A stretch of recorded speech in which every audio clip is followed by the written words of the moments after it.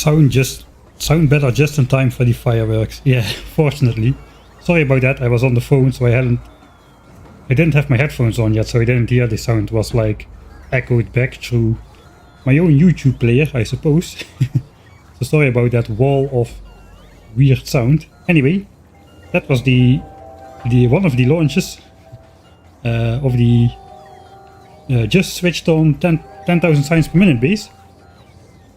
Welcome everybody to the grandestest of finales of all time. One of the grandestest of all time. Finally a finale. Hello Kiva boy.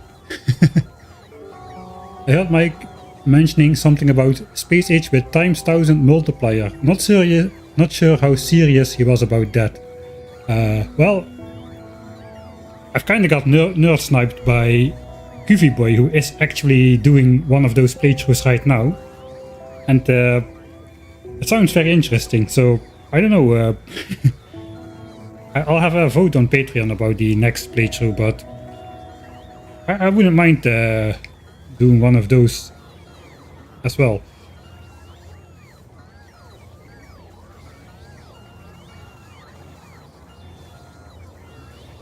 The next challenge is probably getting a starting lake with 1 million legendary fish. Funny you might mention that.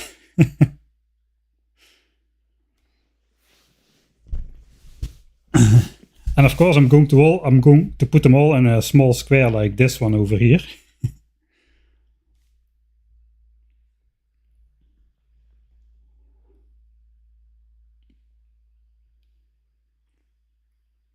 So for those of you who don't know it and are interested in 1000 times science multiplier on default settings, Goofy Boy is streaming that as well at the moment, and he's also making that into a YouTube series. Goofy Boy, so be sure to check that out as well. I already thought about a couple of differences I can do to make it at least different from his playthrough. I'm not sure it's going to work yet, but I have some ideas about doing one without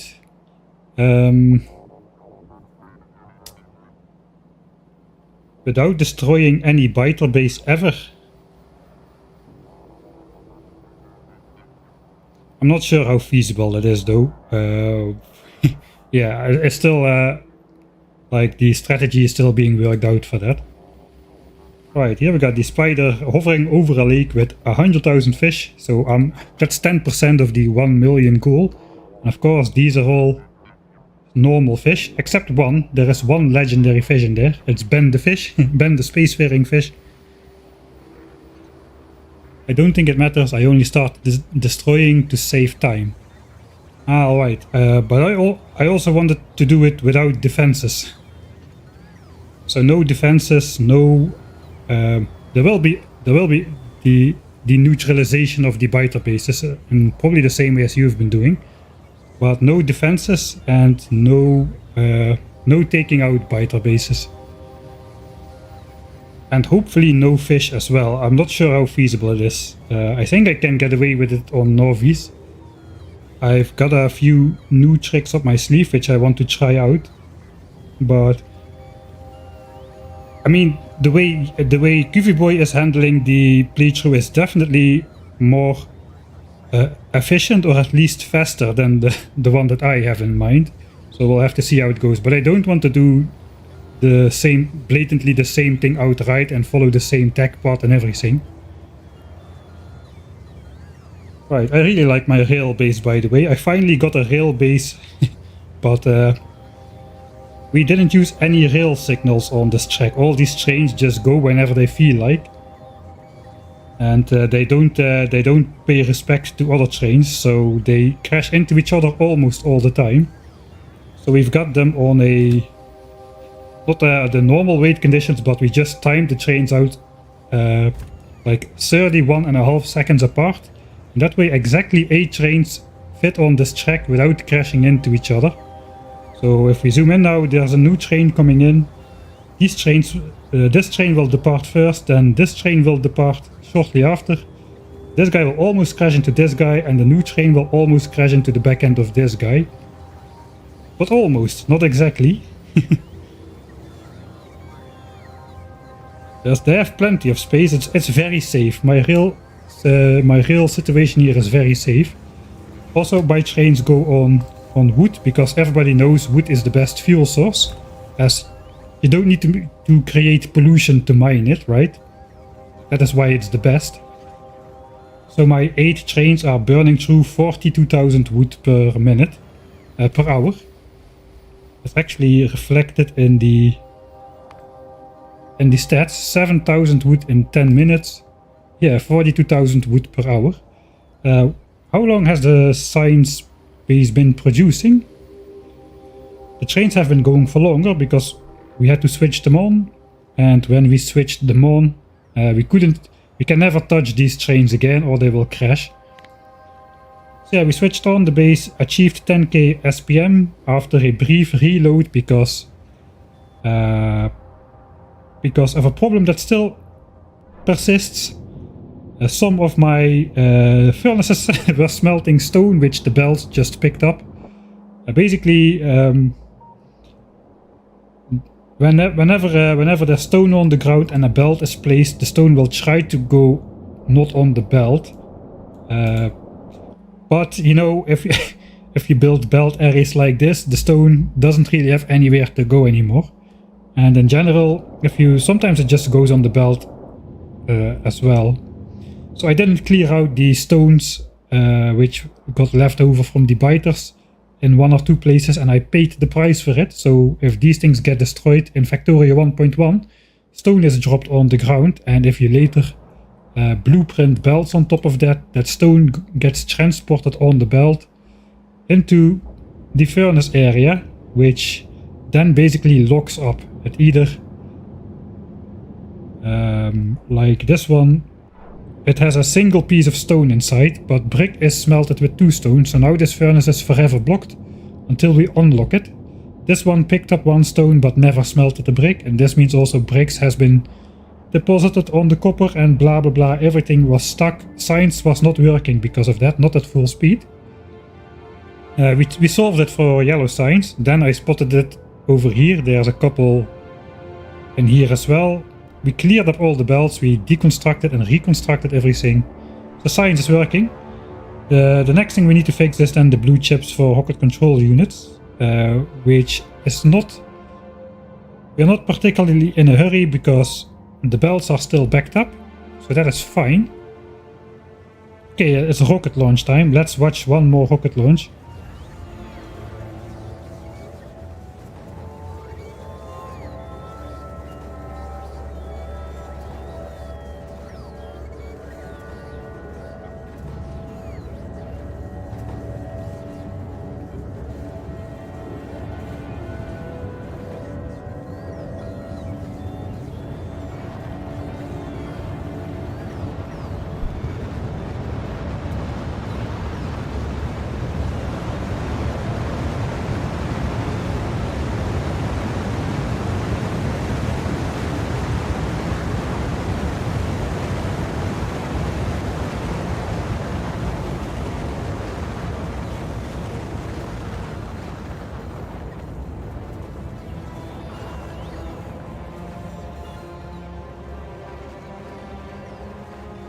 Nice.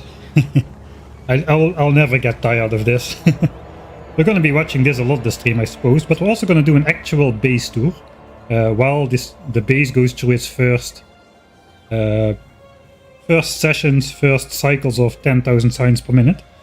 We're not going to start researching quite yet. I want to build a science buffer, so all the labs start researching at the same time, and the inserters will all be synchronized for as long as the labs have science. The labs can process 12,000 science per minute, and we are producing 10,000.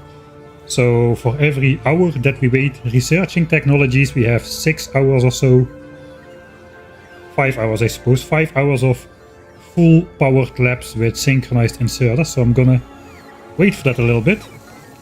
The bots get kinda busy after each launch, where 100,000 space science is produced in a single movement. And unlike the other sciences, we have the science transported to buffer chests over here. Just for the fun of it. Space science stacks to 2000. So that is 100,000 per chest that fits in here. Which means we can store 10 million space science in these chests. So yeah, that will take a while. I do have enough logistics bots. We do get some extra charging. They queue up a lot during this, but that's okay. We've got 10,000 bots, so that means the rocket silo delivery will not be interrupted. Alright. Railroading like it's 1870, yeah. No signals, no rules, and trains on wood. I suppose they drove on coal, but yeah, coal is just compressed wood, right? This is the base game. Fix the brick. Yeah, we're going to do that because I'm not really sure how long everything will go well if we don't. We're gonna just ride a train to yellow signs because riding a train is a rare occurrence in my playthroughs. We'll send the spider to meet us at yellow signs. So yellow signs over here where it is being loaded. Don't ask what this is, we'll get to that, I suppose. Yeah, as long as we are not stashing up signs in these chests yet, then we will be fine. I also kind of want to test how the train unloading will turn out. If the trains are actually going to be full. You can see these chests are already filled. I know these are not filled yet. Yeah, it's gonna take a while to fill up these chests, I suppose. That's right, I wire these up so that the bots going for these buffer chests always have signs to pick from. This will only pick up signs from the chest if there's at least 1,000 inside. So the bots won't arrive at the chest without anything to pick up. Right, as soon as this train arrives into the base, we are going to depart. This is my entire base. This is my starter base at the moment. We'll do the full base tour soon. We'll first go fix signs. Alright, so let's hope this train doesn't crash into the back of us again. So theoretically, the trains should never crash into each other, right? But practically, I don't know how well that is going to work. We also need before hour 214. That is when our wood is gonna run out, so we either need to replace our wood with more wood or we need to make some changes to the train somehow mid-production. Alright, so I tested the base out without streaming. I actually get 60 UPS, believe it or not. Not much more, like, but I do get 60, so that is quite nice. I didn't expect it. I thought we were going to be looking at 30 UPS. Especially because I did some optimizations for this base, but it's not hyper optimized. For one, I'm using bells for everything, which is supposed to be less optimal than in trains and stuff. Why not biolabs? Because they don't exist in this version of the game. It's Factoria 1.1.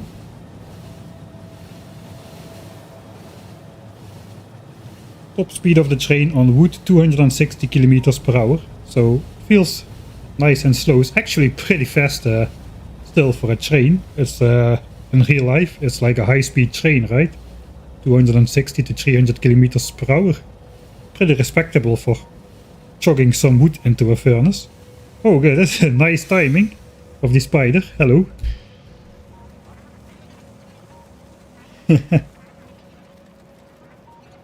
The GrandestER finally won. Well, I suppose we'll first have the GrandestER finale before we'll have the GrandestER finale. So that's gonna take a couple times. To be honest, I think there's gonna be one more stream in this series. But I'm just gonna let this base run for a couple... I want to see if I can get 50 hours of flat production. So I'm just going to leave this on overnight a couple times. And see if I can get a nice flat science graph.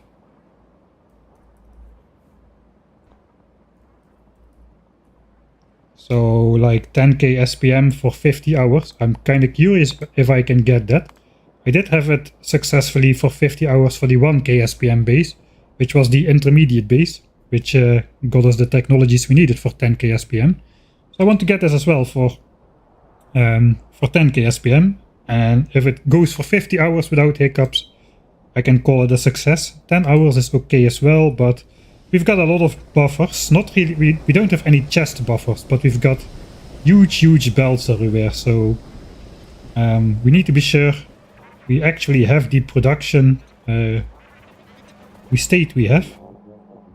And if there's gaps in the belt, like here, there is something wrong. So let's investigate this first then. Ah no, there is nothing wrong. This is supposed to be... I remember now. This is 9.8 belts of red chips. Exactly, 9.8. And this is 9.8... Yeah, I guess it's 10 belts of green chips. But it's 9.8 belts of red chips. That was required for the speed modules, and we got that exactly. Switching fuel will break the things, but I also figured out a timing for rocket fueled trains. So for the... I deleted all the tags, but for these trains it was... It still looks so scary, man. They need to be 31.5 seconds apart. And then they exactly don't crash into each other. I think for rocket fuel train I should put them... I should change the stop time to... I forgot what it was, I saved it somewhere. I think it was 22 seconds. And then launch them 29.5 seconds apart, something like that. I figured out a timing for rocket fuel as well, so we can use that to relaunch the trains. It's okay if the trains don't go for a little bit, because, well, we have the science buffer chests, and science production will continue anyway, even if the trains don't pick it up immediately, because we've got giant buffers for all the different science packs.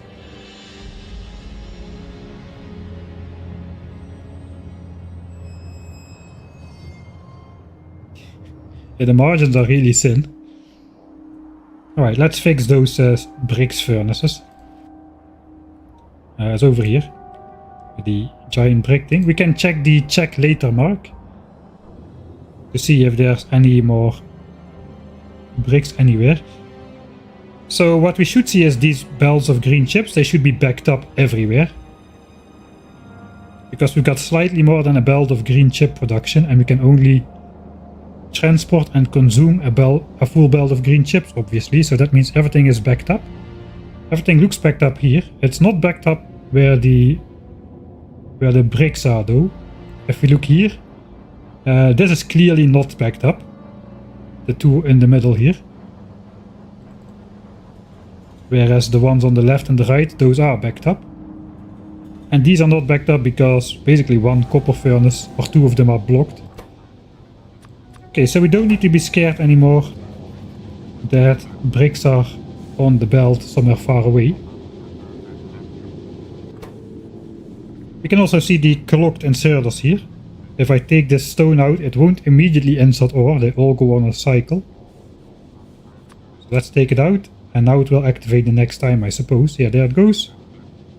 Every time we pick up 10 copper ore, that gets smelted into 12 copper plates thanks to the 20% productivity, and 12 is the maximum hand size for inserters. In vanilla at least. Right, so now these belts should be backing up pretty soon. I guess I should also check the iron. There was also something in here. This one is not working. Then you also don't see an icon on the map.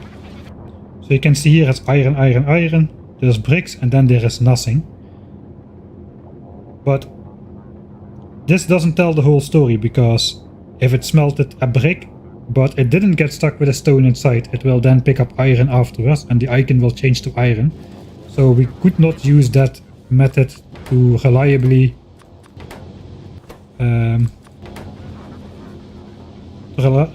find any mistake in here. I did check over the map, I didn't see anything else. All the other productions seemed good at first glance. Let's wait here to see if these now actually will back up soon. That should be the case. Pretty soon. A break.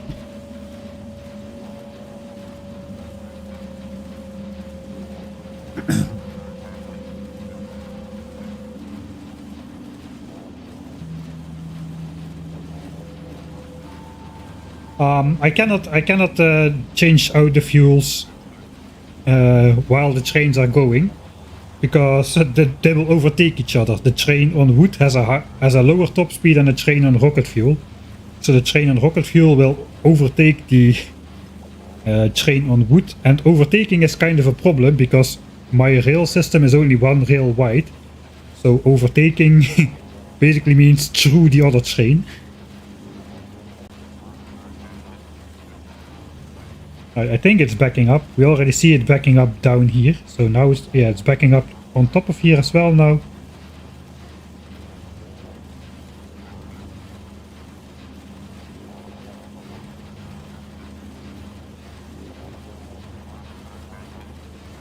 Yeah, both of them are backing up. So that means the problem has been solved. So it's kind of interesting because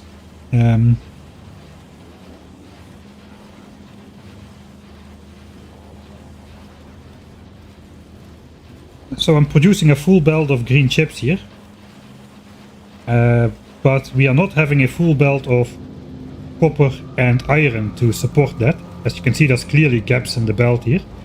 That's because this is only 10 furnaces instead of 13, which you normally require for a full belt. But we are splitting every 2 belts of ore. These are 2 compressed belts of ore. We're splitting those in 3. So every belt only gets 2/3 of a belt of ore.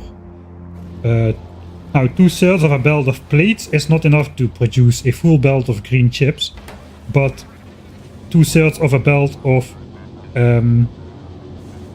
2/3 of a belt of plates. Sorry, 2/3 of a belt of ore smelted into plates with productivity bonus. That is enough to produce a full belt of green chips. So that is why this weird system here is in place. We basically need to split it on the ore level here. Because 2 belts of ore is enough to produce plates for 3 belts of green chips, but we cannot do it after the smelting. So as you see, most of my builds, they smelt ore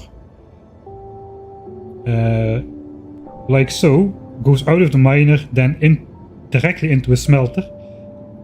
I cannot take 2 belts of plates and split it into 3. That would be insufficient, but because of the productivity bonus, 2 belts of ore can produce enough to go into 3 belts of plates for green chips.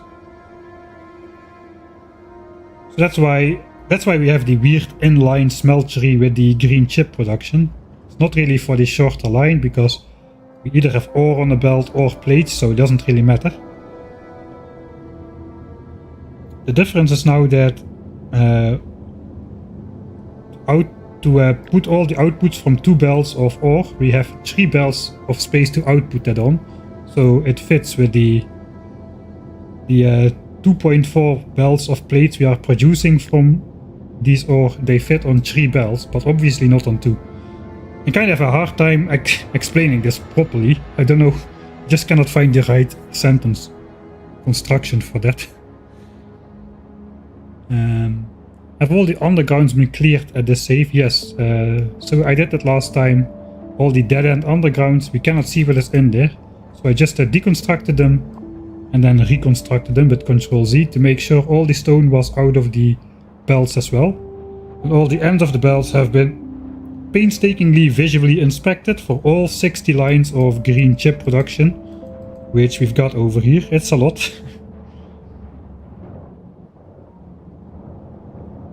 And then this is the entire smeltery for sulfuric acid. I think let's do this a little bit more systematic, I suppose. We'll head back to... Suppose we'll head back to home and start from there chronologically.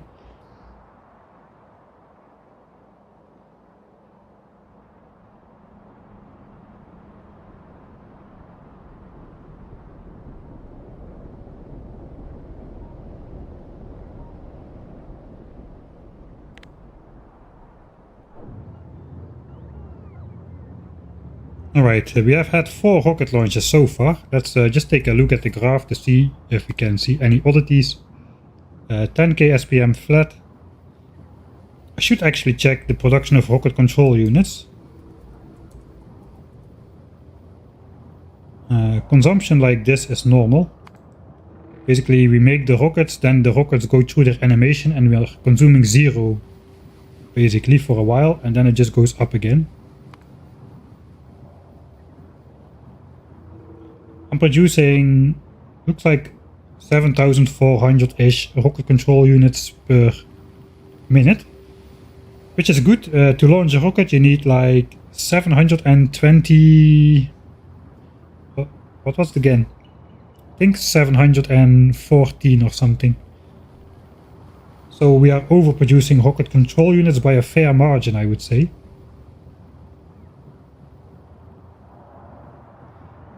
Of course we are going for actually 10,200 signs per minute, so we need a little bit more than that. I think I just will flop it in the calculator real quick.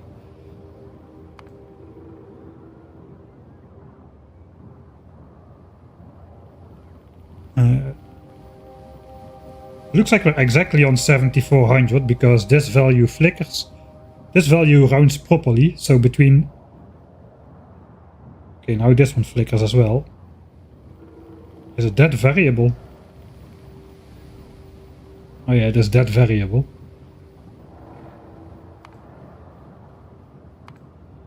I guess after 1 hour we'll have a 3-digit accuracy number of rocket control unit production. It is a flat line, so that is good. That's a sign that we have not dipped yet.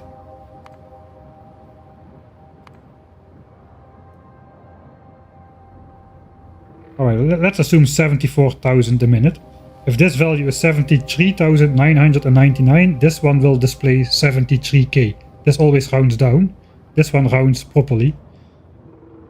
We don't have the mouse over yet, like in Space Age. Let me...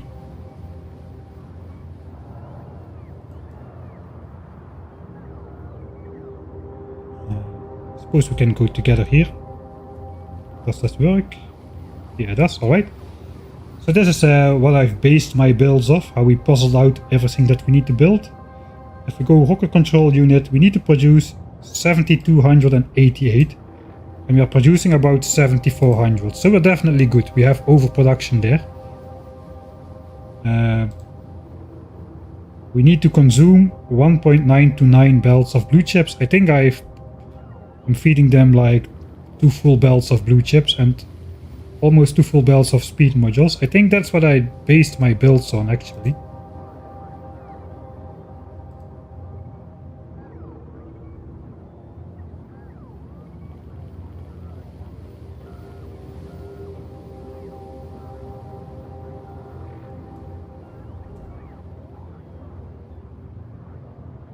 Not quite exactly.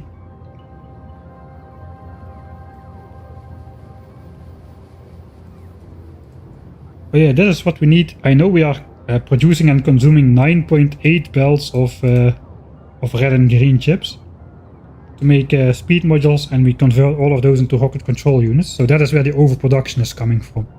So yeah, rocket control unit is good despite stone having been in those furnaces. Okay, let's go back to the game.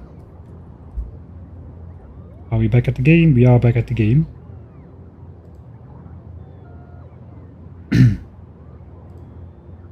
Yeah, you can manually adjust the precision. Right. I suppose we'll do a chronologic base tour while the production goes on. This is my current supply of wood.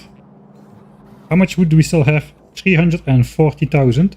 We are consuming 42,000 per hour. So that's about 8 hours left still. 8 times 4, 32. Yeah, it's almost exactly 8 hours left. So we have... I guess there's also wood in the supply chests over there. But this runs out at 213 hours and 40 minutes. So we have to get a solution before then. It probably won't be this stream because We're not even going at 60 UPS, so an hour in game now actually will take an hour and 10 to 15 minutes. Right, so here's my starter base. It didn't always look like that. This is even a little bit too much manual hand sorting for my liking. So I did have a proper starting base. The problem though is it's gone. It is gone because, well, I wanted to have this in my starting area. This is my starter lake with slightly more fish than originally spawned in there. And my starter base was built to the right of it. I do have that in a blueprint book, so I can just quickly paste it somewhere on the map, I suppose. I have to go out to a... Let's go over here.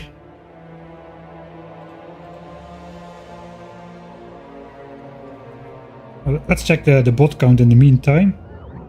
So yeah, while we are not doing anything, there's over 9,000 bots available. It's only when the rockets launch that we are using a lot of them. Of course, we are not researching, so the bots are not flying out to supply all the labs this time. And it's a lot of labs to supply. There is 500 labs in here. And each of these labs is requesting 6 different science packs. So that's 3,000 individual trips per minute that the bots need to undertake to keep these supplied. I guess they pick up 4 science packs at a time, so it's actually only 750 bot trips per minute. But of course the bots will need to charge as well at these roboports for these longer flights. The bots are not so strong in Factorio 1.0 as in Factorio 2.0. Alright, I gotta go here myself because I can zoom out ridiculously far. And we'll need that for the starter base. We started out with the starter base, which actually still works pretty well in 2.0. I think I have a book from that. The self-balancing starter base. It's basically as an outline. Let's go over here. So this is the outline of the starter base. That is the entire starter base just fits in here. It is a rocket launching facility. So it does everything up until the first rocket launch, and then you're on your own. The gimmick of this base is that it self-balances. So I went over this in the beginning, but you first, the idea is you'd first build a temporary base, you get yourself a car, you take out all the nearby biters with only small worms protecting them. It's very easy to do so. And then you can build this base and you basically don't have to worry about biter attacks ever. The next time you need to do anything with biters is when you unlock Spidertron. So basically you attack the biters before you build the base and then you attack the next biters after you unlock Spidertron. That is that is the intent of this base. So as long as you take out all the nests which only have small worms protecting them, that'll give you enough pollution space to build and keep this base supplied. Of course you can do it with turrets as well, but there is no need to defend this base if you follow this playstyle. And in fact, I haven't had a single defensive turret in my base for the entire game. We have been keeping the pollution cloud free of biters at all times. The only biters which are absorbing pollution are over here on these islands. And they're doing a good job of at least absorbing some of the pollution. We need to keep an eye on this. This cloud will keep pushing outward at a steady pace. Slow, very slow, but also very steady. Alright, let's take the book again. So this is the outline. Step 1 is you put the furnaces inside, and then you have a little bit for... you have 30 signs per minute for red and green. And the base, the gimmick of this starter base is... let's go stage 2, 30 signs per minute. It physically cannot consume more. It cannot consume and produce more than fixed ratios of everything. So you have basically 1 line of iron, half a line of copper and half a line of coal. and it produces per 10 minutes 300 red and green signs, plus an extra 900 bells, 200 inserters, every 10 minutes that is.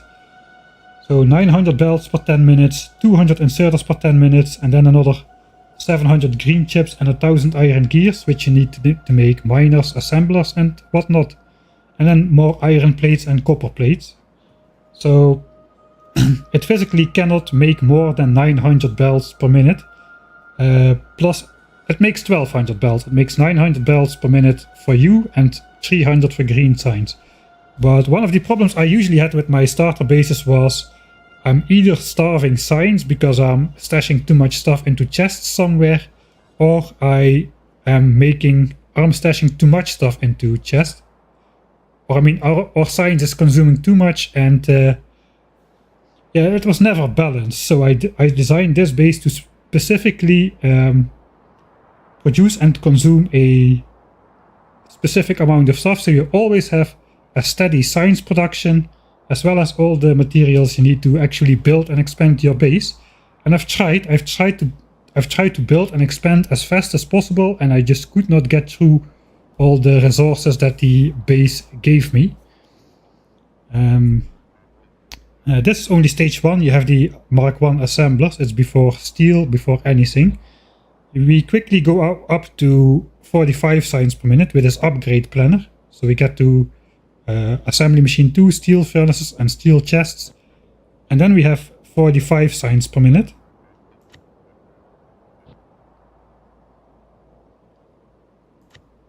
And after you have 45 signs per minute, you obviously produce 45 signs per minute.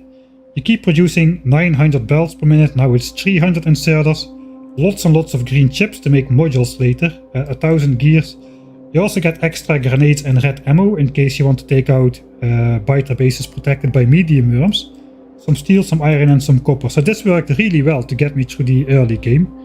And even for Factorio 2.0 it's still relevant. The changes in the game come mostly from the later stages, where yeah, basically rocket control units are phased out and fluid mechanics are a bit different. But your starter base generally is small enough to not worry about fluid mechanics too much.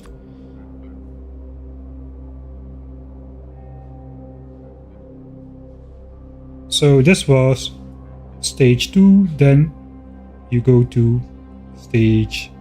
Can you stop zooming? Stage 3 with oil, then stage 4 is blue signs and military signs. Stage 5 is advanced oil and modules. And that is the key to keeping your base undefended. The modules are the key. You basically make efficiency modules and put them in everything, except for the labs. The labs get productivity, but everything else get efficiency modules, and that way, if you do that, you keep your pollution cloud small enough that you can get all the way to the rocket silo. Apparently I zoom and scroll through the book at the same time. So this is the completed base basically.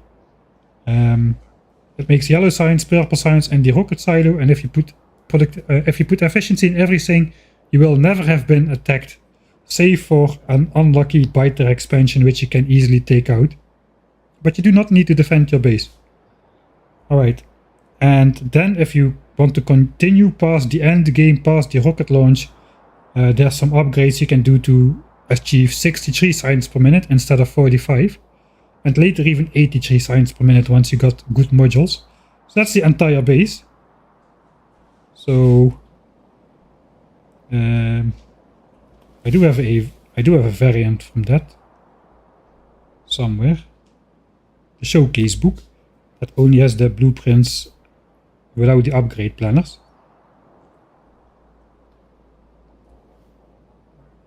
I just cannot get my game to not zoom while I scroll to the book. So now we can scroll through everything. Can you stop zooming? Or okay, it looks like I just zoom out maximum then. It's a mod. It's not the game, it's a mod I installed to be able to zoom out further. But now I don't want to zoom out further.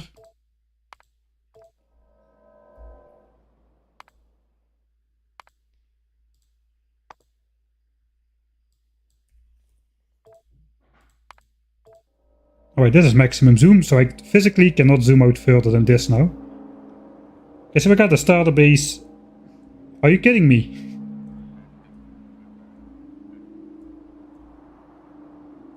Starter base. Phase 1, Phase 2, Phase 3 I suppose. 4, blue signs and military signs. Phase 5, advanced oil and modules. Stage 6 is bots and the power armor. Up until this point you build everything yourself. And after this you can let the construction bots build everything. So you don't need to do all this stuff. But the bots can fill in at least all the belts and stuff. And then stage 8, the upgrades with the beacons. There is space for beacons in the base. The beacons will work a little bit different in Factorio 2.0. You will get more power basically. Which is not exactly good because everything is balanced around 63 signs a minute. And the beacons being more powerful will mess it up a little bit. But to get to the rocket, it basically is good. Except for the rocket control units, which you can just skip, I suppose. Alright, so that was the starter base. That got us everything. That starter base got us everything we needed. After that we also built a bot mall in the starter base. Which basically had requester chests, an assembler with a recipe and an output chest. And that starter base made everything. Everything you see on the map here is made by that starter base. Except for the solar field. The solar field and the modules we made externally.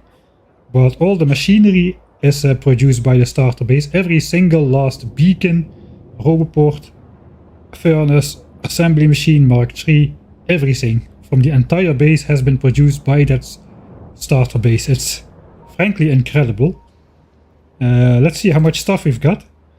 Over 7,000 assemblers, 30,000 beacons, 14,000 furnaces. So yeah, it's high numbers of stuff.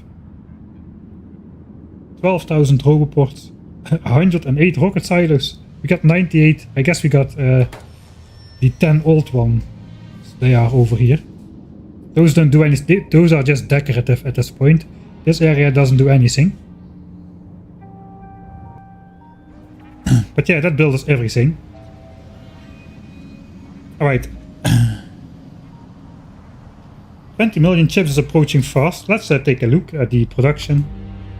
We're producing 340k chips a minute. So that is roughly an hour, I would say, to 20 million.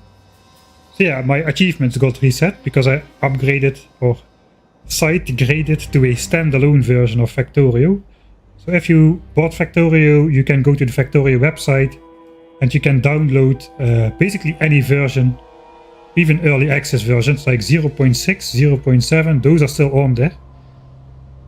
But also just Factorio 1.1, you can download and put it in a folder and it will basically, it's a portable version. You can put it on a USB stick and play it on a different computer. There is no registry settings, no Windows user.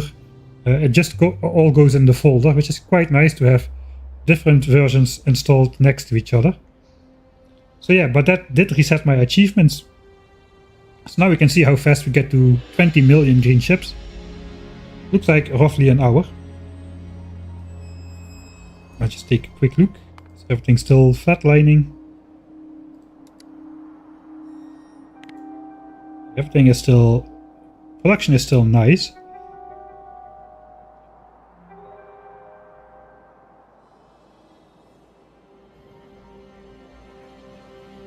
Alright, so with that base we built a temporary Mark III module production area.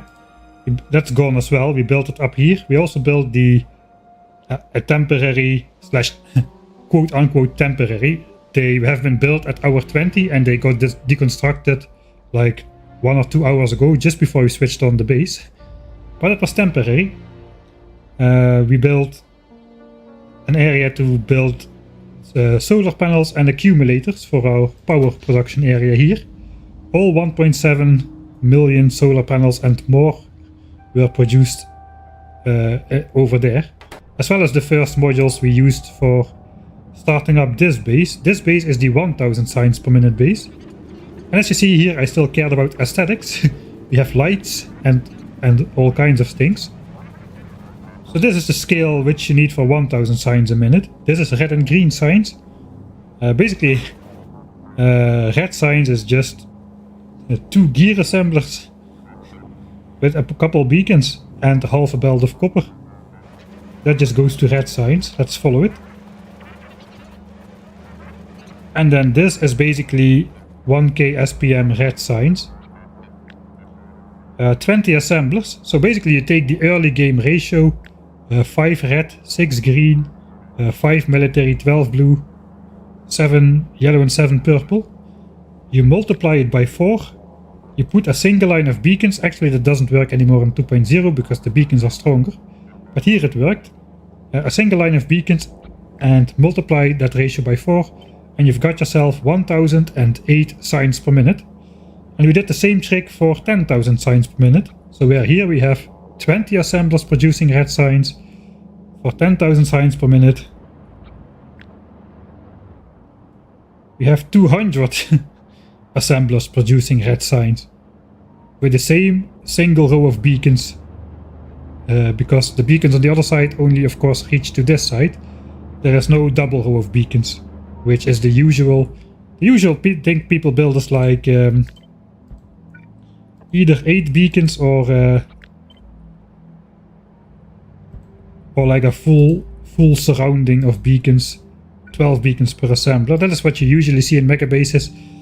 It is the most UPS efficient, but it's also, it doesn't look very nice. Everything is just a big square of beacons. I don't really like how that looks. So I went with 8 beacons and 4 beacon setups for almost everything. And sometimes I just squish an extra beacon in there if we needed it for some specific reason. So, for instance, probably what we needed we probably need like 8.1 assemblers to make inserters here. Instead I just put an extra beacon on them and then it's down to 8 again. So we played a little bit with it to specifically match the amount of beacons with the production we actually need.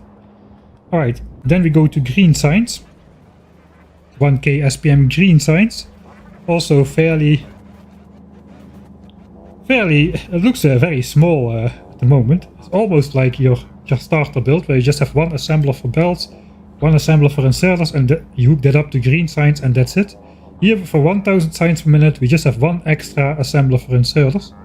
Of course they are like speed beaconed, but there is not even a beacon which is touching those. It's just pure speed. And that is enough for green signs. Then we get to military signs, which we did have for 1000 signs per minute. So again, kind of a weird build. We got the beaconed grenades. There is no productivity for military signs because this does not accept the productivity module. So we put beacons on the grenades. We did not put beacons on here because, as it so turns out, as you might know, you need 1 yellow ammo assembler to supply 3 red ammo assemblers. Normally this takes 1 second per craft, this takes 3 seconds per craft. But if you put normal speed modules in or like normal Mark III speed modules into a Mark III assembler, it speeds up by a factor of 3. It has a crafting speed of 1.25 and this one is 3.75. Each module gives plus 50%, so with 4 modules it becomes 3 times as fast. So we can do this 1-to-1 ratio of assemblers. I'm not sure we did not use that for 10k SPM because I did not build military signs yet for 10k SPM.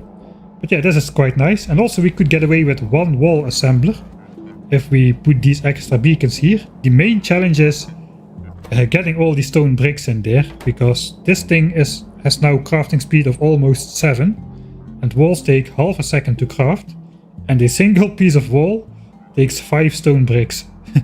So that means crafting speed of 7, that means 14 recipes per second times 5 stone bricks, so we need to shovel 70 stone bricks per second in this machine, which is why we've got 6 of these stack inserters doing the thing. I guess they're now called bulk inserters. Let's call them bulk inserters. So that is 1k SPM for military signs. Again, 20 assemblers for military signs as well, just like red signs. Same ratio. Crafting time is 2 times as long, but it produces 2 sign specs a pop. So the net crafting time is still like 5 seconds per sign spec. Then we get to blue signs. The first one which requires oil, the first difficult one, I would say. So that's the first one which requires some something which actually crafts very slow, like engines. It's not true, grenades craft slowly as well, I suppose. Military signs is normally, most people make blue signs before military signs normally. I think. So yeah, this is the first one which has like recipes for which you need a lot of assemblers. So here we do have the 16 beacon setup for engines, and the first instance, but not the last, of belt weaving. We like to do scenic belt weaving, where we have a belt in the middle, so we can actually see what's on the belt. But yeah, it's still just blue inserters, no bulk inserters needed. We've got pipes and gears here, and 1 oil refinery to make sulfur. You might notice the red chips are missing, and that's because we have the red chips. We've did all the chips in a specific area for a specific reason, which we'll get to later. But the red chips for blue signs are coming from here as well. So that is blue signs. Blue signs, the slowest production time of them all, 24 seconds, and it only produces 2 sign specs per time, so it's 12 seconds per sign spec. It's like double of what is green, and it's even more time per sign spec than yellow and purple. This is like 21 seconds, but you get 3, where this is 24 seconds and you get only 2, so quite a big difference there. And purple signs. Again, we did the same thing like for military signs, but this time we don't feed yellow ammo into red ammo. It's just so that 16 furnace assemblers without any modules is the same speed of crafting we need like for 16 assemblers for productivity modules. Again, this has 5 seconds crafting time, and modules have 15 seconds crafting time, so it needs to be 3 times as fast, as we just learned. 4 speed modules make this machine 3 times faster than an unmoduled one. So we got this nice opposed area over here. And then I decided to do the same for rails, because it would look nice. And I did that, and then I found out that I forgot to produce iron sticks for rails, so I had to put that off on the side. I still remember that. It's not integrated in the design. Anyway, the central part looks nice. And this is the first time we actually get multiple belts out for a sign spec. So we've got 3 belts per... we got 3 full belts for rails. Actually, we got 2.8 belts. 2.8 belts of rails for 1000 signs per minute. So you can already estimate how many belts of rails we're going to have for 10,000 signs per minute. Yeah, that is the first multi-belt thing. So quite a... If you want to build a mega base by yourself, I would suggest building a 1000 signs per minute base first, because you'll learn a lot of useful techniques which you can implement for 10,000 signs per minute. And if you make some mistakes, they're easier to fix, because, well, if I would make a mistake in this is only like 16 assemblers. If that's quite different than if you would need to fix a mistake which is repeated over 160 assemblers. So, and you will be fixing a lot on your first go, I'm pretty sure. So that is purple signs, 1000 signs a minute. With the incoming resources here. Yellow signs built under the railway. The complicated thing, the robot frames over here. We've got 20 assemblers. We've got some more engines. 5 engine assemblers go into 7 electric engine assemblers because of the 40% productivity bonus. And then we join them up with some batteries and heavy oil from coal liquefaction, of all things. So we got coal liquefaction here to produce lubricant as well as sulfuric acid. If you build robot frames as a standalone build, you have to use coal liquefaction, because if you use advanced oil processing, you need to do so much advanced oil processing to get enough heavy oil for lubricant that you will be left over with a surplus of light oil and or petroleum gas, which you cannot get rid of if you do that as a standalone build. So then you have to factor in that you get extra stuff out of here for some different build. But if you use coal liquefaction, you can make this a standalone build which does not rely on any other builds. So that's why I use coal liquefaction for robot frames. Even for 10,000 signs per minute, I did use coal liquefaction for lubricant, but I have a separate... I did use advanced oil processing for sulfuric acid, and I just discounted the petroleum gas leftover I got out of coal liquefaction plus the cracking of the light oil, discounted that for the advanced oil processing for sulfuric acid. So that gets pretty mathematical at some point. Alright, so that is yellow signs, and here you see this is the second, I suppose I built, that's the third time I built solar panels and accumulators. One time in the starter base for the rocket silo, one time in the special construction area which we used to make the solar field over here, and then over here to make the satellites for 1K SPM, because of course we require satellites.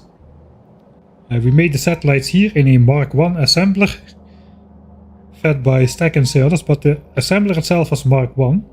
We cannot get away with that at the 10,000 signs per minute. A Mark 1 assembler running at non-stop is not fast enough to produce satellites for 10K SPM. In fact, a blue assembler is not fast enough. So we have a Mark 3 assembler. This is faster than it needs to be. I think we need to have a crafting speed of 0.8, 0.9, something like that. And this one has 1.25. So this thing is fast enough to craft 40... this thing is fast enough to craft 98 satellites per 10 minutes, which is what we need. I think we'll just quickly head back over to watch another launch. The rockets are almost ready. So yeah, we also have radars here, one radar assembler. That stayed the same in 10,000 SPM, it's also just one radar assembler. We tried to build these as minimal as possible. As you see, we are bringing the iron ore straight into the build, smelt the iron, that iron goes into the radar assembler and the gear assembler, and that outputs onto a belt. So instead of bringing in iron and gear separately, we just smelt it on the spot. And this is basically how we limited production for radars to not be too ridiculously fast. It was only a little bit faster than it needs to be, because radars for satellites, you only need a couple of them. If you look at the satellite recipe, which is now outdated, it has 100 of everything, 50 rocket fuel and only 5 radars. So even for 10K SPM, that's only like 500 radars, like 50 radars per minute, less than 1 per second. Okay, we'll watch the rockets launch up a bit further this time.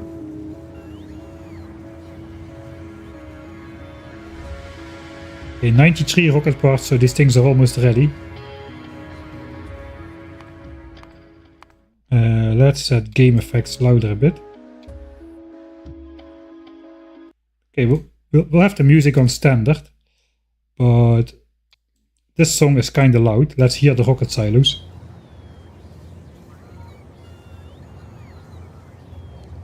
Yeah, basically anything that does not really need any module just gets efficiency module, just like the satellite assembler also has why is there stone in the radar box? That is bad. Is there stone in the radar box? I know there's wood in there, that is intended.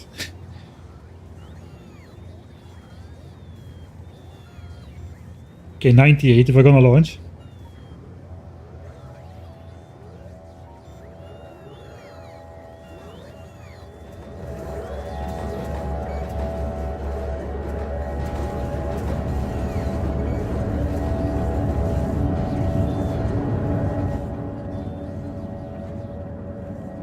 Just for the sound effects.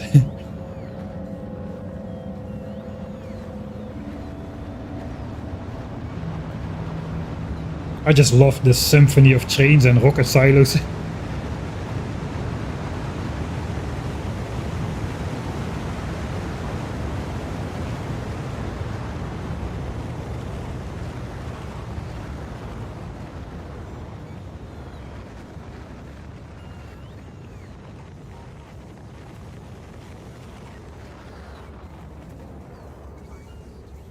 I've got always the same rocket silo that is late. That is good.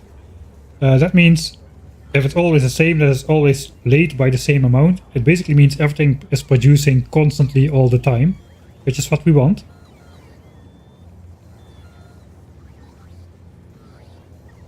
So we got it to launch roughly synchronous, but not completely synchronous by just letting the ingredients roll in, the bots waiting, and they just start distributing the stuff to the different rocket silos randomly.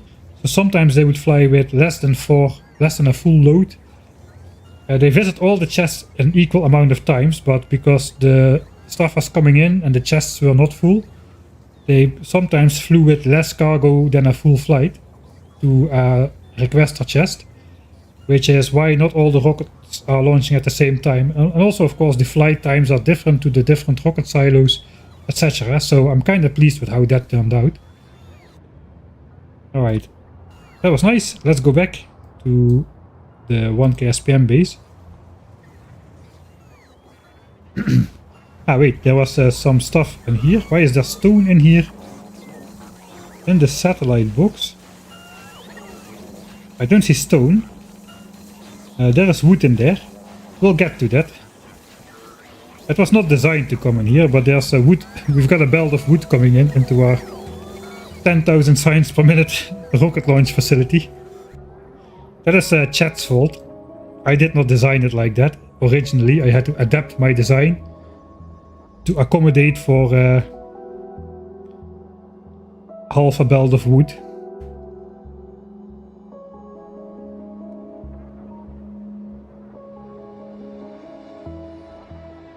It's not at all hard to synchronize those up. You can do it with either with a circuit network, or you can... I did a synchronized launch at the end. You can basically make a blueprint with all the rocket silos set to auto launch with satellite. Then you save the blueprint and you just go ahead and switch off the auto launch with satellite in all rocket silos.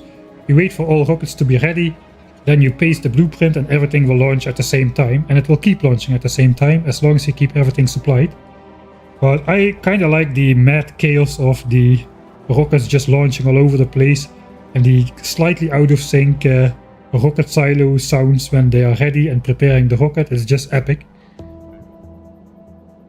Alright, where were we? I think we did everything. So there's two, so these are all like individual builds, which we already went over. We also have, I guess we'll go to the other rocket parts later. We did do two builds which are basically joined, or like two builds which are used to supply the entire 1K SPM area. One of those is steel. So we got our miners here. We still used efficiency module miners at this point. And we had enough mining productivity to fill up a belt with 24 miners with efficiency modules. There was about 300, maybe 400% productivity bonus. I don't exactly remember. If you do that, if you rely on full belts of ore, you need to sideload with the last miner. If you have mining productivity, or you will get stuck. The last miner will get stuck because of the random nature of productivity bonuses. The miner will sometimes stop producing because it doesn't have space to output the ore, and then there is a gap in the belt, but it's still producing the next ore and it cannot fill the gap. So you end up with a belt with gaps if you don't sideload it. You don't need to sideload it like this. This is just me doing me things. But yeah, that goes into steel. I just like to build it like so, the direct input. Technically, if you can just output iron on a belt as well, because you need less iron furnaces than steel furnaces because of the productivity bonus for iron plates. I just use 1-to-1. It's easy. This is all unclocked still, the 1k SPM base, but yeah, this is the entirety of steel for 1000 signs per minute. Out comes about 4 belts of steel, which are then distributed over low density structures and purple signs mostly, and then a few other tiny tidbits here and there. We also mine all the stone here, stone for rails and stone bricks for the furnaces for purple signs, as well as stone bricks for military signs.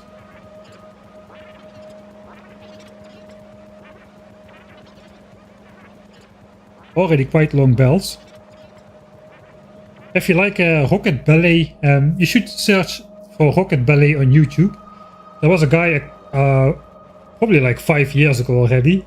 I forgot his name, but if you search rocket ballet, you will find it. He did a... Hey, we got it! 20 million green chips. He did a bunch of circuit networks on rocket silos, as well as belt. He also did some belt ballet video with very satisfying rocket launch patterns and belt filling up patterns. It's really nice. So just search for rocket ballet on YouTube here and you'll find it. These belts are not moving or consuming because this is the 1000 signs per minute base, which has meanwhile been put out of commission. So yeah, we got some terrible splittery stuff going on here to divide everything to where it needs to go. This was probably the start of cursed splitteroos, and that got way worse forms later on. We'll get to that in the 10,000 signs per minute base. But yeah, we got a belt of iron and a belt of steel. How do you get it out of there? You just use a priority splitter and put the symbol on the wrong side. Absolutely horrible. This is... I mean, is it bad practice? It is not bad practice, but it is so noobish. Back in the old days, we didn't have these priority splitters and we had blah blah blah blah blah. Old man screams at splitter. So yeah, that's basically steel. The other joined build is circuits. We'll go there in a minute. We'll first look at the other 2 rocket parts, I suppose. Those were also quite big, with multiple lanes of copper coming in for low density structures. And here we basically learned to just do the 1 belt of copper per low density things. So how many low density things are in here? As many as we need to consume 1 belt of copper. That is how many we put in a line. And I think that outputs, well, we can calculate that. We need 20 copper for 1 low density structure. So if we input 1 belt of copper, we get out 1/20th of a belt of low density structures, so 0.05. But we have 40% productivity bonus, which means we output 0.07 belts of low density structures, or 189 per minute, which is a number that I've meanwhile remembered. So here we got 1, 2, 3, 4, 5, 6, 7, 8, 9. 9 belts of copper going into low density structures, and that gives us the amount of low density structures we need for 1k SPM. It's actually a little bit more, because I know in my 10k SPM base I have 84 belts of copper. We are consuming 84 belts of copper to produce the low density structures for 10k SPM, so that means we need 8.4 or 8.5 belts of copper for 1k SPM. So yeah, this is the size we need for 1k SPM. So 10k SPM is basically 10 times bigger than this. Let's just have a quick comparison. So here we got 1 lane of copper coming in, 1 lane, and that we consume into low density structures. For 10k we kinda did the same approach. It's a little bit bigger, the amount of copper that goes in there. It's a little bit more. Here we do 2 lines of copper in 1 line. So instead of 1, we basically have 2 lines of copper lined up behind each other. get 2 belts of copper going through here, and that goes into twice 0.07 belts of low density structures. And then we have that basically 42 times. So that is the entirety of low density structures here. Right, and then rocket fuel. Rocket fuel pretty tricky in Factorio 1.1 because of the fluid throughput limits. You have to make sure you are not relying on putting high amounts of fluids through pipes, or it will not work. But it does not look like I used pumps in here. So I think I found a way to do it without.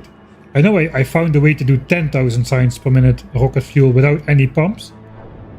So I got this over here. Advanced oil processing, oil cracking, consumption, everything without using a single pump. No pumps were used in this entire build. And I can prove it. There is no pumps in there. That's just a final tribute to the old fluid system with its throughput limits, but which can be infinite. Which can have infinitely long pipes without needing a stupid pump, which can put less throughput than the pipe can do in the first place. Anyway, the new fluid system has its merits too, of course, but I kinda liked the old the fluid system. Alright, so those are the rocket parts. Rocket control units is the last one that is up here. But that's after the rocket control units are just like an expensive dish of the 3 different circuits.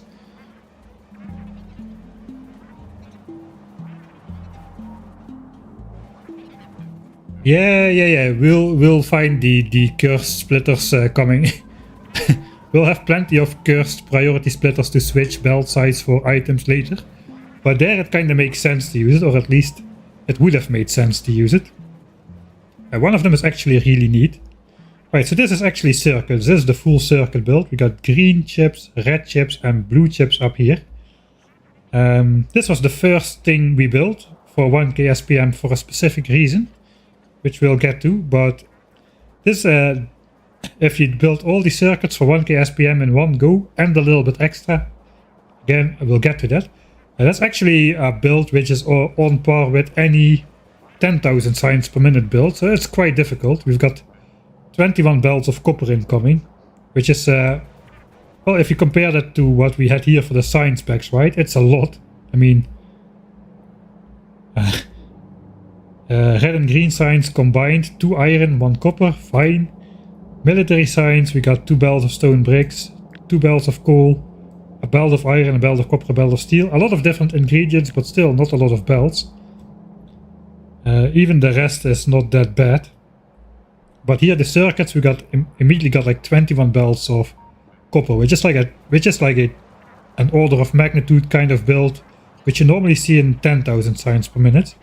This was kind of hard to start with this, but I'm glad I did. Here is where we figured out the inline smelting system, where we could use 2 belts of ore. Actually, I'm not doing that right now. I just diminished the amount of furnaces here.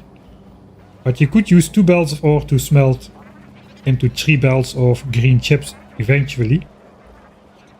So how many belts of green chips do we have here? About 14 or so. 15, looks like 16 belts of green chips. Some of those go into red chips, some of those go into blue chips, and others go straight on the bus. We'll get to it. I guess we don't go into too much detail about how this works. We've got some more opposed cursed belt weaving, which is in my opinion even more cursed than same direction belt weaving. It's not true, all the belts go to the left actually. Alright, so why did I build this area first? Well, there's another cursed splitter here. So we need a lot of circuits to build rocket control units. That is not why we build this first. So rocket control units uses a lot of those circuits. About half of the blues and a bunch of red and greens for speed modules. The main reason why we build circuits early is the other part of the splitter. And that goes to the right. So I built that part first because I was not going to use any of these circuits until the entire 1000 signs per minute base was active. And if you might know, modules are basically just red and green chips. And then you combine those with some more red and blue chips, and then you combine them with some more red and blue chips, and then you get Mark III modules. So basically we use this 1000 signs per minute base for a very long time to produce 50 Mark III modules per minute for the 10,000 signs per minute base, as well as to make more, in the beginning, to make more modules for the rest of the 1000 signs per minute base, because my dedicated area over here was only producing 10 Mark III modules per minute, and it had to produce Mark III modules for itself as well. So here we kind of sped up that process a lot, and this thing, after we reached our research goals, for the 1000 signs per minute base, we switched off the science part of the 1000 signs per minute base, and we switched on the module part again. So all the other science was idle, rocket parts idle, but the circuits have been kept on going, and we have produced, if we look Mark III module production, module 3, you can see we have been producing 30 productivities as well as 30 speed for the longest time. We can actually see that in the graph. So 250 hours is not how long we played yet.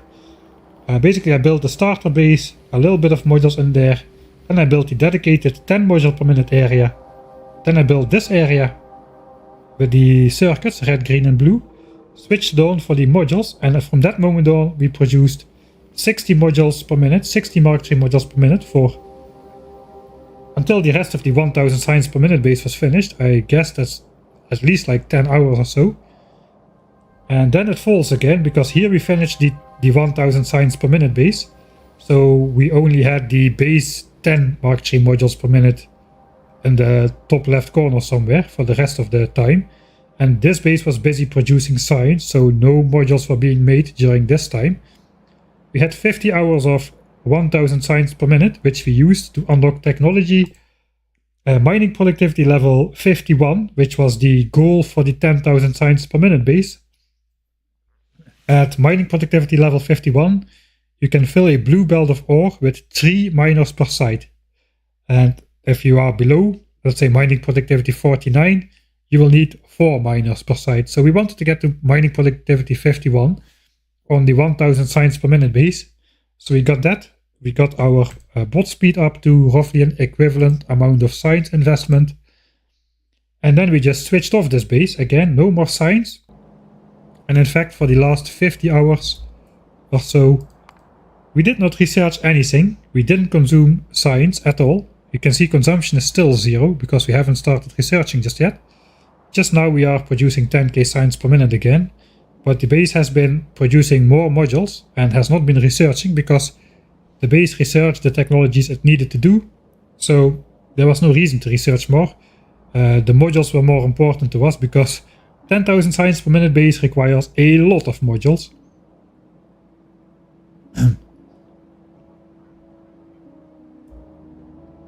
yeah, and now we've basically let everything back up in honor of the base.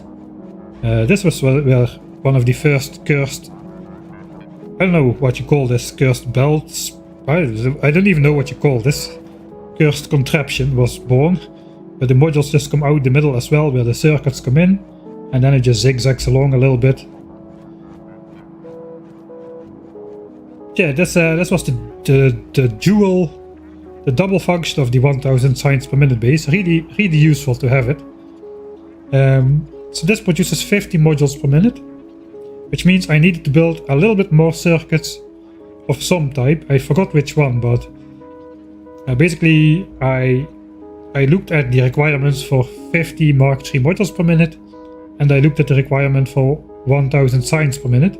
Then I just took the higher circuit requirement for each individual step. It might have been that we needed more blue circuits for 1k SPM than we need for modules, but we need more green chips for modules than we need for 1k SPM base, something like that. I don't exactly remember, but I just took the highest design requirements and built it like so. So we could either run the module production area at full speed or the 1000 signs per minute area at full speed. And that worked really well. I think that is the entire 1K SPM base covered. In the meantime, we started constructing this thing. It came in with a rail line from the starter base eventually. This is a lot of solar panels. Just gonna scroll all the way to the side just to make the point that it is a lot of solar panels. Okay, here we start to enter the central zone. There was a lot of chests in here, a lot of logistics chests. Meanwhile, everything is gone, almost everything. But yeah, we used the central roboport hub here to build the entirety of the solar field over time. We needed 120 hours of producing solar panels and accumulators to get enough to fill this entire field. Almost 2 million of them.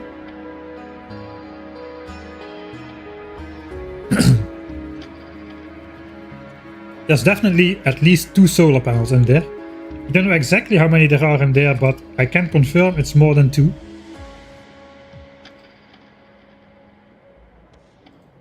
I still have some notes here, I suppose.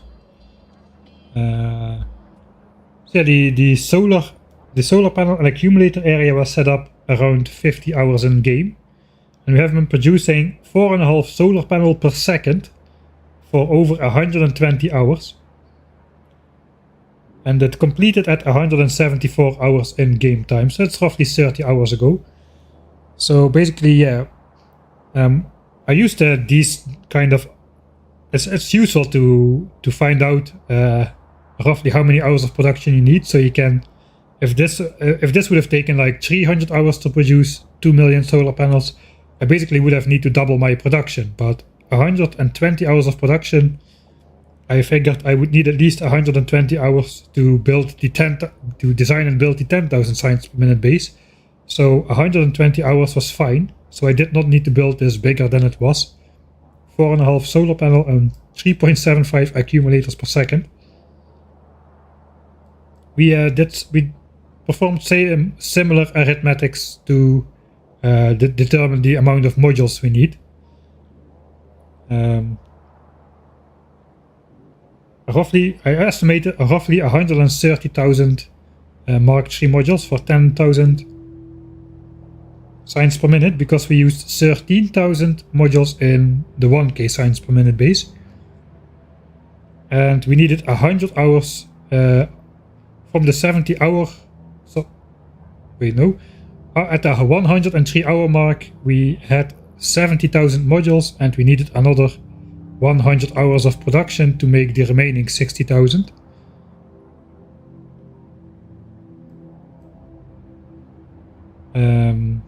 Which I thought was a bit slow, but with the 1K SPM base repurposed to make modules at the end, we had those ready at 170 hours in game. So that way I could roughly figure out that, okay, I am going to produce enough Mark III modules fast enough to build my 10K SPM base without running short on them. So I don't need to make more module production than 60 modules per minute. I will be fine with it. So in similar ways, yeah, I devised a bunch of different things. Like I used 55 blue belts of raw materials for 1K SPM, so I would need 550 raw belts of materials for 10K SPM, just to wrap my head around that.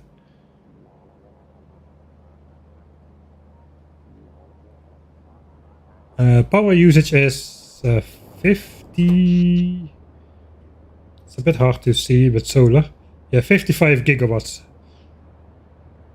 55 gigawatts for the 10K SPM base, which is lower than I thought it would be. I had thought it would be close to 70. I have 74.5 gigawatts of solar. The 1K SPM base used up 7 gigawatts of power, together with my starter base though. So maybe I knew it was an overestimation a little, but then again, I'm gonna use more beacons in 10k SPM probably, so... but yeah, it turned out to be 55 gigawatts. Most of it is the Mark III assemblers. My assemblers are basically running all the time after we switched it on. I suppose these dips are there with the rocket launches. It's probably mostly rocket fuel which causes this dip. So we consume a lot of rocket fuel. Basically we overconsume rocket fuel for a little bit. Then the launch sequence happens and we don't consume rocket fuel for a bit. And the assemblers temporarily consume a little bit less because the rocket fuel assemblers are not working in this time. Maybe it's also true for rocket control units. I don't know if that backed up already. Let's have a quick look how these belts look. Yeah, this is still this will still be going for a while, but for the satellites it's backed up. So I suppose it's just for satellites then. This belt is full. But yeah, this will take a while to back up because we basically started without having anything in stock here. So until all of these chests fully fill up, and until all these chests fully fill up, we are requesting 400 per chest for every rocket silo, 2 times 400. There's only 80 in here. Okay, looks like it's time for another launch. Guess let's look around the 10k mark from closed up for once.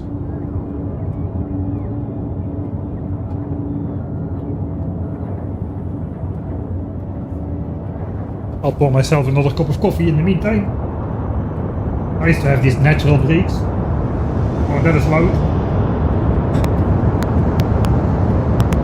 Oh, that is loud.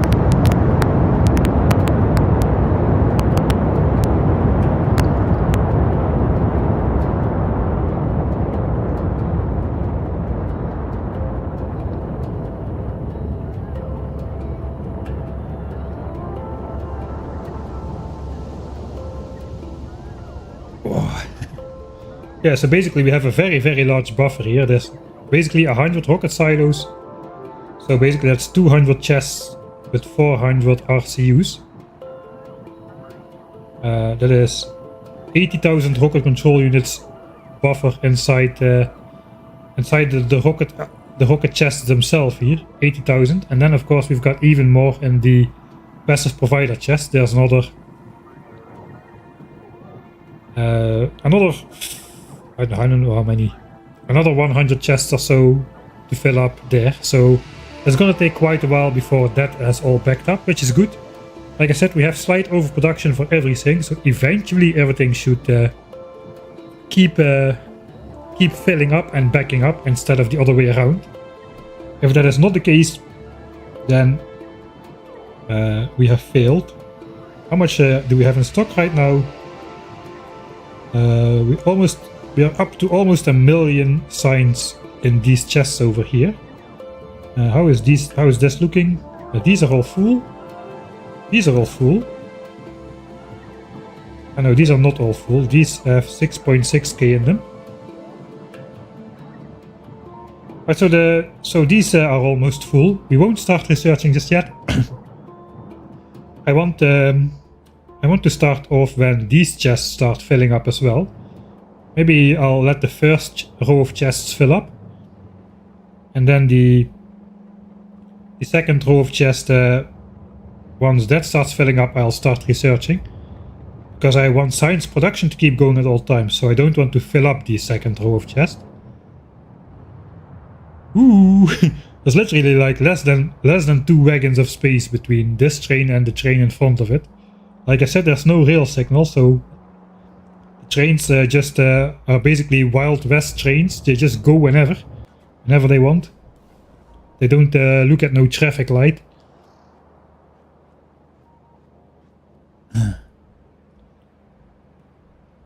I forgot what I was doing, but I think we are done with the 1k SPM base. Yeah, it was really useful to have the module production as a dual function of the 1k SPM base. I built it like this because the 1k SPM base was not the goal. The goal was the 10k SPM, so that's why I integrated this optional module build in there. I did not build that for 10k SPM, but if I was planning, let's say 100k SPM after this, which I am not going to build 100k SPM, at least not in Factorio 1.1. Suppose we can get rid of the brake. Should be backing up still. Okay, everything is backed up here now.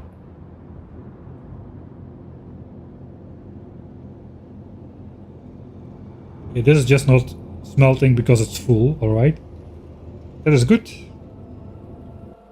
So no more brick. No more brick. No more brick.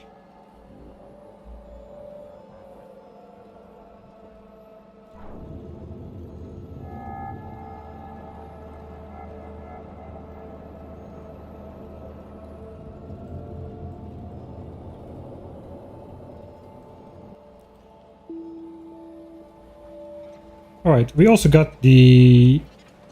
We can get this train up and moving again, I suppose. That's probably also out of fuel then. Yeah, this is also out of fuel.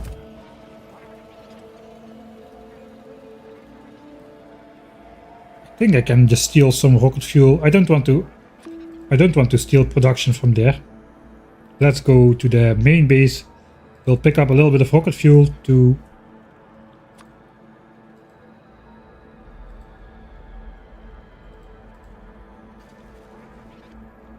make this train move again. It ran out of fuel at some point.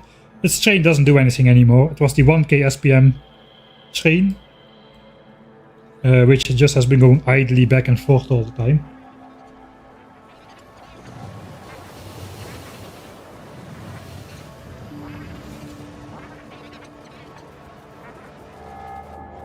Alright, we're down to 307,000 wood.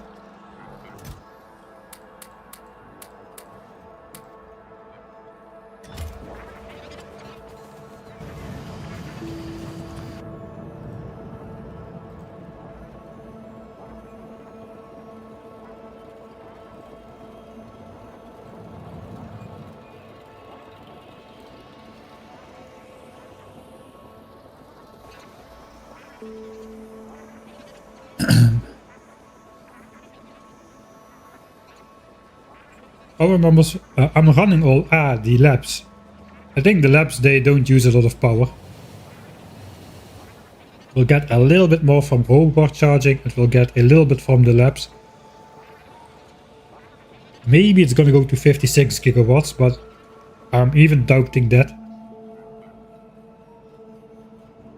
How much RAM has this base used up? I don't know actually. We can definitely take a look at the at what is eating up the UPS later.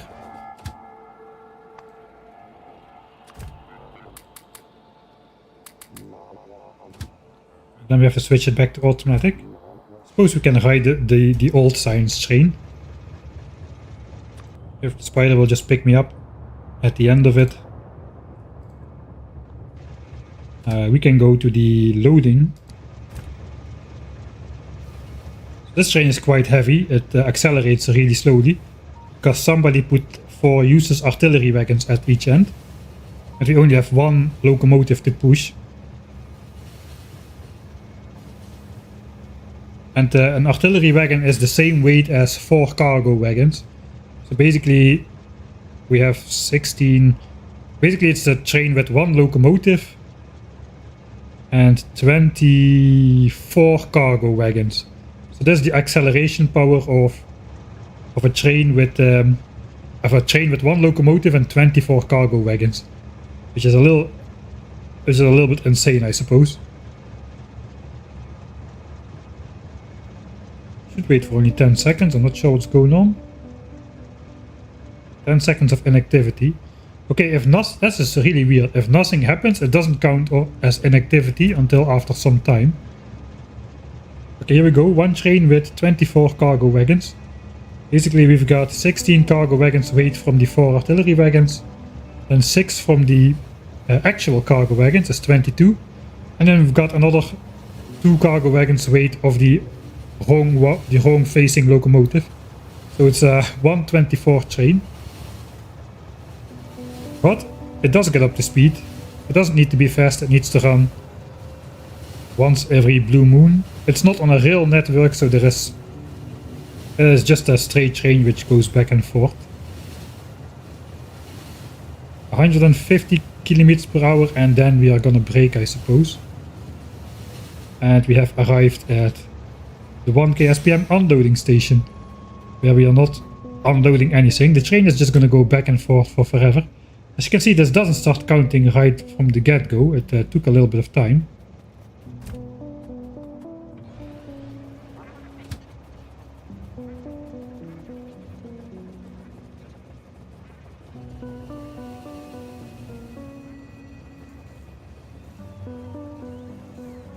Alright, as you can see, we do have a slot reserved for military science, even though we didn't build it yet. Like I said, I might be building military science during the... I was originally planning to build military science during the testing of the base, so to say.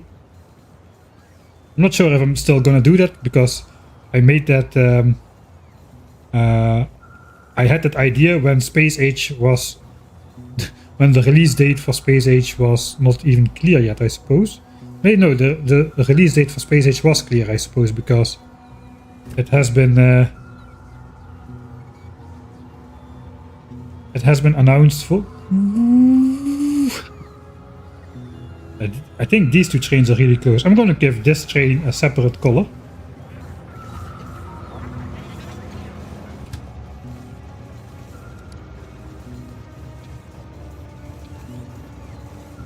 Let's make it yellow. Because that train is almost crashing into the one in front of it. I think this is the closest one. Like I said, I had to manually build my trains and send them off exactly 31.5 seconds apart, which was quite tricky by itself already. But it's especially quite tricky if you have to also build the train and fuel it with 2400 wood from your personal construction armor. Yeah.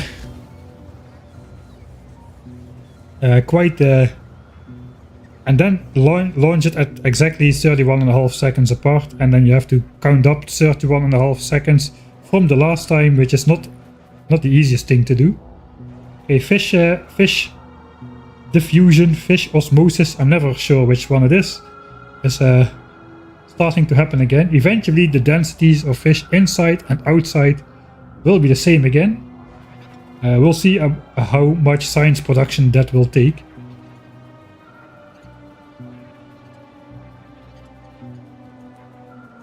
10k military is about the size of blue science.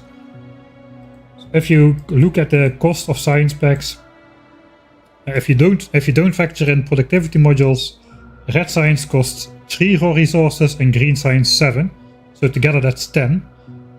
Blue costs about 25 and military costs about 25 as well.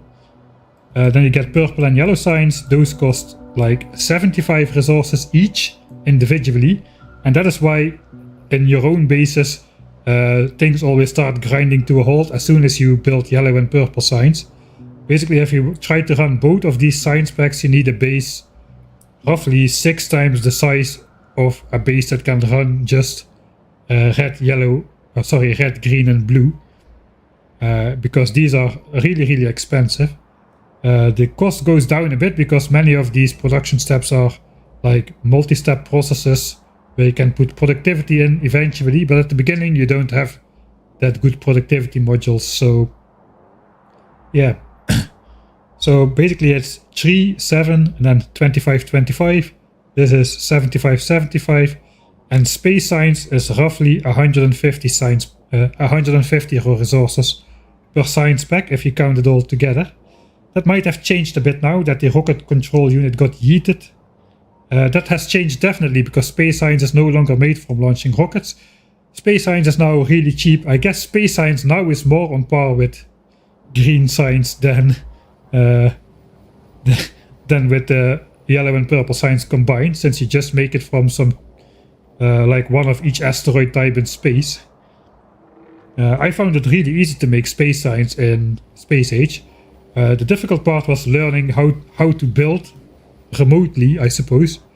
how to design remotely on a space platform. That was a bit annoying to get used to, but the resource requirements and the recipe complexity of space science is much easier than it was in 1.1.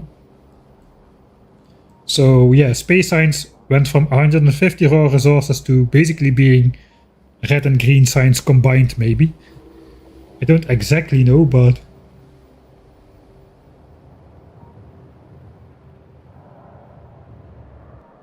space science got a lot easier. I guess in Factorio 2.0 base game, that is not the case. In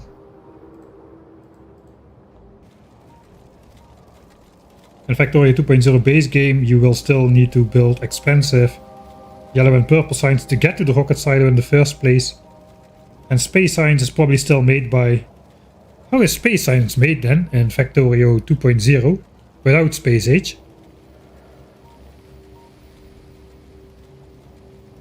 Do you just launch up rockets? Have satellites been removed from the base game as well, or just from space age? I know that rocket control units got deleted.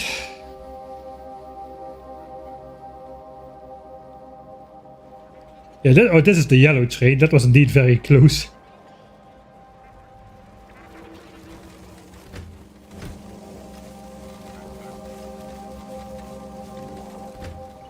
Alright, we're not loading a lot of science on a train per trip here, because we have the hard 25-second limit.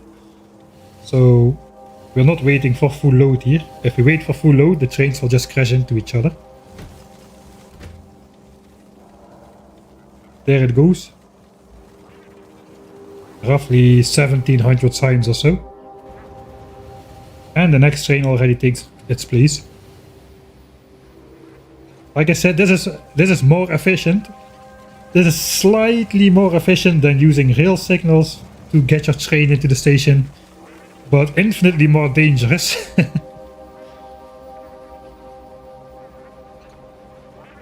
Alright, so yeah, I think it's time for 10,000 signs per minute, but I'll quickly read through chat a little bit because I've been ignoring chat a little bit too much. I even upped the font size so my old eyes can see it a bit better, but it doesn't really help if I up the font size if I'm not actually looking at it, at the screen, the second screen in the distance. No concrete under the base, so it's still starter base. Yeah, I know. I should put concrete under it maybe, but I don't have it, and I'm not producing it. How long until 10 million SPM space age base? Building a massive SPM space age base is probably not going to be one of my first projects. I would like to think of some other... Well, you never know if we're going to be playing a 1000 times science cost base. We might just end up with a base like that. Just out of pure necessity. But I'm not really planning to go build a mega base anytime soon. I want to first do some sort of a couple of challenge runs before all odd mechanics become like well-known meta or something. So some sort of weird challenge runs is what I first want to do. Like I did weird challenge runs in this one as well, like starting with 100% evolution on default settings. So that was a fun experiment. We did one where we beelined the rocket silo without researching any unnecessary tags, like, you know, military or turrets, as well on default settings with biters. All the challenges are with default settings or biters. So yeah, some sort of weird things like those. Alright, I think it's time to get into 10k SPM. As you look at the size of the base, this is 1k SPM for everything. This is 10k SPM for just the first 3 science packs.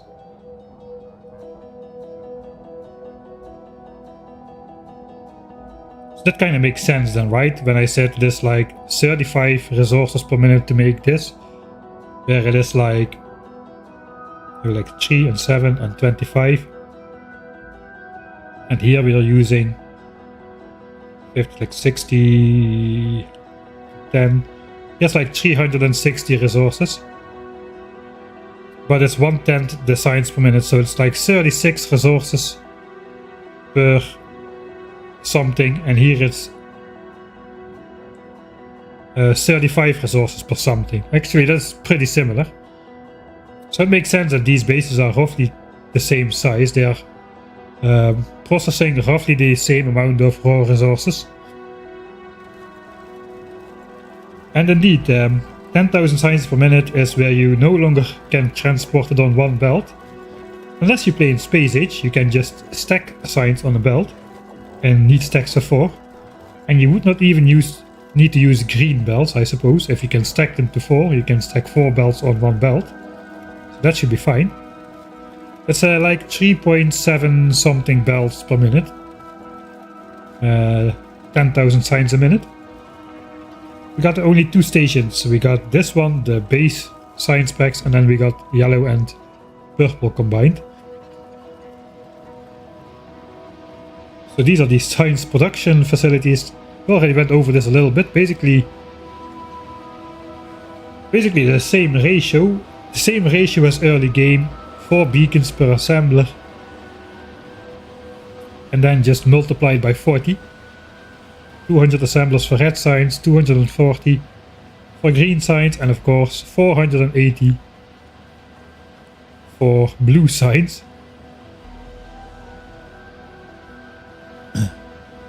So this is where we started designing. That's not a good example. That's a good example over here. Let's go there. Power consumption is 55 gigawatts. Iron, ice and carbon for space science. Yeah, there's like 2 iron plates or something, some ice cubes and carbon, which is basically just a crushed asteroid. Everything is basically just a crushed asteroid except iron plates, which is a crushed asteroid and smelt the iron ore you get from it.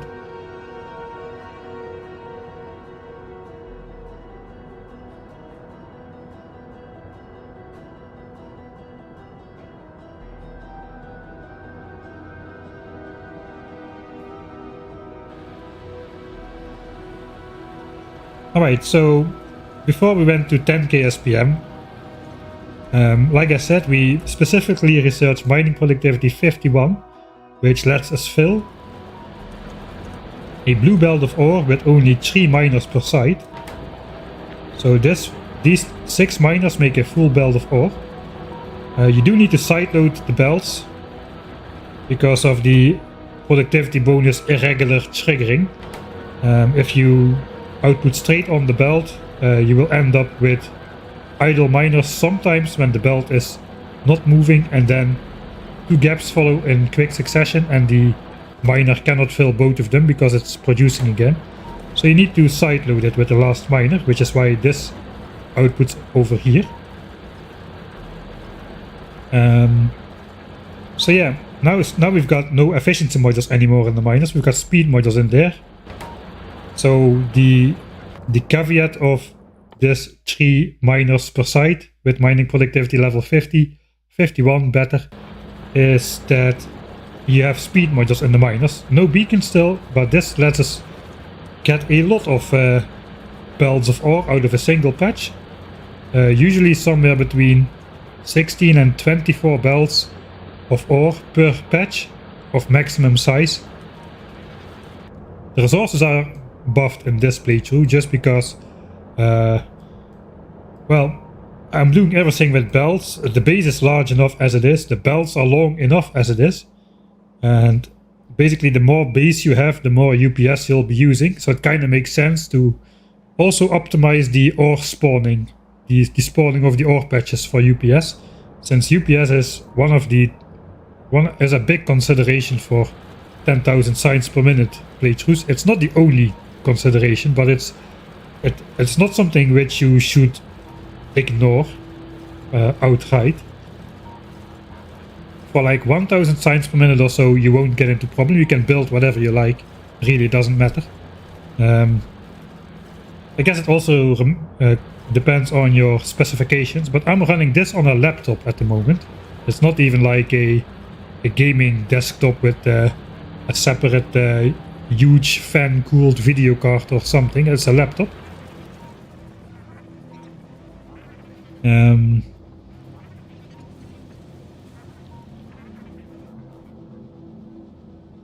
Yeah, but this is a good example. What I wanted to say is scaling up from 1k SPM to 10k SPM, you will have quickly found that one of the most annoying things you need to do to build a mega base is build a lot of miners, build a lot of belt balancers to balance the ore into the correct amount, make sure nothing runs out. You need to resupply, blah blah blah. Then you need to connect it to smelters. Basically, you're doing a lot of time. You are basically building miners, connecting belts, and connecting smelteries, which is the most boring part of Factorio. Let's say it like that. The most repetitive part, maybe. It is not as nice. It's not as fun as actually designing and building the production facilities. That's for sure. So the first thing we looked for is basically get that out of the way.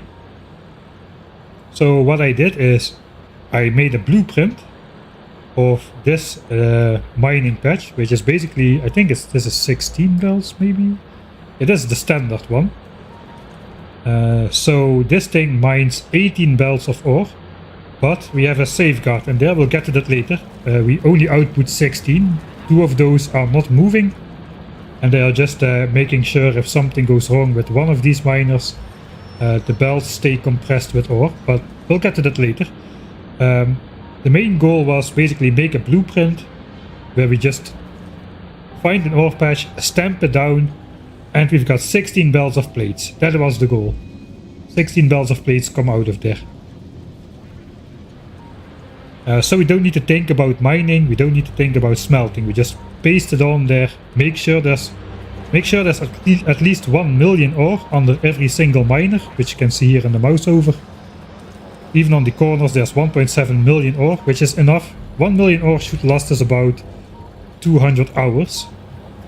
With the current level of mining productivity, and of course we are going to be researching mining productivity, and we're going to get to the point where we can fill a blue belt of ore with 1 miner per site. So in practice we're not gonna run out for 500 hours or so, at least. And if we do, we have time to connect up other ore patches. So yeah, by making sure every single miner has at least 1 million ore under it, we've gotten rid of the requirement to hook up different ore patches to different builds. We don't have a train network which brings in ore to every location. We've just got dedicated miners with at least 1 million ore, at least 200 to 500 hours of production, depending on if you count future levels of mining productivity, which you should, because we're going to research those. And this will basically infinitely, as far as we are concerned, produce full belts of iron ore, so we don't need to worry about resupplying ore. And we don't need to worry about supplying it to the furnaces, because that's done automatically. This entire thing is one single blueprint, and out comes the ore on the other side. If we just go in map view, we can perhaps find an ore patch like this one. Take the blueprint book. We've got a couple ones, so this is basically the blueprint I used. Just go to an ore patch, plop it on there, and hop-de-doo, we just check is there 1 million ore under every miner. If not, we need to move it a bit. There is literally stone on my copper patch, not stone in, there's not a stone patch, this is literally stone on top of the copper patch here.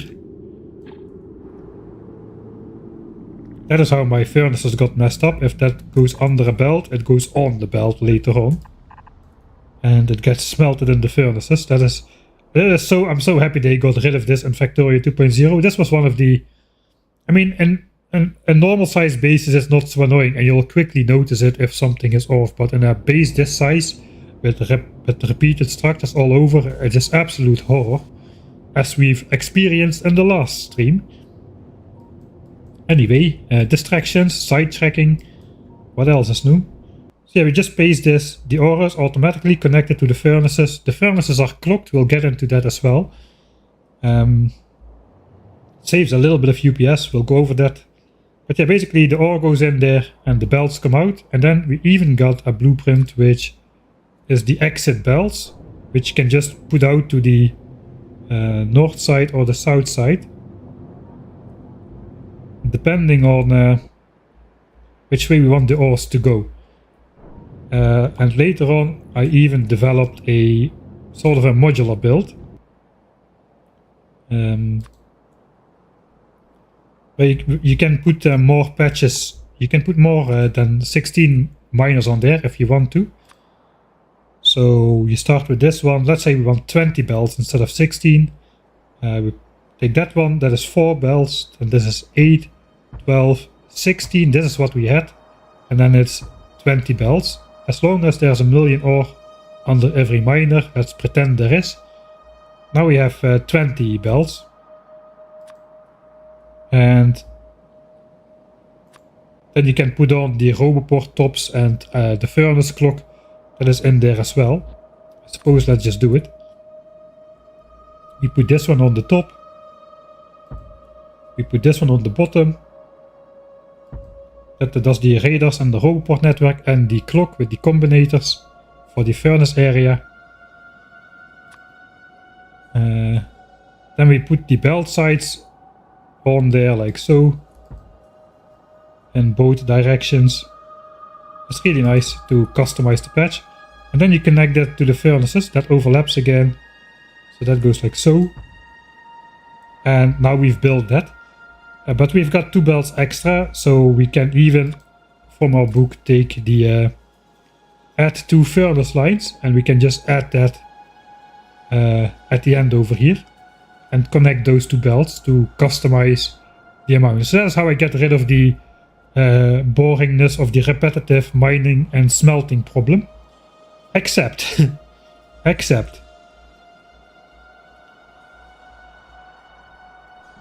that only works if you actually smelt plates right then and there.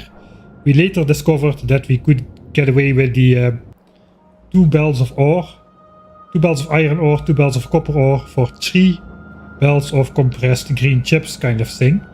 And then that fell apart a little bit, because then we just need to output the ores. We can still use the blueprint. We still use the blueprint we did, just not the smelting part. And then we just lead out the ore belts instead.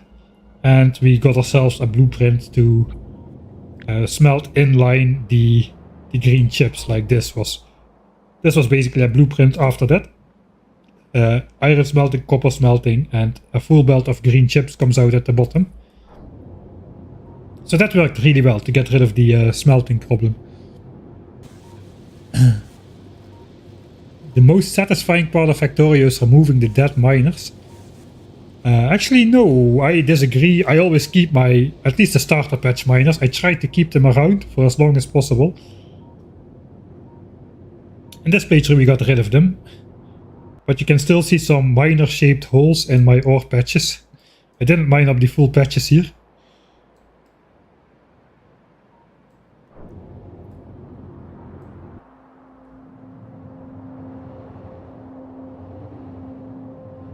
As long as the trains are still going, they haven't crashed yet.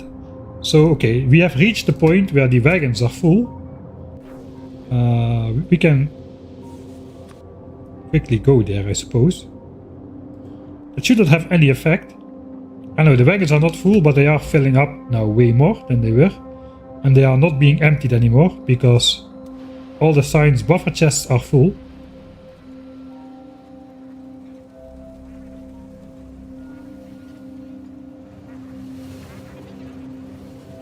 Beautiful.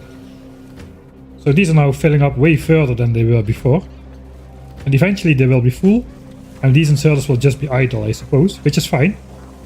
Like I said, we do want to fill up all of these chests still with signs. At 10k signs per minute, that's roughly 1 chest of signs per minute. So to fill up the front row,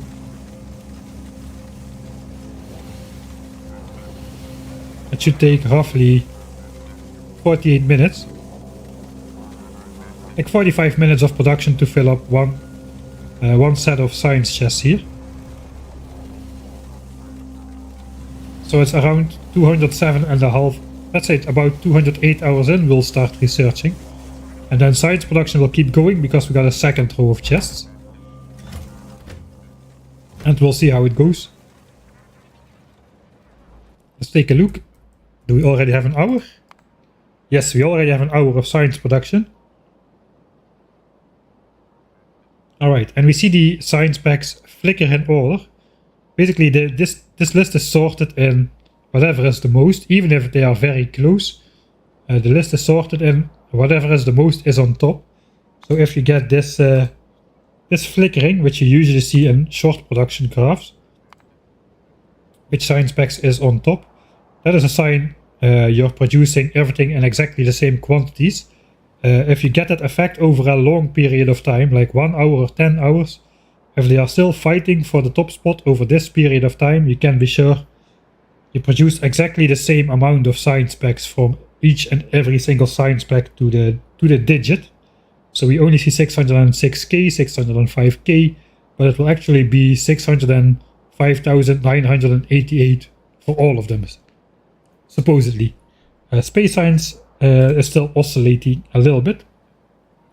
So because we are producing batches of 90, no, we are producing batches of 98,000 science packs with our 98 simultaneous rocket launches, which means most of the time it says 9.8k a minute, and then for a short time it will say like 11 point something k per minute when we have 6 of these spikes in the view.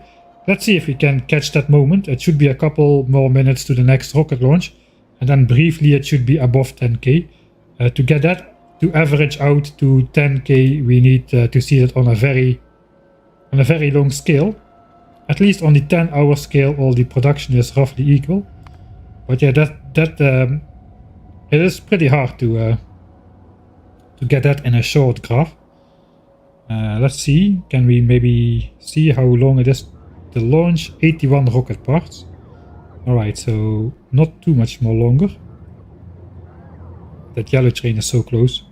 I could get it even closer if I just send it off manually, like right before it is supposed to go. But I think I won't do that. Let's make a save because I haven't yet. 1 hour and a bit, I suppose.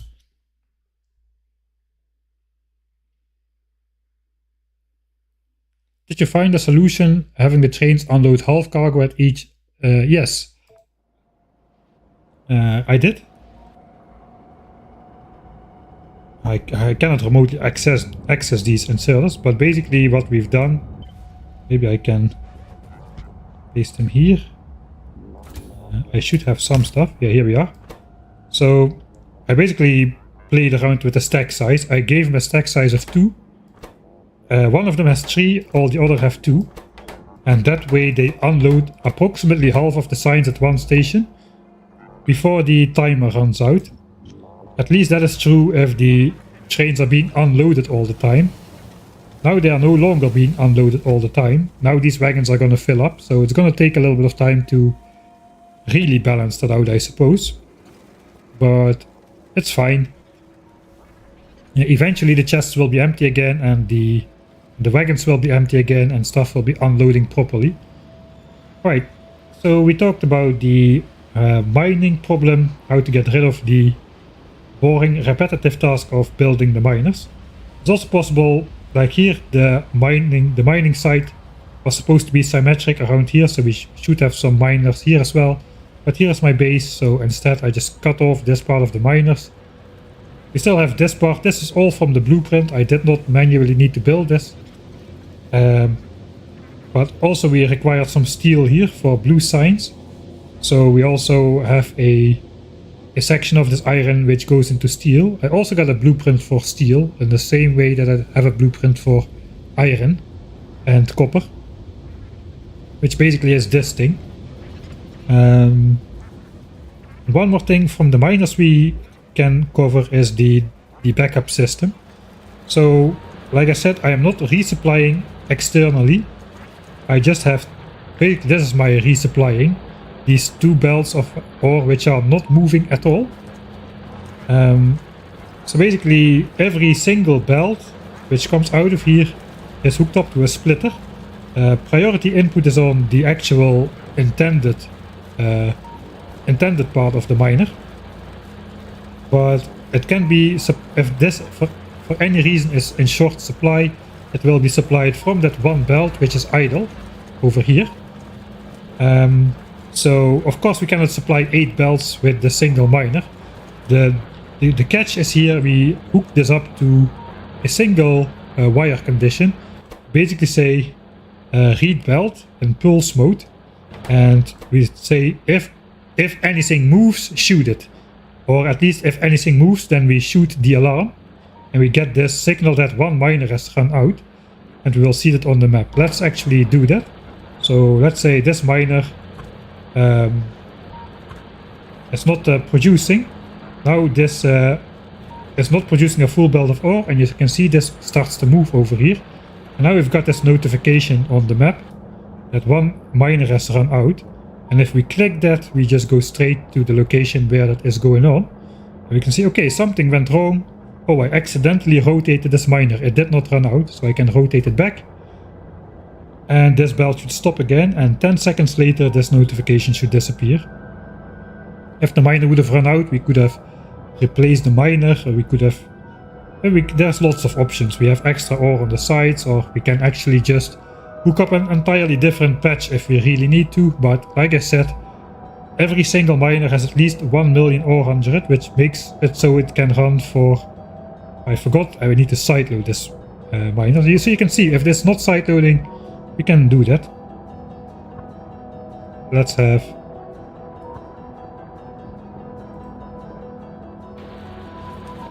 So now we can see this one.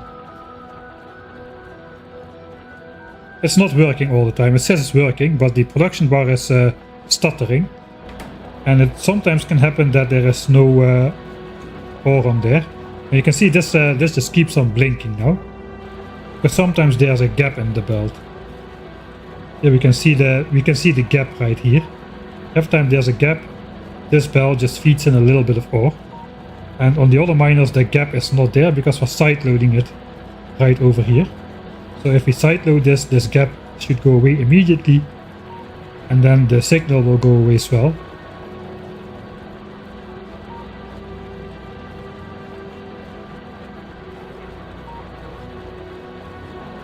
Alright, and these 2 belts are reliable enough to keep sideloading the belt without moving any of that. So that is basically how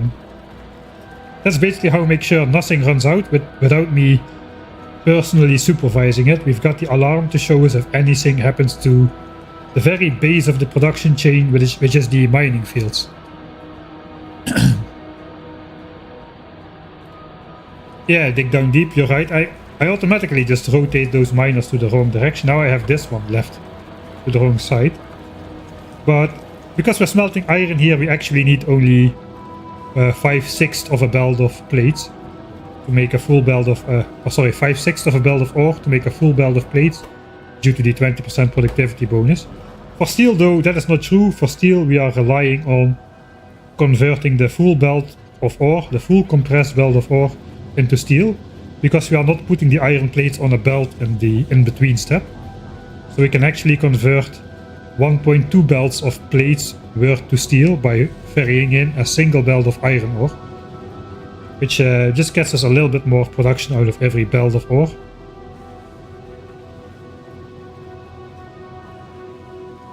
Right, then the furnaces. So I did not optimize my base for UPS to the last little bit of degree, but I did try to make the most repetitive parts of the base, which are the smelteries, by far, I suppose. So if you can see, we've got 14,000 furnaces hooked up, 7,000 assemblers, so roughly 2 furnaces per assembler. Furnaces are by far the most service entity in the entire base. I think we got more furnaces than every other machine combined. So at least for the furnaces, I went to the trouble of learning to clock. In the beginning, I thought clocking, I tested it, and clocking did not have a benefit over not clocking, because I did it wrong, basically.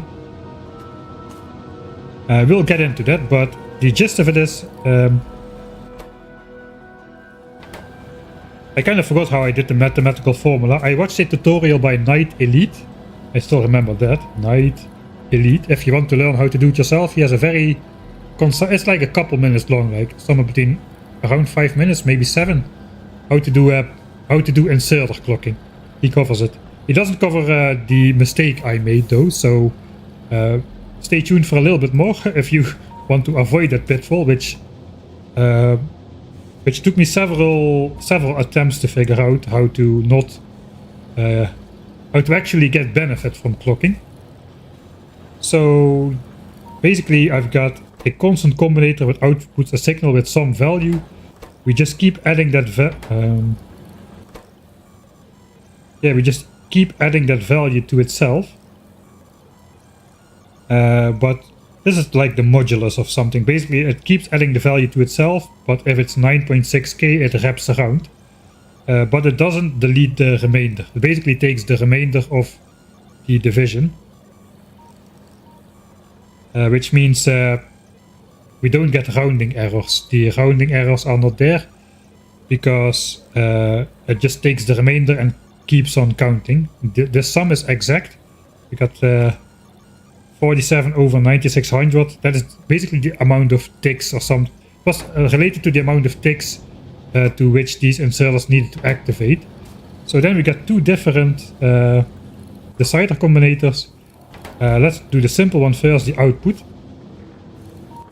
So this signal is 47, and this one is only true when the signal is below 47, which is true only 1 tick in this entire count. So it counts up to 9600 in increments of 47.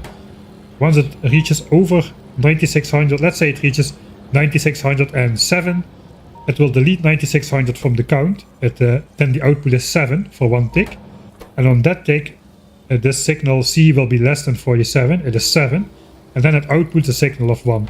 The very next tick, another 47 is added to signal C, which puts it from 7 to 54. And the next time it passes 9600, it will be 9600 and I don't know, 9615 or something. So this doesn't round off. It doesn't round off the value. It just keeps repeating. So the cycle, it has a maximum rounding error of 1 tick basically, and it keeps the amount of times it rounds up the wrong side balanced with the amount of times it rounds down to the wrong side. That is what this modulus thing does. Instead of dividing, etc., etc., you just take modulus and you get rid of the rounding problem. Anyway, that 1 tick, the signal output, the output signal is 1 on signal O, and all of the output inserters are set to work only if signal O is 1. So you'll see it's disabled by control behavior, and only for 1 tick it is active. 1 tick is enough to take items from an inventory and put it on the belt. The inserter is not active for only 1 tick, even though it says so. It is active for as long as it's outputting items on the belt and it has the swinging animation. So it's active for longer, but it's active for less than half of the time for sure. The rest of the time it is sleeping, and even if you don't clock inserters, they always are active and looking for something to do, or at least they are ready to do something. If they are switched off by control behavior, they skip that, which is the base reason of why inserter clocking is supposed to be better for UPS than not clocking. Because if an inserter is not looking for a job because it's disabled, it's not consuming UPS. And we've got a lot of inserters in our base, so that kind of adds up.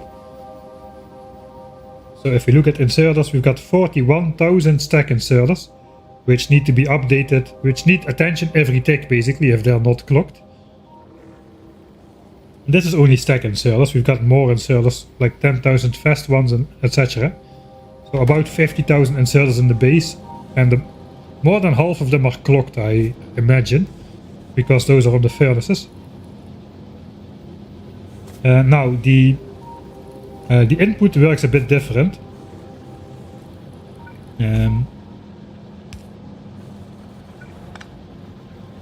Let's say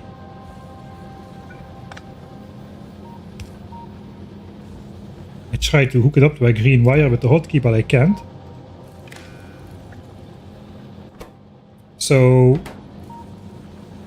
let's copy the output setting. So now this has the same setting as the output inserter, and you see it does something for one tick.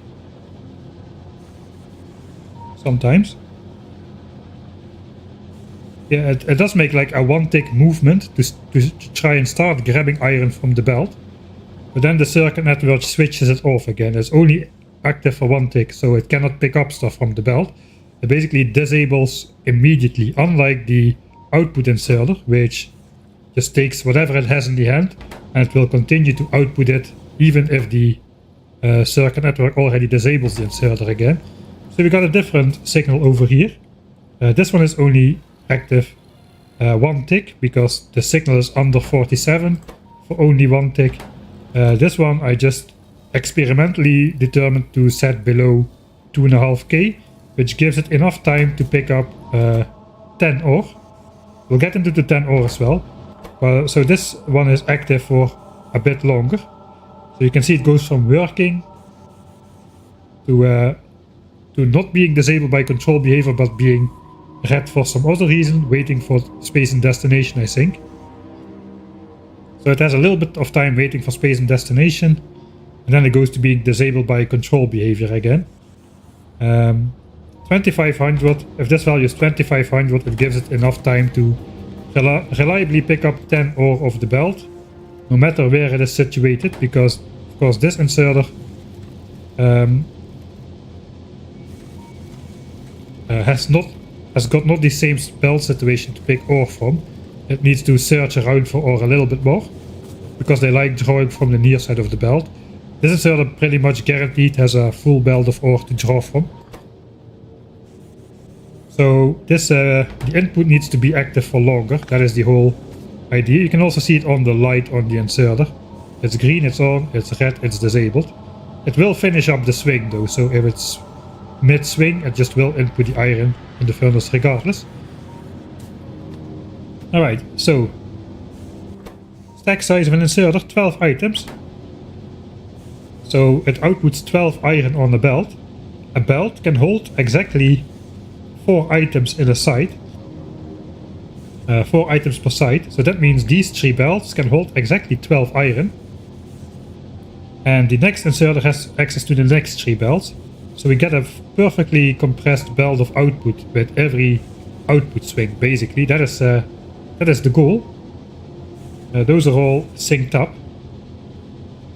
They have space, at least the inserters have space to output all 12 plates in a smooth go, without needing to wait for other iron to pass. And this was my mistake. So in the beginning what I did was I had the output inserters clocked, but I had them up in groups of 2, like so, and then nothing, and then again the next furnaces group of 2. So this one could output uninterrupted, but this one had to wait for the iron from this guy to pass, and that made this inserter remain active way longer. And then when I did the tests, I basically built like a giant world where I smelted 2000 bells, like 2000 bells of iron, maybe 4000, I don't remember, with unclocked inserters, and then with single clocked inserters on only the input side or output side, and double clocked inserters. And in the beginning I was getting exactly the same result in terms of UPS because of my mistake. But once I actually figured out that I needed to make sure that these could output uninterrupted, so they actually would go to sleep immediately again after outputting the iron, And then I started noticing like it was about, I don't remember, like 15 or 20% better in terms of UPS compared to unclocked inserters. So yeah, great success in the end to have the inserters clocked like that. And I only tested it on iron and I got a very noticeable UPS increase already. And on steel I can only imagine the effects are much greater. We've got 2 clocks running here. The timings are different because the crafting times are different, because we got only 4 beacons here. So these activate way less often still.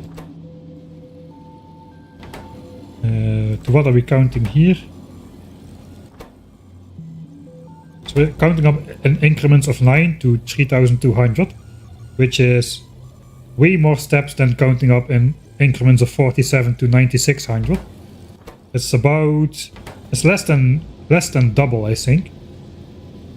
So these are active only part of the time. So again, this one is active for quite a while. It's waiting for space because now this is now sometimes filled up. That's okay. This is only active for 1 tick again, and the output for steel is on a separate clock. It is active for almost none of the time because steel basically almost never needs to be output. The smelting time for steel is very long. So this inserter is still inactive, and only when there's like 8 steel in there it will activate once, and then it goes to sleep again for a very, very long time. So that clock basically counts up in increments of 27 to 28,000. So that's 1,000 ticks of sleeping, 1 activation per like 15 seconds or so. So supposedly that saves a lot. Now the circuit network is not free in terms of UPS, so while the inserters sleep, the overhead of the circuit network is present at all times. So I guess we can take a look at the time usage of the base, I suppose. Maybe I should go somewhere where there is nothing happening on screen.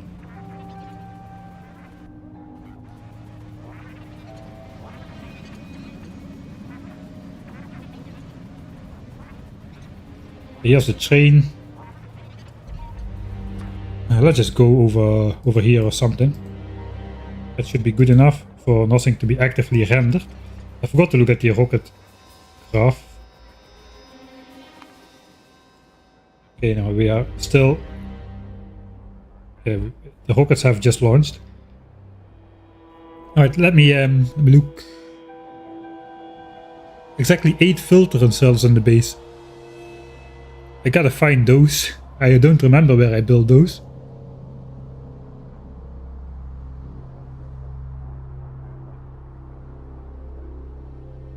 Jay says, I don't know what finale means. Of course, the first finale is when you finally start to do the final thing of the playthrough. And then if you don't finish it in one stream, you just get the finaler, the finalist, and then the finalister. We are now up to the GrandestER, I think, finally. So the finales just keep going up. My next series will be episode 1, and then it will be finales all the way down, just like turtles are holding up the earth.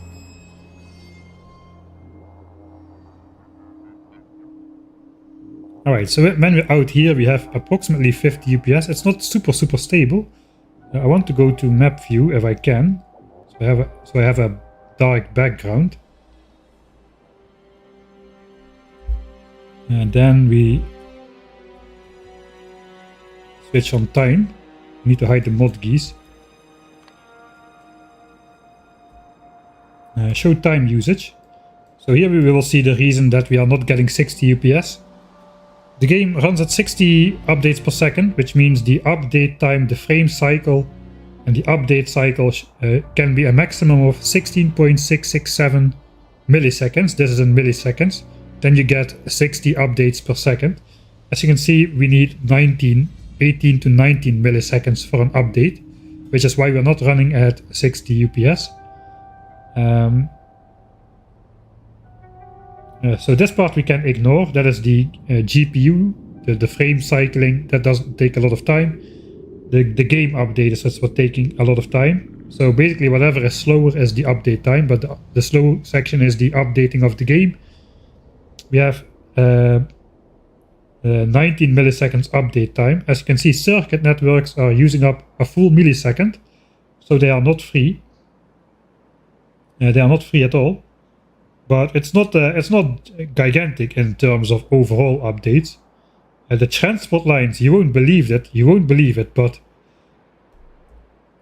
it is only 1.8 millisecond for the transport lines. Do you have any idea how many belts I have in my base? 1.8 milliseconds update for, let's make a blueprint, you can see it here. 568,000 belts with stuff moving around. 29,000 undergrounds on top. 10,000 red belts, let's say 600,000 belt pieces. 600,000 belt pieces with items moving on them take 2 milliseconds of update time. I'm not so sure that that belts is not the best way in terms of UPS, especially now that I'm getting such a good result. I think the train network, when it gets congested, can take also a lot of update times, but that is incredible.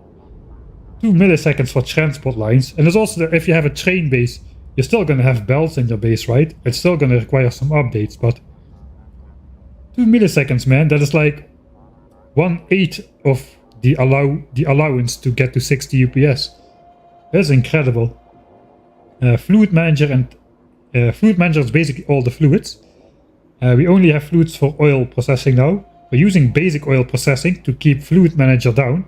Looks like we're doing a good job of it. Advanced oil processing requires a lot of water. And basic oil processing just requires a couple pipes with oil.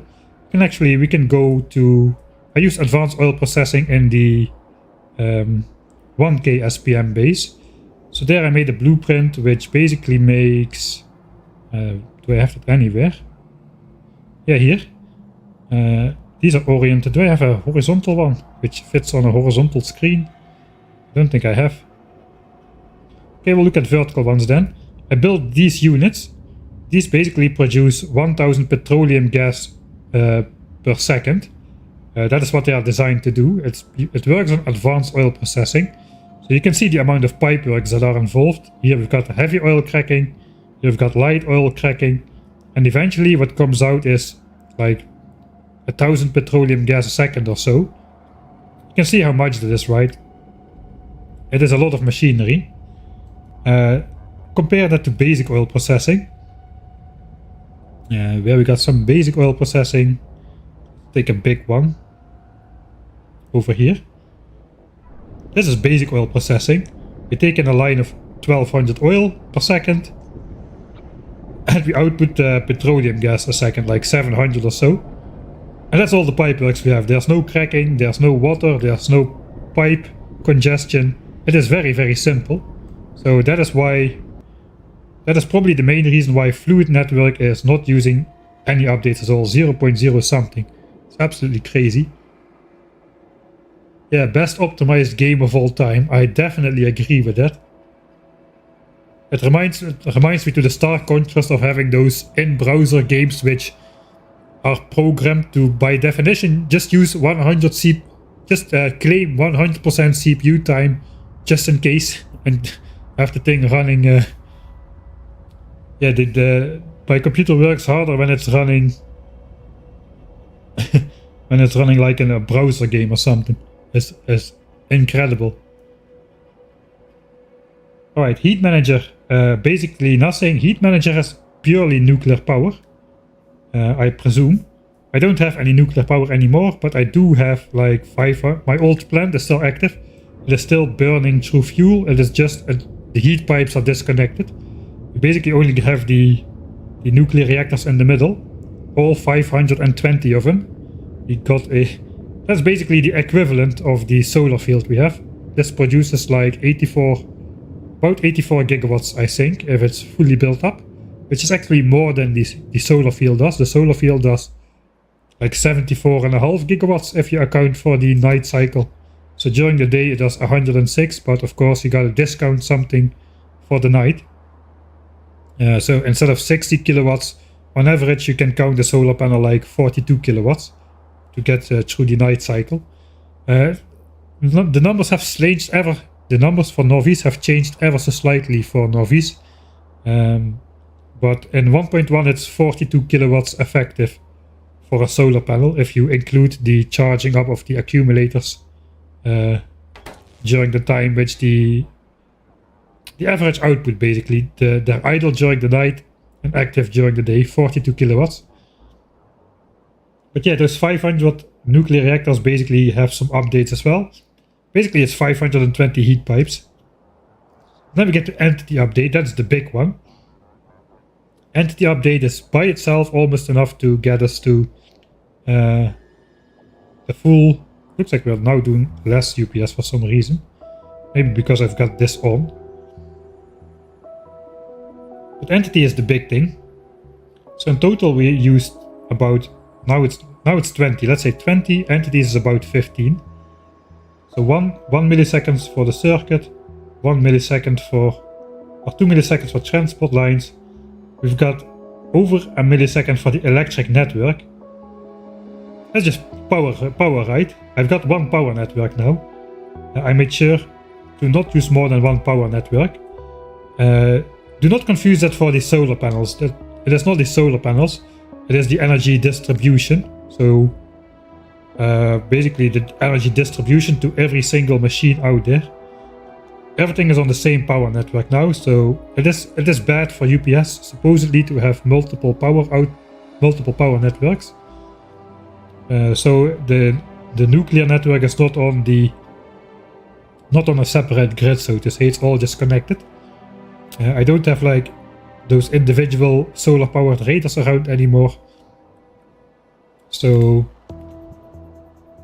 yeah, power network just uses 1.5 millisecond. The solar power network is, or the solar panels themselves, it doesn't matter.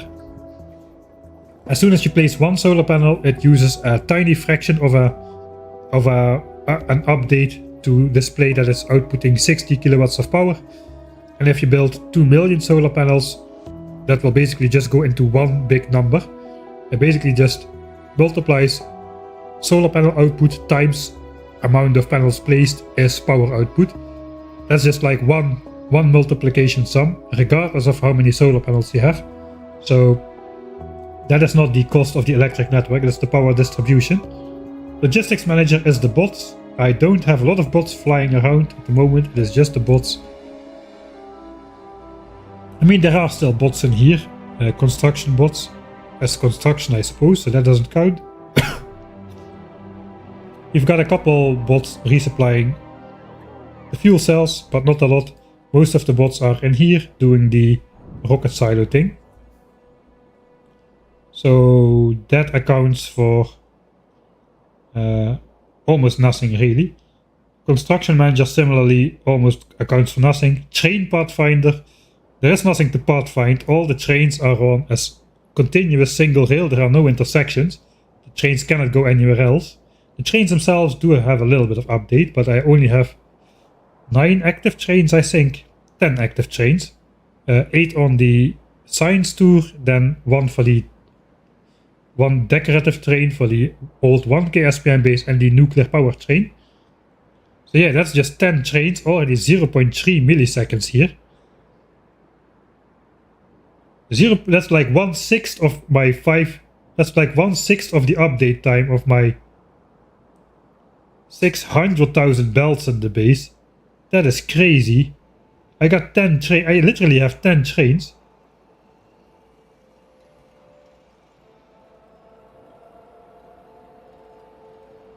I literally have 10 trains. Okay, I'm gonna say it. I think belt based is more UPS efficient than train based. That really seems obscene. That's 10 trains. If you got 100 trains, will it be already 2 to 3 milliseconds, I suppose. There will be pathfinding going on because you got a train network with rail signals and whatnot, which I don't have. My train pathfinder is 0 milliseconds. There are no signals, there is no pathfinding to do. They just go to the next station and that's it. I'm gonna call it belt base, better for UPS than train base. I got a couple of mods in there which take barely anything. Chunky Chunks does the most, which is the grid lines. It does more when it's switched on, apparently. Right. So that's all my update time. Now we get into the big one, the entity update. And here we're gonna find the discount. So remember, the circuit network does less than a millisecond. If we go into specific entity time usage, you can see the entity time usage. Unfortunately, it's a bit flickery in the numbers. It's not as well rounded off over a longer period of time. This just basically updates per tick, I suppose. So this is what's going on. Let's find the inserters first and foremost. The update time for my inserters is apparently between 4 and 6 milliseconds. And that's because they are clocked. So you can see there's roughly between 10 and 15,000 inserters active at all times.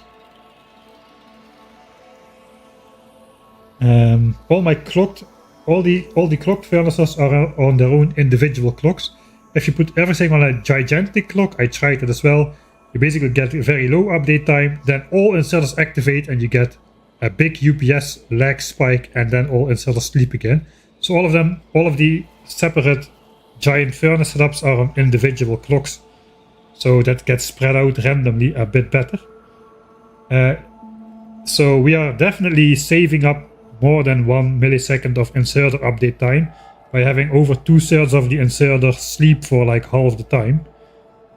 I'm gonna say we are saving like 2 milliseconds on inserter update time for sure. But there's no quick way to just fully disconnect the circuit network, or I would just quickly test it out. I would need to manually... Yeah, no, that is not possible for sure. Okay, so what else is high? Let's just go through the list a little bit. So the combinators and the combinators themselves don't use anything. You can see 0.01 for the deciders, 0.01 for the arithmetic, etc, etc. Just like with the power network, it is the distribution of the circuit network signals themselves which take up the almost 1 millisecond. It is not the elements which are the clocks. They barely consume anything. So yeah, inserters is the big one here. In total it's like 10 to 12, but the inserters is the big one. We got like 2 milliseconds for furnaces, which is, we had like 11,000 furnaces or something. We got like a millisecond and a bit for assemblers. Actually, we've got a millisecond for the radars. I forgot about that. I should disable the radars in the solar field. That could probably win me close to half a millisecond of update time.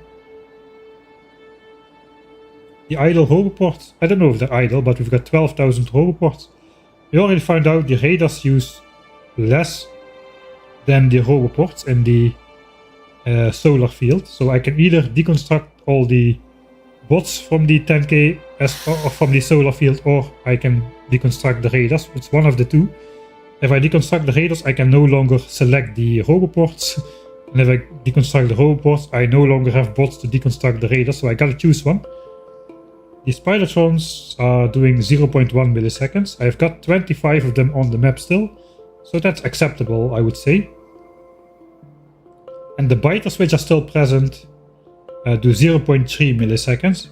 So I eliminated all the biters, but they're except the ones on the island. So I could gain a little bit by destroying destroying the biters on the islands.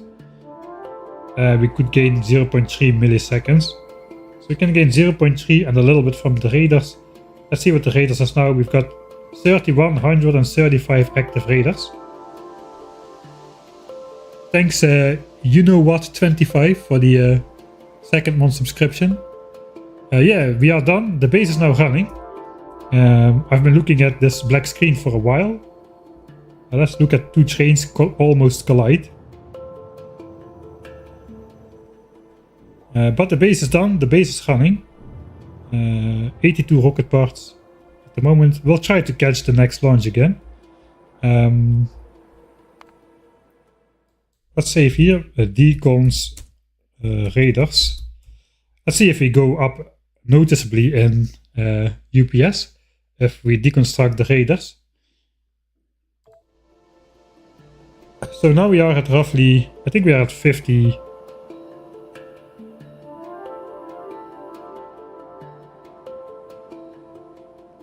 51 to 52 UPS somewhere.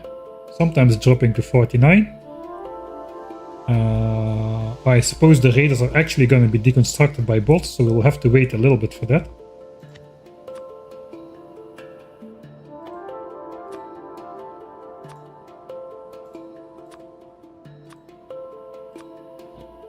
I did not take the construction bots out of here. No, they are still in there, so we're actually going to deconstruct the radars.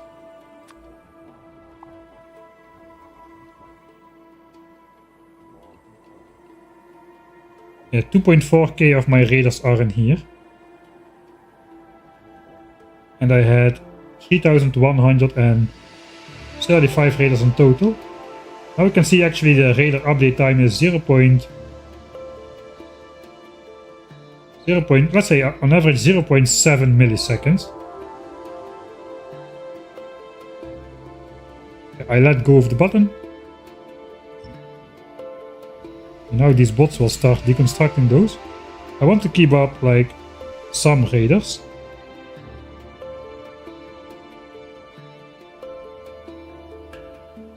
Oh, I'm too slow. Okay, radars are gone, so be it. If I need radars again, I just have to go in there manually with my spider and construct them. Now this amount of radars is going to go down. The radar updates go down. 0.0. We got now 655 radars. The update went down from 0.7 milliseconds to roughly 0.2 it appears. Maybe I can again just freeze the clock a little bit. It looks like the radars are about 0.2 milliseconds at the moment.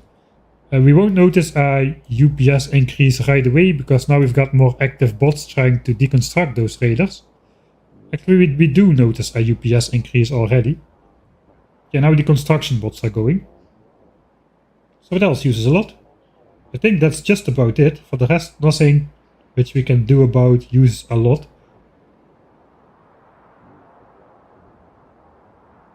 The nuclear reactors use 0.05 milliseconds. The mining drills use less than a millisecond as well. That's insane. How many mining drills do we have? We have a lot of mining drills. Do we though? How many mining drills do we have? 6,000 only. Oh, that's surprising. Oh yeah, I guess we have only 6 miners for a full belt. But we have 13 furnaces to smelt a full belt of ore. And even more in terms of steel. When we are smelting steel, we are using 64 furnaces to smelt a belt of ore, which is produced by 6 miners.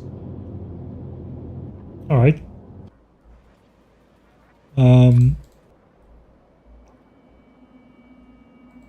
So do we wait for those bots? They're gonna take a while, I suppose.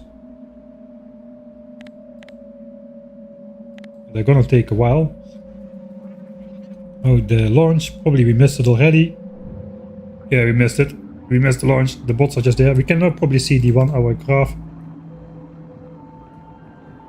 So yeah, now we have 11k signs per minute. 80k more than the other ones because now we have 7 spikes in the graph.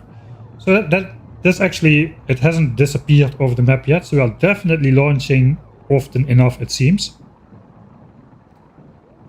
We need to launch more than 6 rockets per hour, but looks like we are launching significantly more than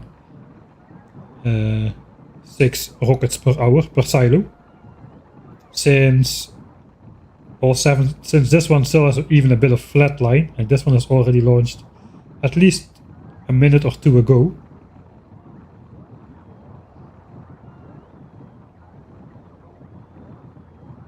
So I think we're also good on the space science pack front.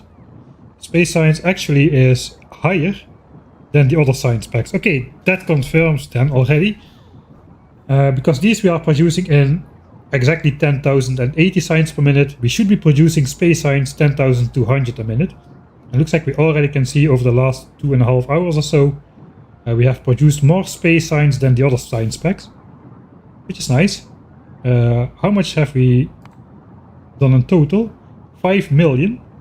5 million space science, 5 million red science, even 3.4 million military science.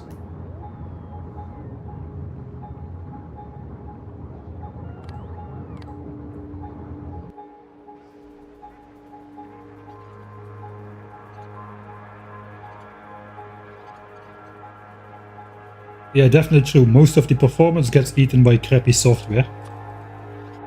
Normally, it's absolutely.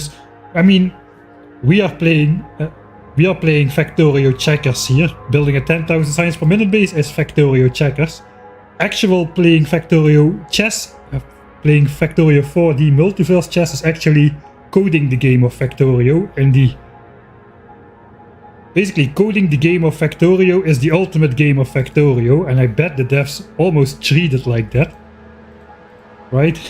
Just they're building the most efficient code factory they possibly can to make the game of Factorio run as smooth as possible. They're really playing Factorio literally on another level, on a deeper level than we are. We are just playing the game on the surface, but they are playing the game under the surface, you know? They are basically playing the optimization game in the coding department of Factorio, which is incredible, right? And I gotta say, the Factorio dev team, which obviously made the game of Factorio, which other game developer would be more suited to make a game as optimized as possible as the Factorio dev team, a game about optimization, right? There literally is no better candidate in the world for making more optimized code than the Factorio dev team themselves. Coding Factorio is basically the ultimate game of Factorio, far beyond noobs like you or me can comprehend. At least I definitely cannot comprehend how 600,000 belts moving items along in my base. It's absolutely insane how many belts there are moving items and splitting items onto belts, not full moving, not moving. 0.2 milliseconds of update time. 600,000 belts. That is I just cannot comprehend that, man. I just cannot. And then if you play some sort of browser game, your computer heats up to, I don't know.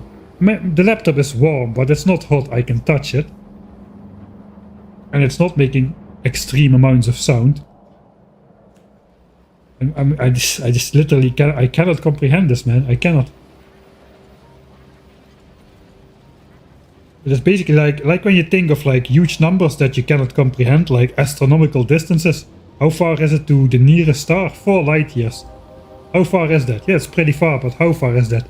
Is 10 times as far as 4 light years? 40 light years. Does 40 light years feels like different than 4 light years? Not really, right? It's just like, whoa, that is really, really far. But if you say you gotta run 3 kilometers or you gotta run 30 kilometers, it's the same factor of 10. Then you do feel the difference. But if you say, 4 light years, 40 light years, yeah, it's both really far.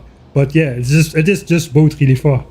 It just doesn't fit in your brain how far that actually is, so you cannot really comprehend the difference.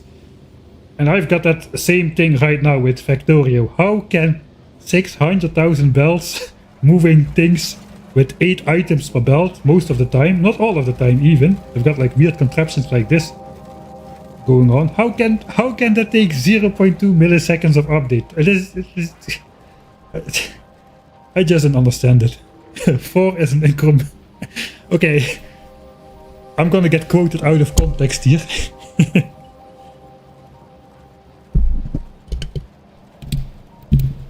Alright, I'm bumping my mic all over the place. Sorry about that.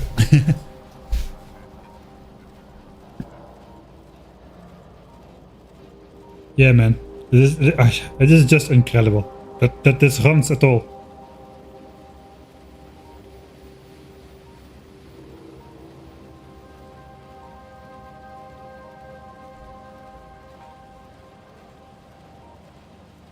Alright. After that tirade, let's maybe go back to the base actually. Yeah, we just got into the technical side a little bit of the clocking and stuff, so it kind of made sense to do the division of the UPS, or how the UPS is divided, or what is taking up the UPS a bit. Alright, so we got red and green signs here. 4 and 4. It's not about the 4 and 40. It's about the light years. How many kilometers is a light year straight from your head? Just answer right now, don't look it up. How many kilometers? I would be surprised if you were within an order of magnitude, which is the difference between 4 and 40. It is just not this. Yeah, it's a lot. Yeah, a lot. Exactly. It's a lot.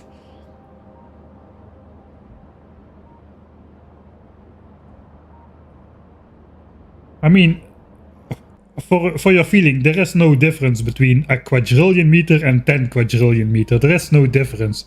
You don't know what a quadrillion meters is. You don't know what 10 quadrillion meters is. You just know there's really a lot of meters, man. There's even a lot of yards. It's even more yards, but less miles.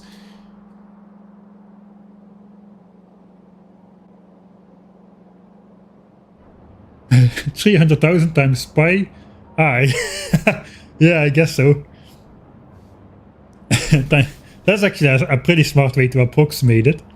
So that's basically light speed in kilometers per second times times pi days times the number of seconds or something. Yeah, something like that. That's a smart way to approximate it. That's basically a really powerful method of doing things. It's just order of magnitude. When you gotta figure out a large number to some sort of rough precision, you just do order of magnitude analysis, where basically all numbers round to the nearest factor of 10. So I'm 10 years old. I have 10,000 signs per minute. We have been running the game for 100 hours. We've been going for byte revolutions 100%. My UPS is 10. And if you multiply all of that together, you come into roughly the right order of magnitude number which you gotta be in without doing a lot of actual mathematics. You will be off. You will be off by a little bit, but you will be in some sort of the right ballpark in terms of orders of magnitude at least. I don't know how many kilometers a light year is, by the way, so I cannot really verify that. Probably somebody will have looked it up by now. Right, let's go into the actual base. Base. So if you remember, at 1K SPM, this was the entire setup for both red signs and green signs. This is the entire setup for red signs. 2 gear assemblers. We got a little bit more, but not a lot more. Gears. Actually, for red signs, I'm making them right in front of the signs assemblers. So I've got 16 of them. So basically get in a belt of iron and put gears on a belt, match it up with the copper, and that is my red signs production. So it's 3 belts of copper, 4 belts of iron into gears. The gears get the productivity bonus again. If not, we probably would have needed like 5 or 6 belts of iron, but because we belt in the iron, yeah, we don't need 5 or 6 belts of space for gears because we just make the gears on the spot. It's the only sign specs for which we do it. Green signs we already had to go bigger a bit. So green signs over here, 1K SPM. A single belt assembler, 2 inserter assemblers with 2 circuit assemblers and 3 gear assemblers with a few beacons in there. Not too many. You've got 4 belt assemblers between beacons like so. Belt assemblers with speed modules producing a lot of belts. basically producing 4 belts of belts, if that makes sense. Almost, not entirely, because we don't need 4 belts of belts. We need, forgot what we need exactly. Let me just quickly check in the calculator myself. Yeah, we need, we would need 4 red belts of belts. We're putting it on 4 blue belts. We need 2.667, so basically 2 3/3 of our blue belt of ingredients to make 10k SPM. So we got the belts coming in here, we've got the stacks of inserters here. And those just match up in this weird contraption. We have basically the output prior. This is basically the thing which we're having. Let me just copy that separately out here. This is one instance. So basically what is happening is we output priority to the left and we output priority to the right, because this one is side-loaded on an underground belt, and it can only accept the top half of product. So if we force the top half of products to go here, instead of also being able to go to the bottom, that all goes into this underground belt, and the rest of it goes here. And then we basically get 2 half belts out of there. Like 2 mixed half belts out of there. That's basically what we are using here. So inserters come in, belts come in, and out come 2 belts with half belts, half inserters. That's 8 belts of half belts, half inserters. Like I said, these don't need to be compressed. The 8 belt goes already down in here. So we only got 8 belts for the briefest of moments. And that just goes in signs here. It makes sense to do 4 lines. So even though we have 3 lines of input, only 3 blue belts of input would be enough. We've got 4 belts of output, so it just makes sense to divide it into 4 parts. Because we output 4 belts of signs. Alright, then comes the cool part. The cool part is blue signs, and we've got some really unique situation going on for blue signs. This is the first build where we've got large production facilities. So this is basically red chips. Red chips works on the basis of we take in a half belt of green chips and a half belt of plastics, both compressed. Some sort of similar side loading thing going on without the output priority, because we don't need to. There's no underground belt which only can take half of, only can take the top half. We can just take half. So basically what's happening is we take in half a belt of green and half a belt of plastics. We match that up with a full belt of copper, cable, because we need copper cable in twice the ratio as plastics and circuits. Then we just eat up all of that with this row of inserters, this row of assemblers. And what comes out is a 0.35 belt of red chips. So even though I don't have any overproduction on the input side, we've got half belts here. I'm combining 3 of these into 1. That basically means this together is 1.05 blue belts of red chips, which means we have overproduction, so this belt is always going to be compressed. So this is guaranteed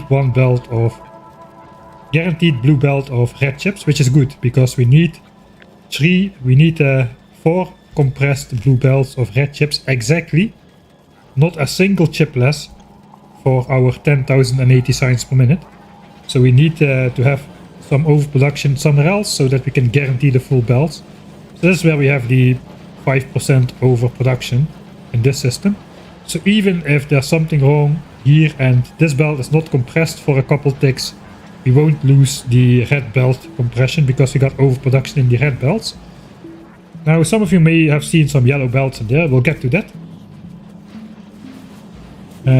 But yeah, that is basically how I designed this. Is basically, okay, a belt comes in, how much do I need to consume that belt? That is how much I built. And I don't really care about what comes out, unless out comes more than I put in somehow, like with signs. If out would come 3 belts of signs and I would need the 3 belts of ingredients, I would have just built 3 stacks probably, but because 4 belts come out, I'm just using 4 stacks. So yeah, I'm just consuming the full ingredients, putting out the red chips here. Here we had to do some more cursed belt weaving. Let's actually put this out a bit more visible.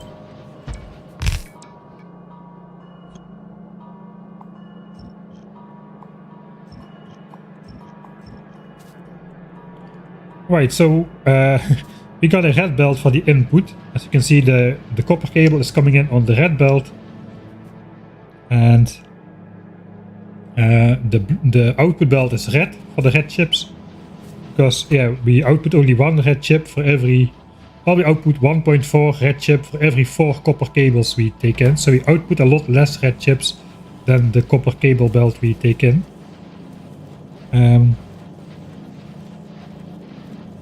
But as I said, we take out 0.35 red belts. Sorry, 0.35 blue belts of red chips. And we output red chips only on one side. So the capacity of this belt is 0.5 belt of red chips, obviously. We produce 0.35. The problem is we output on a red belt, so we don't have 0.5%. So we don't have 0.5 a belt of capacity, we have 2/3 of that. So we have 0.33 belts of output capacity, where we are producing 0.35 belts. Basically the red belt is not fast enough near the very end. So what we needed to do is we needed to upgrade the red belt to blue. It upgrades to blue, so we can output the last two assemblers. The last two assemblers of red chips output on a blue belt, which does have the capacity to output 0.35 belts on one side of a belt. If we kept this red, the red belt would basically be compressed and these assemblers would be idle. That means at this point we need to be able to update this to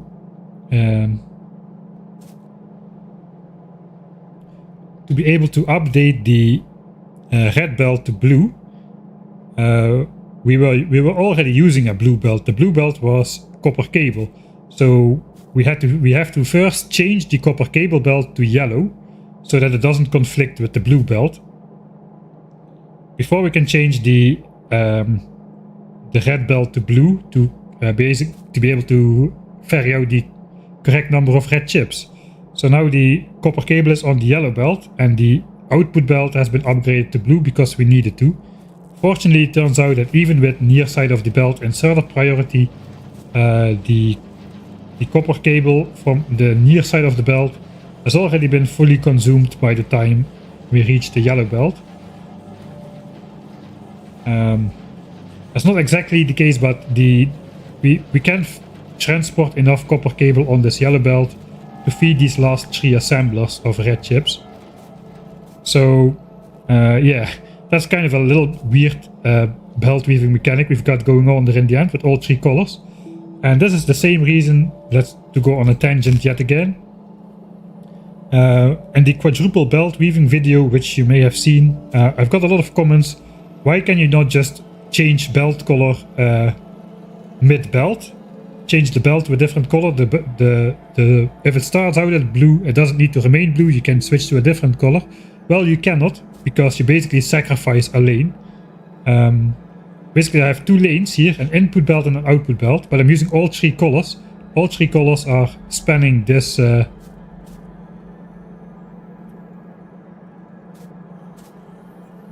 would need to span this if we change, and there's no way to put a 3rd belt through here without conflicting with any of these 3 colors. So by switching color mid lane, you sacrifice a full belt of input. You cannot get the 4th belt of input in the space age upgrade with the green belts. If you switch color mid belt, you sacrifice the capacity to input an extra belt. So that is why you cannot get away with it.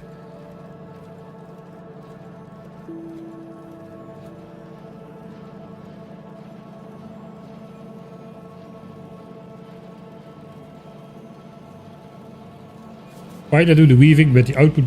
There's more ways to solve the problem, I suppose, but I thought this looked cleaner in the end. At least one side is a nice line of bells. If I could have, it would have been easier to output. I could just I stumble on my words. You could just do this underground and then put red underground on here and then just join the belts again. Output the last chips on the left side of the belt, and on which side we do have space. I just thought that this looked cleaner, and it looks cleaner from far away and is more cursed from close up, which is how I like my builds to be. So be prepared for more monstrosities. Of course, there's always more ways to solve a problem, but yeah, I usually compare playing Factorio is like loading a dishwasher. Everybody does it different, and everybody only thinks his or her way is the correct way. And I very much have that with my solution right here. No, it's not true. Of course, there are other valid suggestions, but a lot of times people do feel as strongly about how to build stuff in Factorio as people feel about how to load dishwashers in general. Alright, then we've got the other builds. That was red chips in detail.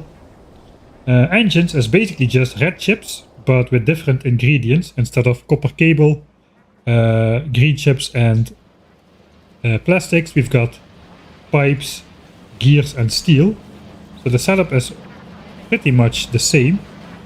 I even have the same yellow belt trick at the end. For the same reason. Actually, I don't know if I have it for the same reason. Let's not get into that too deep.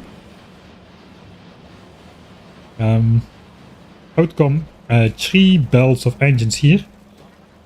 So yeah, we went in depth on red chips, so let's not go in depth on engines too much. Sulfur is over here. This is all the oil for... yeah,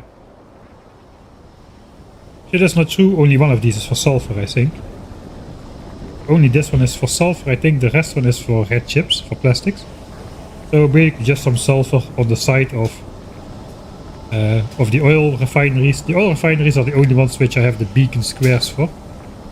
So that's like 16 beacons on a refinery. We get out 2 barrels of sulfur.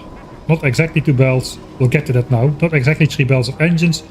Not exactly 2 barrels of sulfur.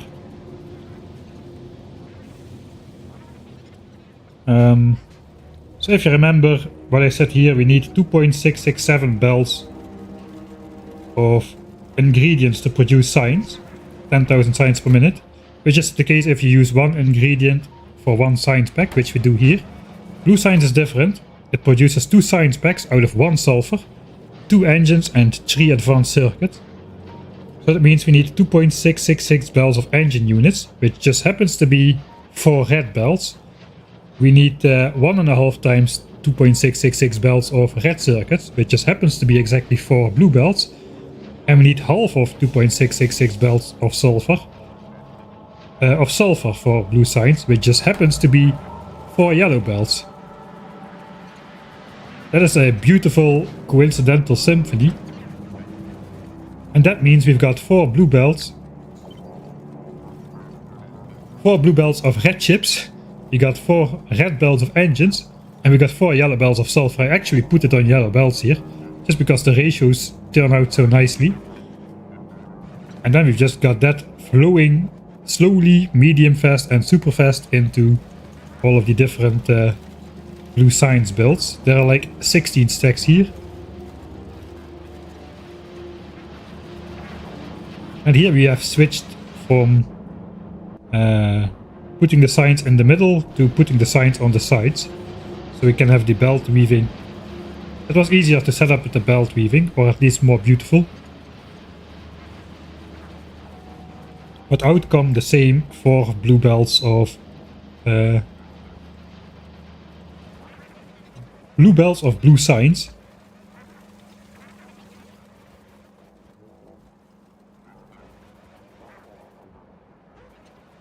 I'm older than 31.6, so I'm 100 years old. Yeah. I've got 10 fingers. At least that one is correct.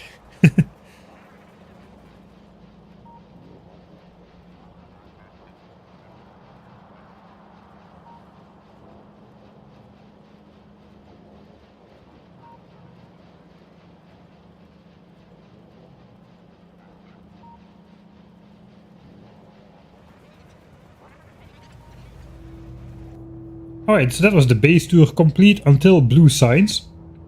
That's already 3 of the 5 science specs done, so we only now we've done this and we only have this to cover. So almost done, I would say.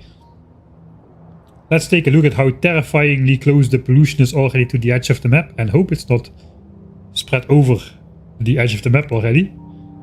Oh, that is not bad at all. That is not bad at all. And as it just so happens, it looks like the pollution of the old base has fully dissipated. That was up until here. That is fully gone now. So basically all of the pollution which we are outputting now is part of the 10k science per minute base. Is that true? I don't know. Let's take a closer look at the values here. Yeah, this is still being pushed outwards.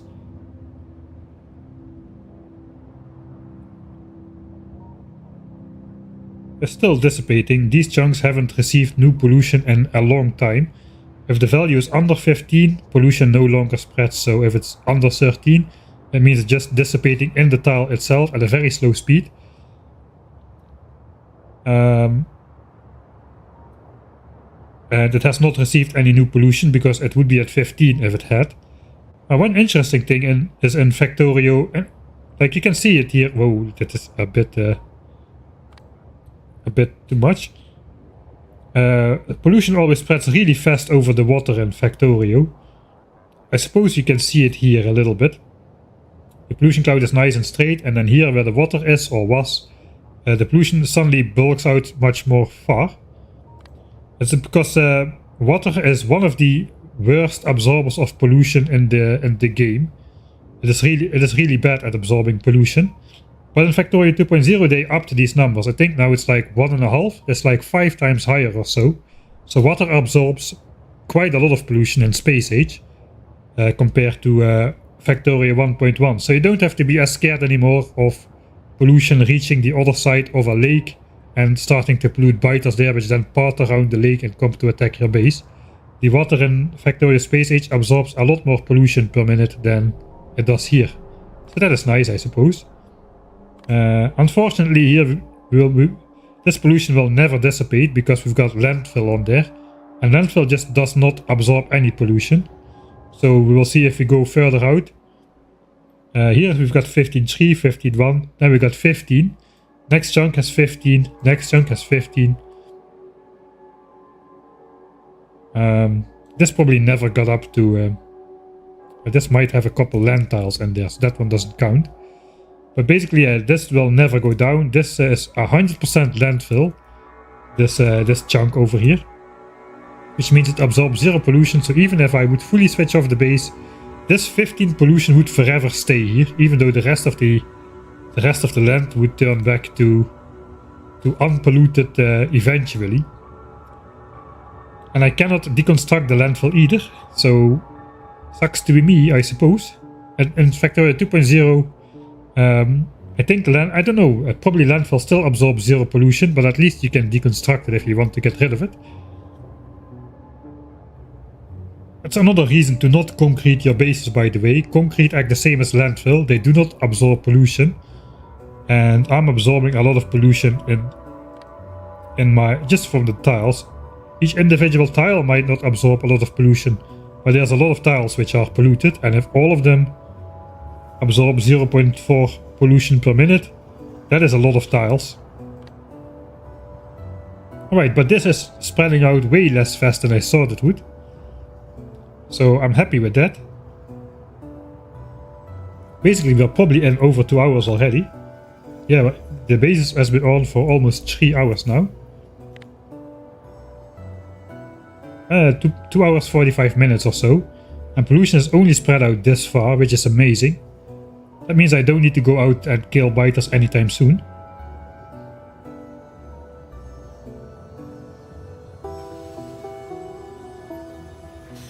I like the Factorio terrain.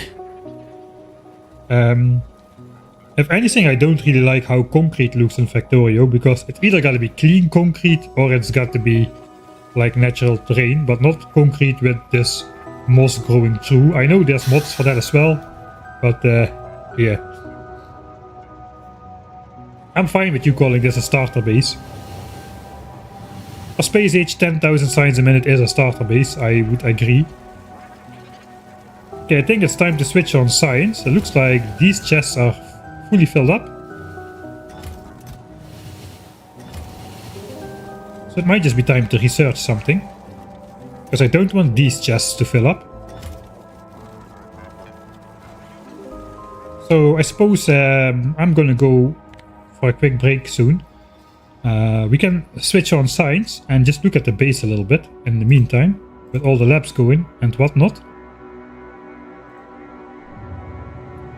We have a rocket launch soon. We're at 71, 72 parts for each rocket silo. How is it going? We've got roughly... rocket fuel is about to back up. We've got 370 rocket fuel in here. Low density structure overproduction is quite less. We have a lot of rocket fuel overproduction, the other ones not so much. 216 rocket control units and 130-ish low density structures. So it will still take a long while for this to fully back up, which is okay. I want the production to be at full capacity all the time. We will also see the new power usage.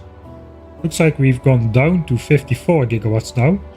I suppose we are no longer using as much power for the radars, which we deconstructed. Let's actually see if... Look at that, we almost at 60 UPS now.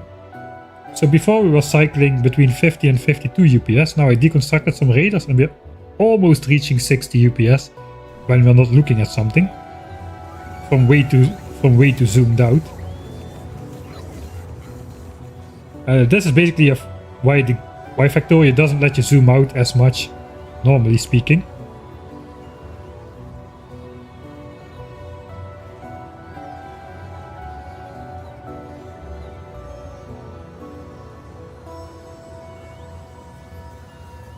Alright, got 85 rocket parts in there.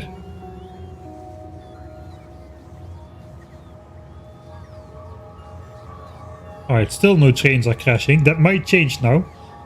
The problem is my timing is 25 seconds.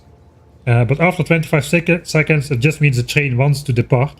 But if an inserter is still like mid-swing, it will wait for the inserter to finish its swing, I think. I'm not entirely sure of that, I didn't test that. But that would mean the timing is gonna get altered ever so slightly. And we don't have a lot of leeway. We don't have a lot of leeway at all. Sometimes it's like less than half a second between trains if they crash into each other or not. The black square of fish is a little bit less black now. More fish have escaped. Lights are turning on. It is rocket silo time. We'll watch these trains almost crash into each other. Then we'll save, research something. And I'm gonna go for a little break while we research the first technologies. And the rockets are about to launch. 94 parts in a rocket silo. Alright. Science time. So we ran the game for almost 3 hours without researching. So we should have over 10 hours of synchronized inserters on the labs, which is nice. In any case, enjoy the launch sequence and I'll be back in like 10 minutes or so.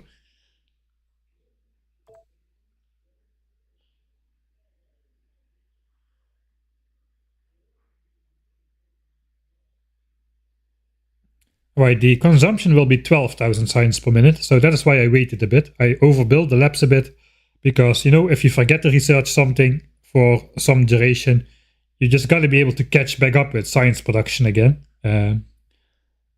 So that is why I built a little bit more labs than I need for 10k SPM. I built labs for 12k SPM consumption. I'm actually gonna progress through technologies a little bit faster. Because those 12,000 science packs per minute will turn into roughly a little bit over 14,000 science packs per minute of research progress. So that means we definitely should be finishing this technology in less than 10 minutes. We can have a look at the clock. Maybe I can just sync that up. I'll sync it up with 50 minutes, 27, 49, 50. Sorry, 207 hours and 50 minutes flat. 6 slow seconds with this UPS. Okay, yeah, that is the right timing. So this should finish in like 8 or 9 minutes, between 8 and 9 minutes, I suppose. Of course, we'll just keep going after that. So here we go. Technology is on. It should finish before 208 hours easily, the first technology. So let's hope it does. Enjoy the launch sequence and I'll be back in roughly 10 minutes.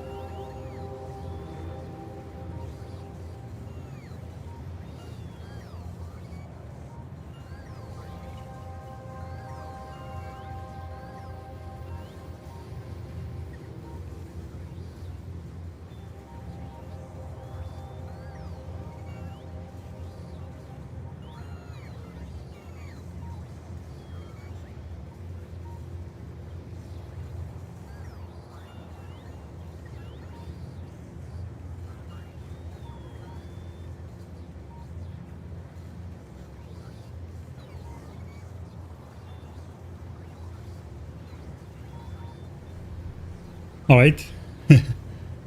Yes, this is indeed without rail signals. It does not rely on continuous research. Basically, the trains just have a fixed schedule. It just was kind of indeed kind of difficult to get them onto the rails in the first place and send them off at the right manually timed timings for the trains to not crash. Hopefully this should never go wrong, but like I just mentioned before the break, I'm not sure if this 25 seconds is a hard 25 seconds, or if at the end of the 25 seconds an inserter is still swinging for the train to load one more inserter swing onto the train, if the train will wait a couple ticks for that. If that is the case, then randomness into the inserters swings could definitely change the timing between these trains by just a little bit. But that's a problem, because we don't have just a little bit. We really have just only a little bit between trains, like less than half a second of space. If you look, this train is going to almost crash into this train by the end of it. Just like this train is now coming in, crashing almost into the end of this train as well. So that was at 30 UPS, so if you counted the time, like 1 second, it was actually barely more than half a second to get that done.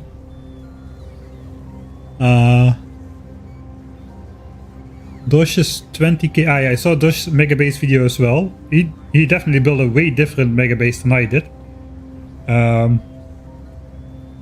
Due to train issues, I guess he had train congestion.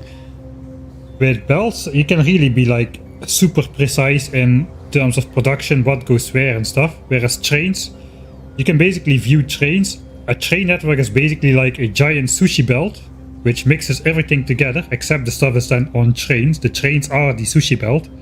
Everything is on the same belt, but you have a lot less control over what gets where, in what quantities and how fast. Especially if your rail network itself is nearing the limit of congestion, and there can be too much randomness in intersection when trains need to wait which trains go first.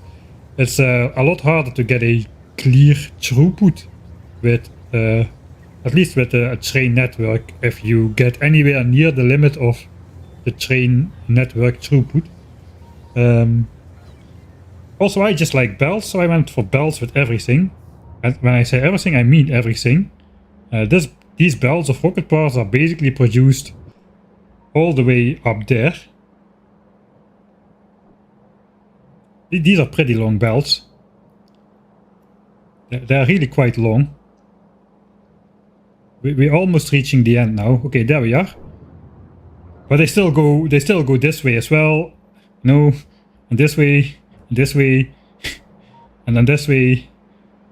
And then this way, and then the rocket control units are produced somewhere over here. That is how long these belts are. But we did check. I have 600,000 belts on my base. Transporting stuff, sometimes on belts with gaps, like over here. All these belts have gaps between items. The total update time for all belts is 0.2 milliseconds. 0.2 milliseconds. That's like 1/5000th of a second. That is how long the game takes to update everything, to update the situation of all the 600,000 belts in my base. It's insane. I'm not gonna go into that again, but it's insane. 73 rocket parts. Okay, we're not close to missing something. Yeah, I do stuff way different. So first of all, I didn't have 10,000 signs per minute, which slowly built up towards 10,000 signs per minute. I just designed and built infrastructure for 10,000 signs per minute, and then just switched everything on at the very end. That way, it's a cool life hack. If you want to play the game at normal UPS, but you still want to build a megabase, you first build the megabase for 200 hours until it's done, and then switch everything on, and then your UPS drops when everything is switched on. But the entire game experience is just played at normal game speed. So that's also a function of the way I designed and built it, I suppose. So instead of building like 100 bases which do 100 signs per minute, which some people do, like those mini factories and just keep expanding, we just build giant factories which make giant amounts of stuff from giant amounts of resources, and then just output that like four compressed blue belts of blue chips, something like that, you know. And everything is actually, my builds are very precise in those regards. So I have 84 belts of copper incoming, because I need exactly 84 belts of copper to produce all the low density structures I need. I don't need 85 belts of copper, I need 84 belts of copper. And why do I need 84 belts of copper? Well, because I need 39 belts of copper worth of low density structures for yellow signs, 39 for the rocket parts,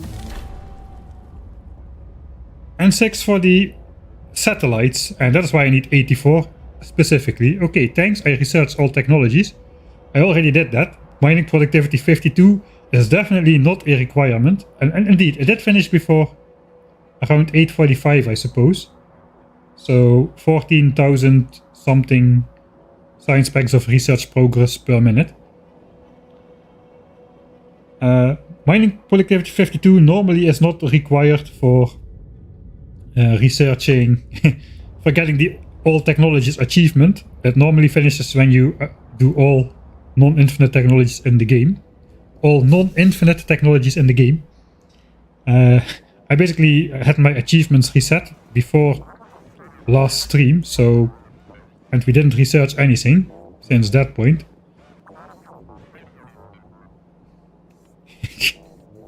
Spidertrons are funny.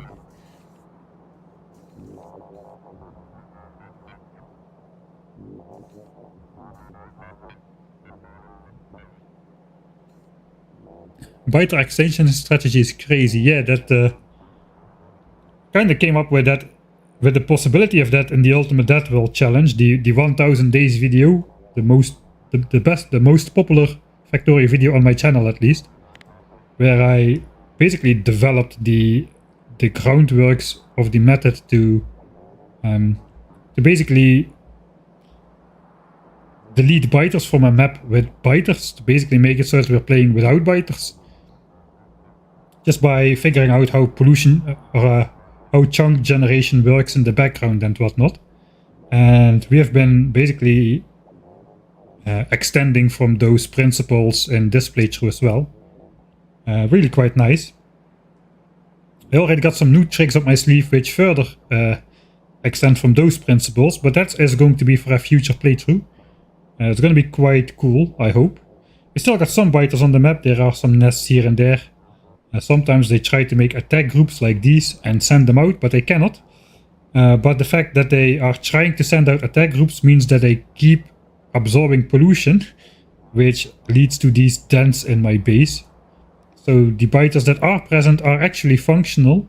They are absorbing, you can see how much pollution they are absorbing. They are just cleaning it out completely, because they keep trying to send attack groups over to my base. They just cannot find a pathway to get there. Fortunately, they cannot fly just yet over the water. Let's see how much pollution is actually absorbed by biter bases. Significant amount, actually. Oh, that's more than I expected. I expected it to be like scraps. 51. So about 65k pollution per minute gets absorbed by terrain. And 12k gets absorbed by biters. That's almost a fifth of all, almost 1/5 of all pollution is absorbed by biters on these tiny islands over here.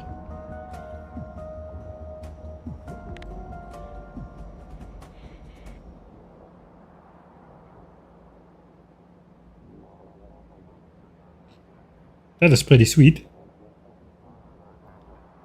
There's only like, there's mostly these biters as well, because these are in the thick of it. There's basically, how much pollution is in these adjacent chunks? So basically, every single second, 2% of pollution spreads to adjacent chunks. So this chunk is eating up, let's say 10, 20, let's say 30 pollution per minute is eaten up by this chunk, and another 30 pollution per minute is eaten up by this chunk.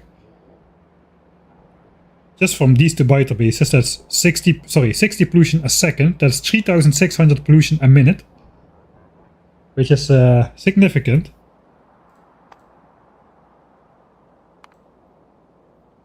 Right, that's basically, those two chunks are by themselves absorbing as much pollution as all the damage we are doing to trees at the moment. 1/10 of that, 1/10 of all the damage we're doing to trees, just by these two chunks over here. So I suppose if the pollution spreads out, let me switch that off. If the pollution grows and grows and grows, the amount that biters absorb is going to be higher and higher and higher. The thicker they get into the pollution cloud, the more they absorb. Now, if they cannot spawn biters normally, or if they cannot find something to attack, they normally stop absorbing pollution after a small while. But because they form attack groups and they try to send them out and then they just cannot find a way, they keep absorbing pollution apparently, so that is nice, for us at least. Maybe a little bit less nice if you are a biter, living on an inescapable island. These guys are still in the clean. Alright, good to know.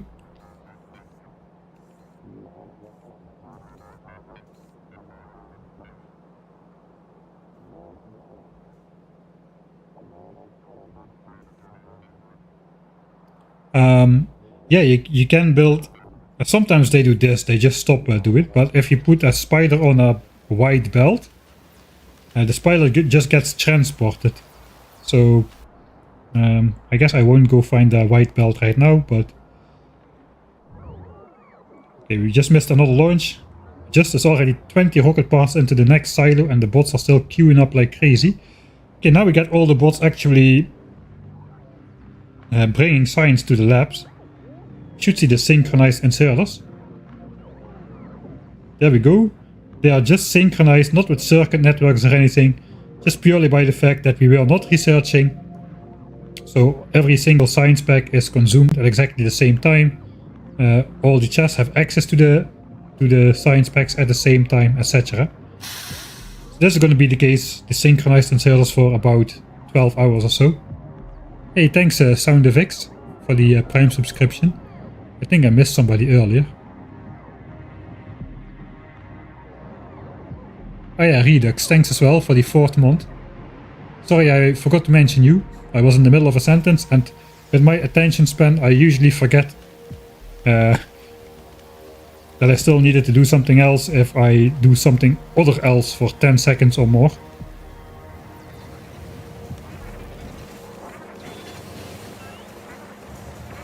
Alright, so the train does not have time or space to offload all of the signs, I think. Yeah, there's no space in the chests offload all the signs. That's okay. We should be offloading some of the signs. It kind of depends on... Oh, wait, we may have a problem.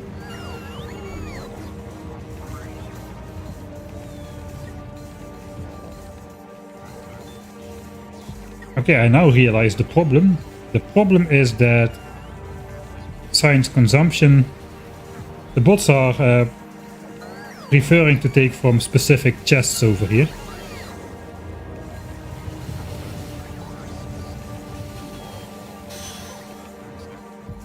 So we are offloading from the first wagon a bit, but not a lot from the other wagons. Is that a problem? Yeah, that is a problem. The science is going to back up in some of these chests then. So basically I gotta get that science out of here. Oh, I gotta make changes to this live base then, which is dangerous. Maybe I waited too long for researching. So basically what's happening is the logistics bots, they don't take equally from all chests.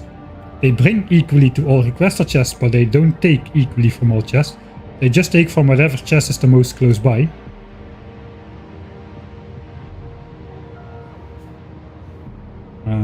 looks like then I will have to implement some...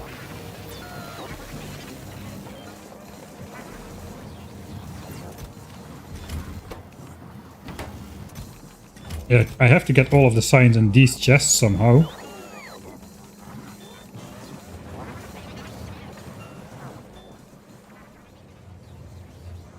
Okay, we got extra space on yellow and purple on this side, and we got extra space for red, green and blue on this side.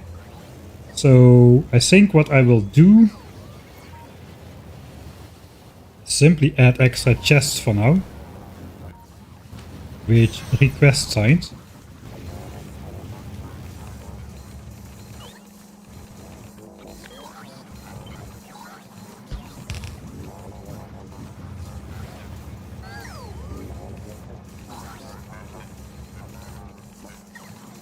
Those are not powered at the moment, but I can power them.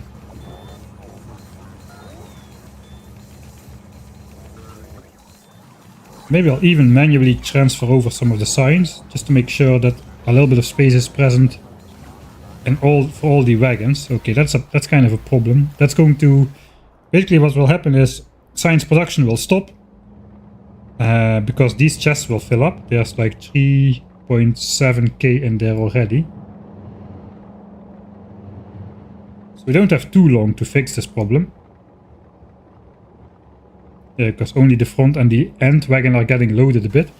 Because those chests are on the most edge of the base.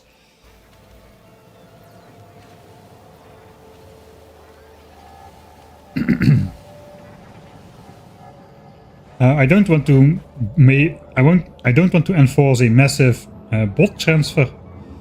Can I? Maybe I can, because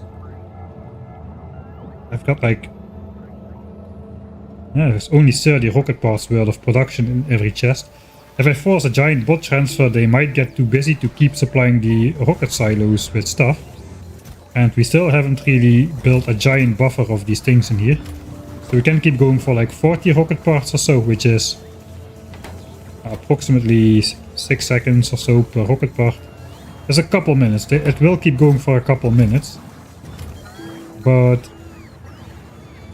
yeah, I gotta make sure that the bots keep being available for other tasks. So I definitely gotta time it in between the rocket launches after the bots do their 10k dance for a couple minutes.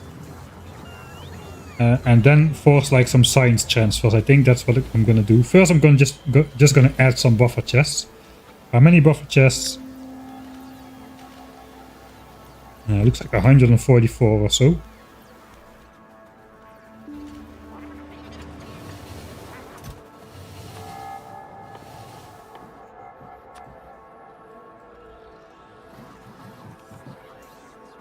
Request buffer chests from buffer chests? No, thank you. I'm fine.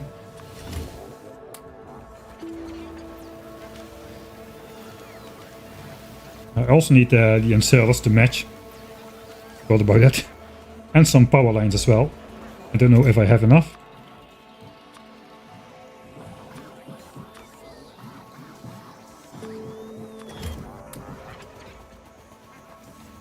And I should get rid of some of the construction bots in here.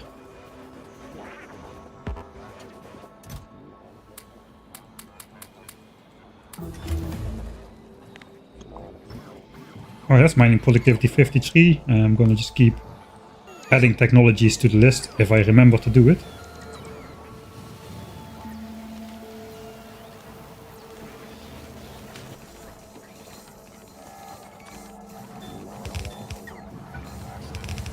Alright, so I'll just build this.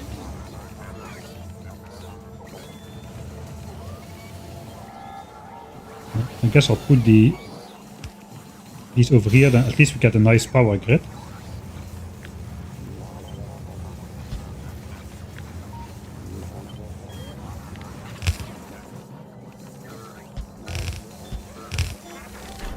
Alright, construct 100 machines using a robot.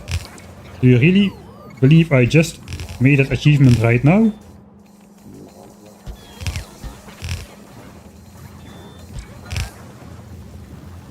Alright. Unfortunately, this is not entirely symmetric. I don't have space to do a third chest of yellow signs here. but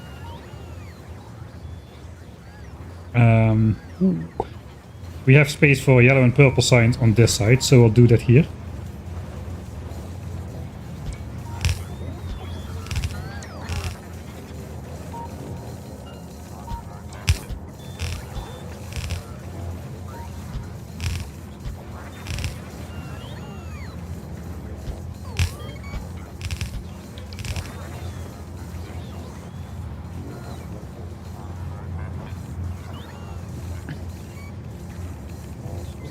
It is military signs. I suppose we didn't really need to do it for military signs, but oh well. Okay, now at least all the wagons will have the capacity to get unloaded.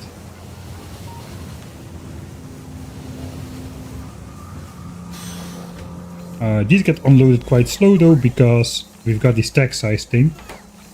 Suppose we'll get rid of that for now. And now we don't have the stack size thing.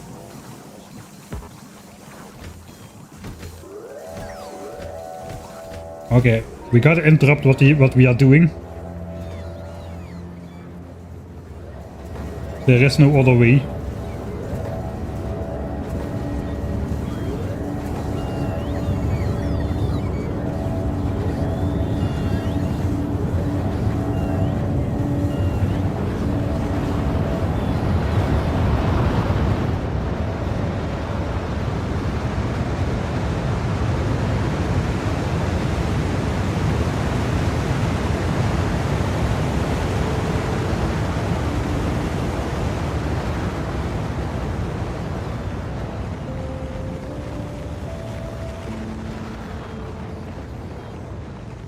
Just came to watch some chill Factorio.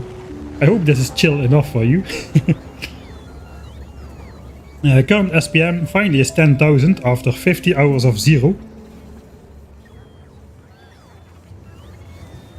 We're basically sorting out the problem with the science distribution at the moment to make sure we keep the nice graph.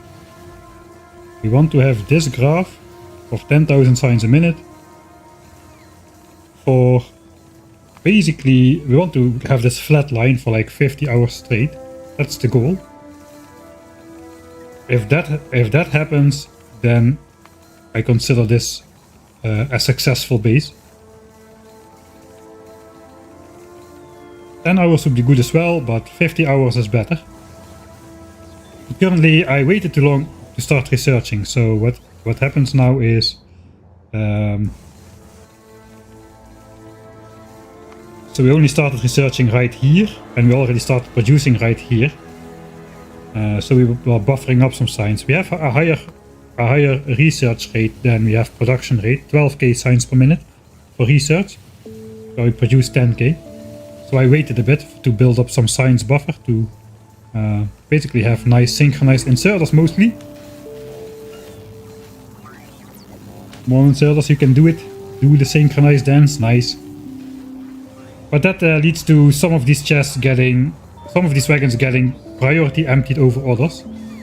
So now I'm basically trying to get these wagons offloaded in a sort of a panicky state.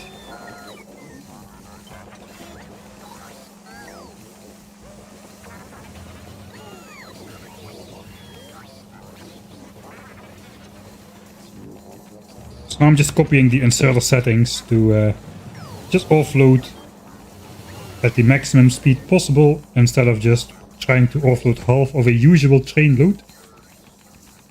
Okay, looks like that did not copy well. I mean, this is what's happening. So these don't get offloaded. And that means science will eventually back up, which means my production graph will not be flat. And I cannot test the base properly because stuff will be backing up again, etc, etc. It's got to run continuously. We are working on that now. So these trains probably will get mostly emptied out. Yeah, okay, we've got more than half of the wagon out of there. That is good, because we are only producing like 1700 signs or so per train, right? So if we get out 4000 signs packs That should make space everywhere.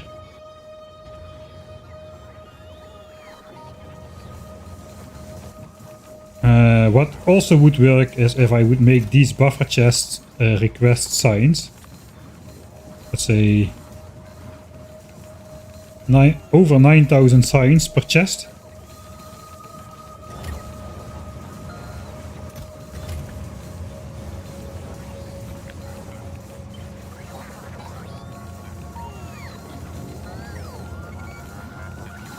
Alright. They won't get any. If we do this for all science packs, that should be good. And then I can make the bottom chest like provider chest or something.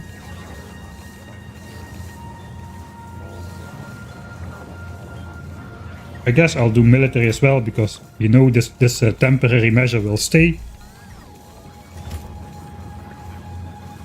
And if this temporary measure stays, I will have forgotten about it. Yeah, that's three science packs.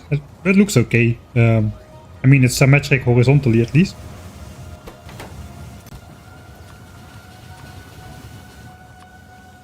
So the bots do not bring science packs from one buffer chest to the other buffer chest, even though these don't have requests and these do. Buffer chests they don't touch unless for construction or if you have specifically requests from buffer chest set.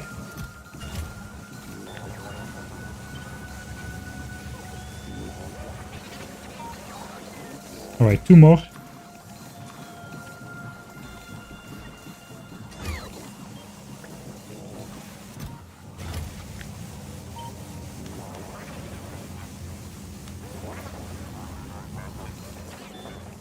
Oh, these chests are already... Oh wait, this is wrong. These chests are already gonna be full.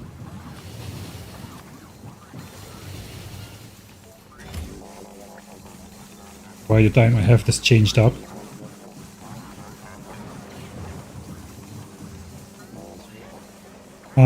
So that means, yeah, I'll wait for these inserters to finish.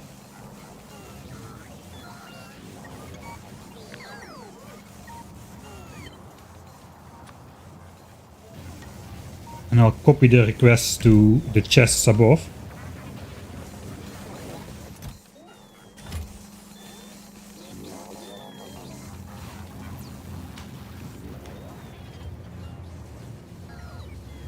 Alright, so if I do it smartly, I will make sure the bots transfer only red signs from this side, from these chests to here, and not from these chests all across the base to here.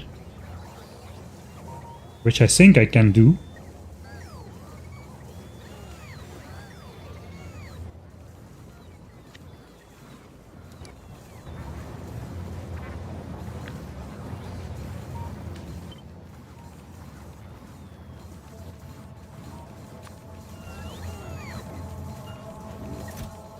Yes, these requests are set now as well. Okay, these are already almost empty. So I probably should eventually delete the inserters again. And have the bots just transfer signs out of here.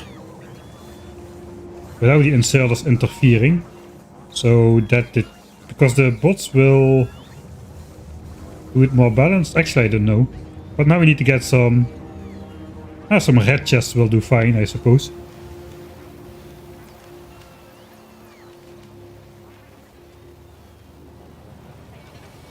No Space Age because this playthrough was almost finished when Space Age came out, and it's really a lot of changing, and there's too many changes which need to be made to this base to transport it to Space Age. What am I doing? I just need to do this.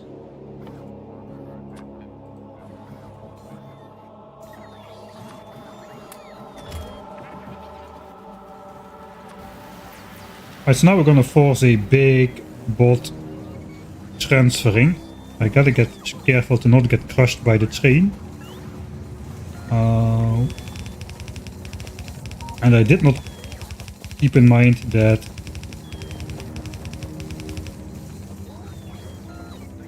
rockets might be about to launch. No, it is the right timing to do it. Alright, so almost no logistics bots are available now. Yeah, all of them are on the way. To do these kind of things. But I do want this to happen only locally. I don't want this to happen from the north side of the base to the south side of the base. That would be bad.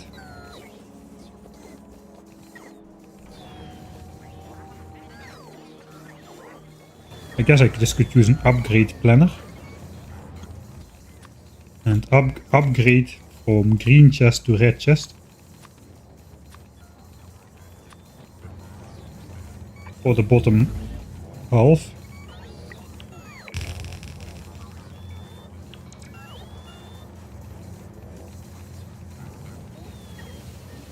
Alright, all logistics bots are doing something. So this is the problem with this. Now all the logistics bots are just charging in the middle and waiting to charge. So that can cause a kind of a gap in providing stuff to the rocket silos, which need to keep on consuming as well. So that's why I wanted to do this with a little bit of care. Now let's just hope bots become available again in time. At least looks like we are unloading again from all wagons to some degree. So hopefully we'll see this number of science pack going down. 2.2k, okay, it was over 4k in these chests, so it is working. It is working. I don't think we're gonna get stuck on... not gonna get stuck, I think, with production stopping. Because if even one of these wagons fails to load red signs, I have over 3 belts of science production, so I cannot rely on the other 3 wagons to take in all the science packs. Because 3 belts of production is not enough for 10,000 science per minute. All 4 of the belts need to be moving. But it looks like we're gonna be good. How is it here looking? Still 0 logistics bots available for the task. Oh, we're getting close to rocket launch as well. That's dangerous.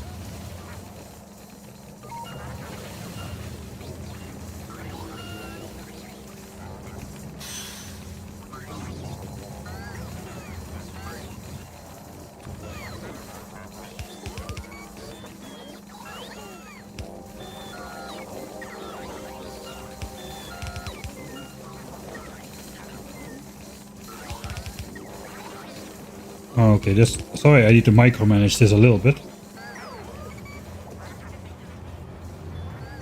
It was mostly the middle wagons which were a problem, so I'm going to unprovider chest the side ones. They are not going to take from those chests anymore. And then I just hope that we're going to get some bots available again.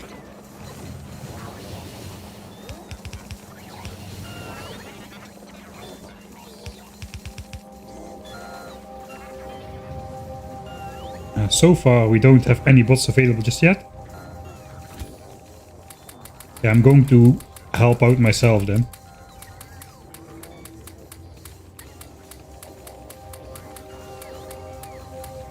I'm going to probably specifically help out with delivering space signs to the center, I suppose.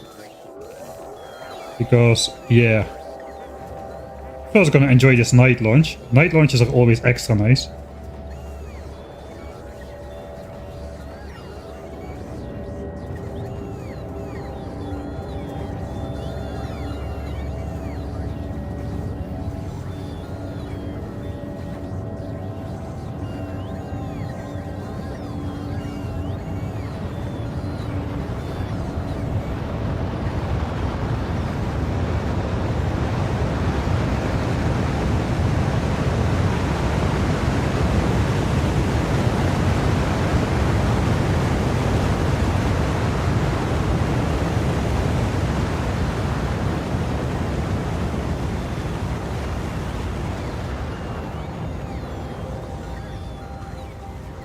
Alright, nice. I'm going to just grab as much space signs as I can from the rocket silos.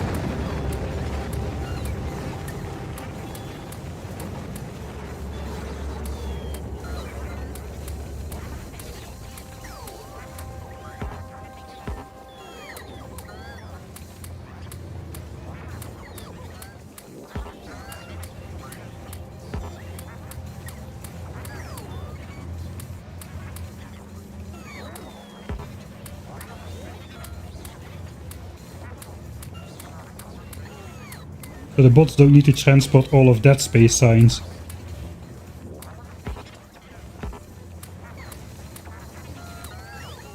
Oh, as well, looks like all the signs has been transferred to chest though.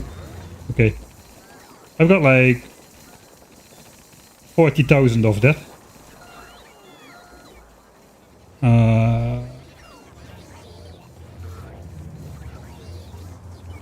Alright, the bots are not ignoring this part of the base though, so that is good.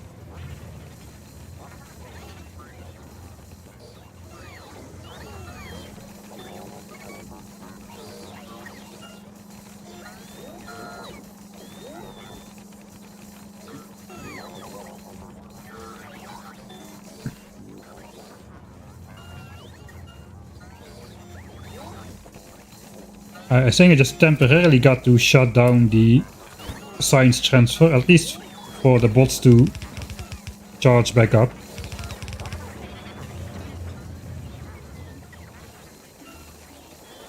So all of the bots are just queuing up to charge at the moment.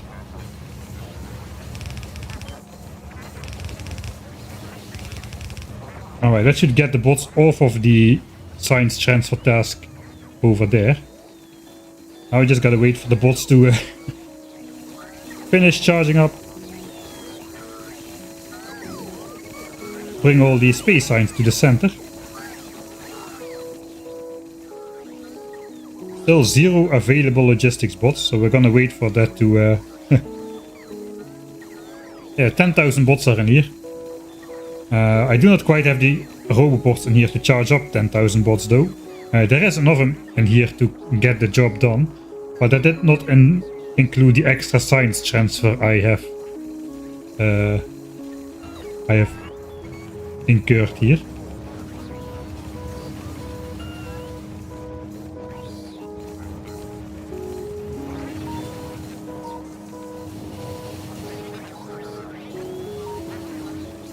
And realistically, what I should be doing, probably, I should get rid of these inserters.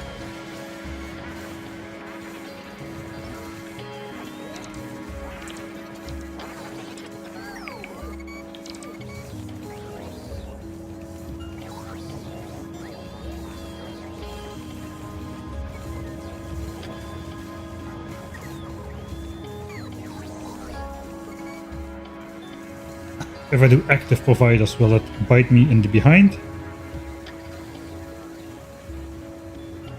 How is science doing? Okay, it's not really getting emptied much further.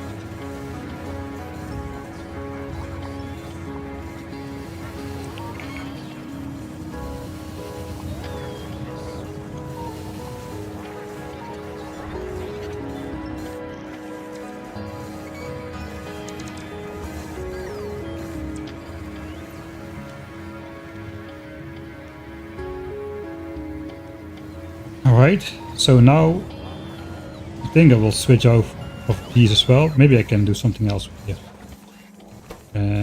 Only if... So these will only take out if there's less than 1,000 signs in there. These have the request. These have the request.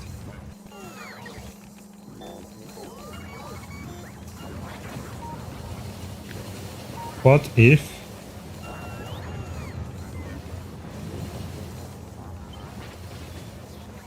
there was even more requests over here, like buffer chests? Don't think I have enough of those. Gotta pick up some more. And I just offload for now into like active providers and then just stash everything away in the buffer chest over here. That might be the way. It looks like we have available bots again. Let's let them get all of the science packs I picked up by accident off me.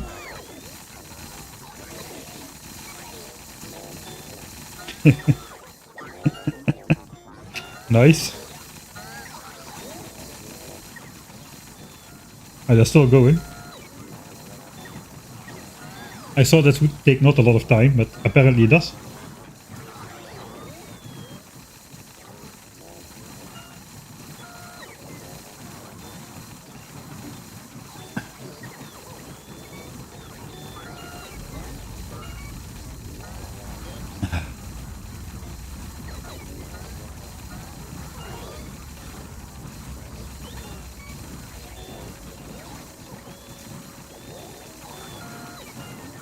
No, you cannot trash unrequested in Factorio 1.1.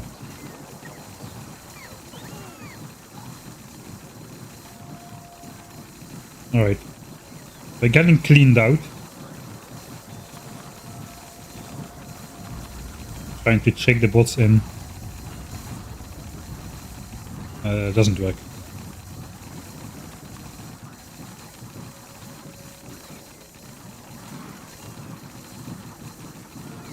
At least there are bots available again. How is the rocket launch? 56 rocket parts.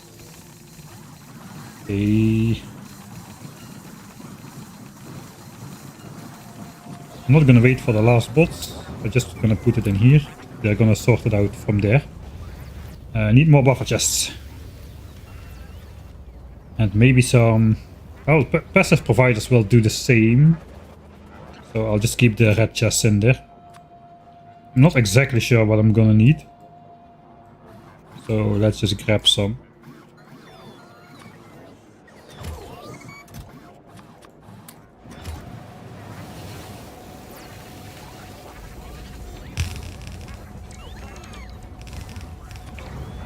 Alright, and now if I just delete these inserters as well. I hope this won't come back behind me in the bottom. It might very well come back to bite me in the bottom.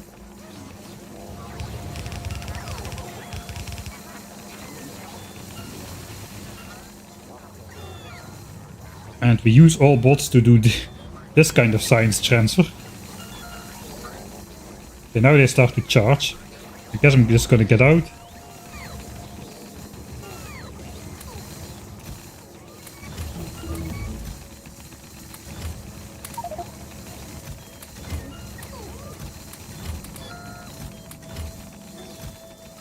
Oh. Okay, I waited too long to research. That was my mistake. Now I'm stuck into hand feeding 208 hours in the game to keep my science per minute up. Not because of production issues, but because of bots. How fun is this game? I guess what did you expect, right? You come to watch a Michael Hendricks playthrough, there's gonna be hand feeding.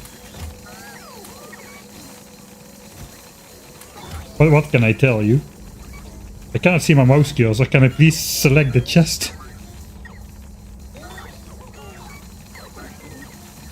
Okay, okay, there it is, there it is.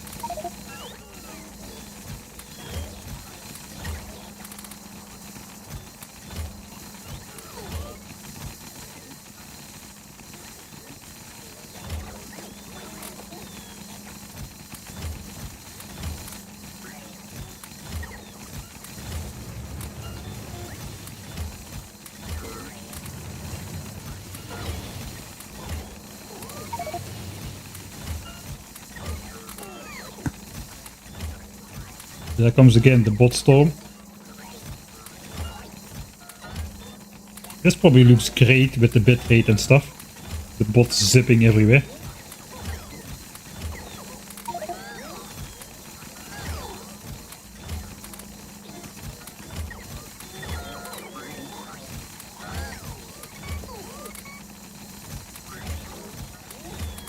That's a lot of science packs, is it not? That is a lot of science packs.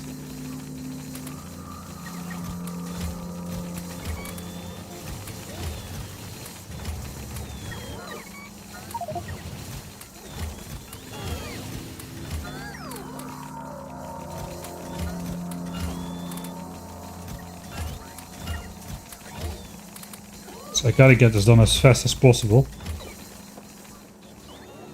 Okay, that's this side mostly done. How is the other side looking? Those chests have not yet been placed. 0 bots available. I hope that will go up soon.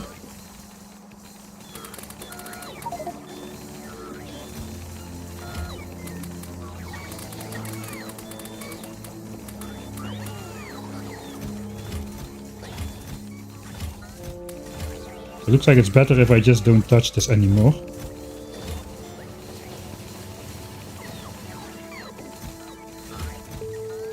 There's no way I filled up every chest.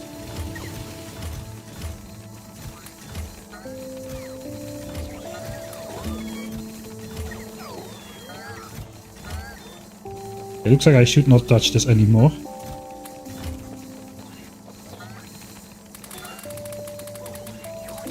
Okay, all of that is out of here. There's just 2 chests left with signs. Okay, that's good. Here I will just take it from the center wagons, which were the problem. That was not center.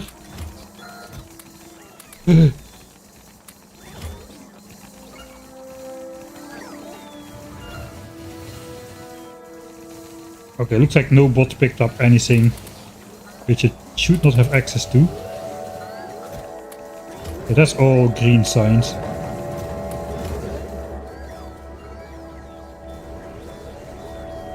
Right, we have no choice. It's important stuff which we are doing. Oh no, I'm placing the bottom chest. There goes all my bots again.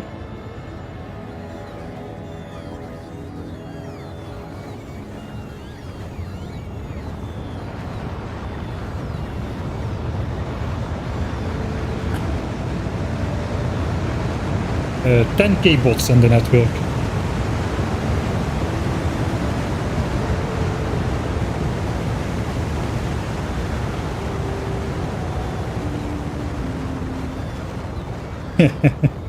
That's just awesome. Symphony of rockets and trains.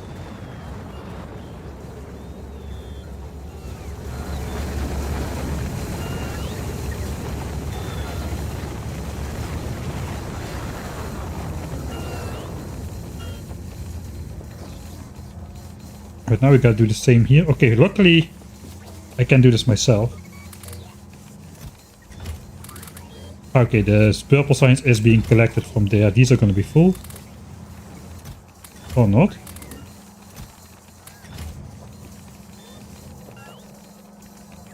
Oh wait, gotta deconstruct the inserters as well.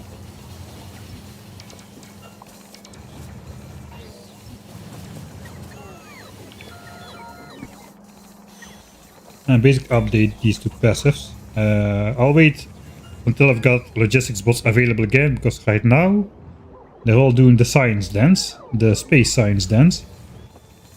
I suppose that means I'll just manually start plopping this in.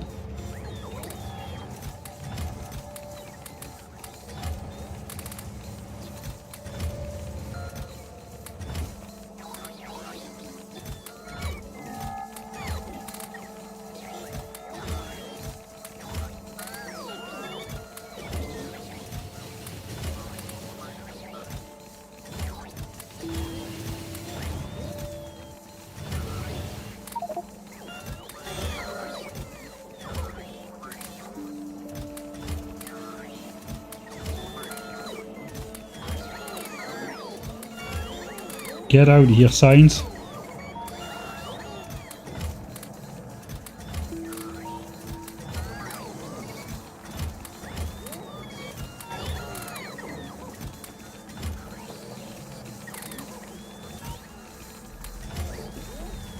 So why is purple signs not a problem?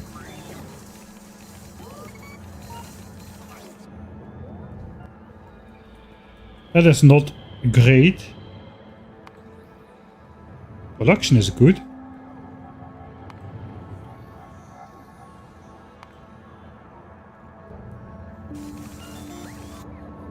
Maybe this got prioritized by the bots earlier. I don't know.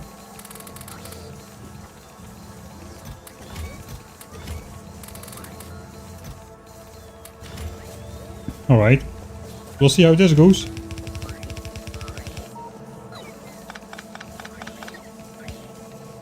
Come on, where's my cursor? I gotta make like a super big cursor or something.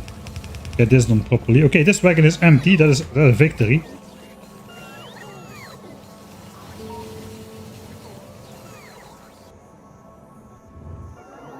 Okay, most of the bots are still in the center.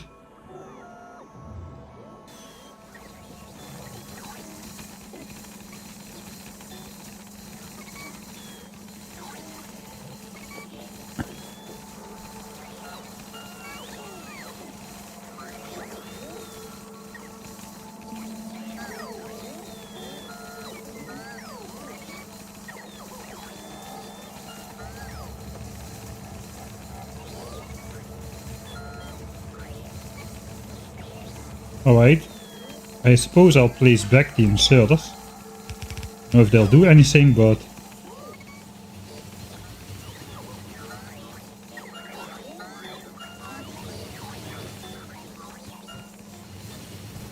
Oh, those trains are so tight. Give me some green cables. I don't want the bots to fly here if there's nothing in the chest. So...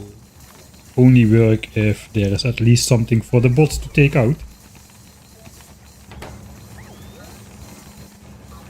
Like only if there's more than 100 in there. That way the bots don't come for no reason. You can set this to like 1000 or something, just to be safe.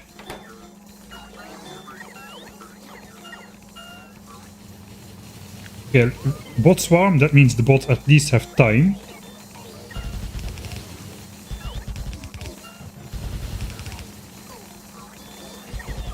And that can go there as well, because we set a signal to anything. Suppose we place these back as well.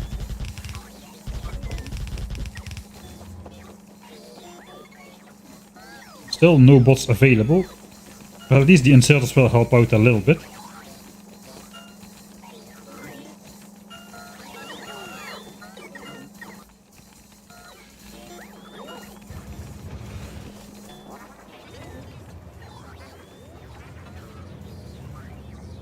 Alright, I saw we had logistics bots available for a brief moment. And that is news. Not sure that's good news, but it's news.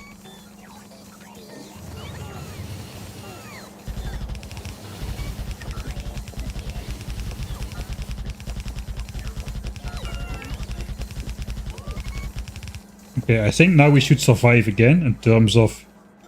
Okay, bots become available again. 2k, 3k available. 4k available.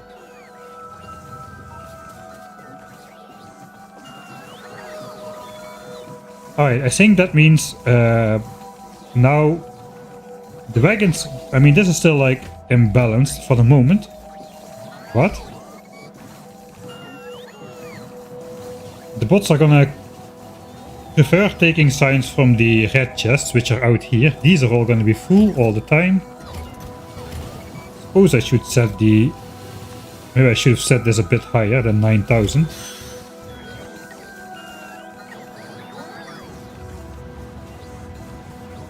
But yeah, the bots will take red signs from here.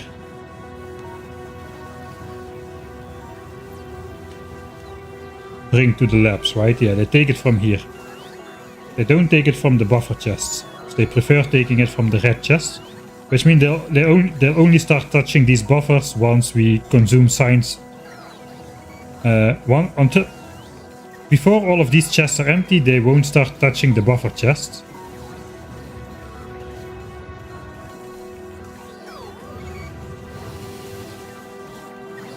And because I only have one row of red chests and not 2 rows,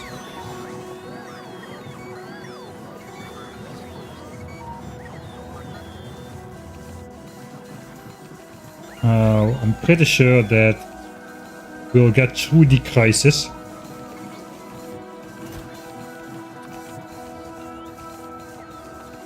If I make this 9,600, there's going to be some bots which cannot deliver. Is that a problem? Maybe. We'll see. I think I'll just set it to 98 for all chests. Sorry, 96.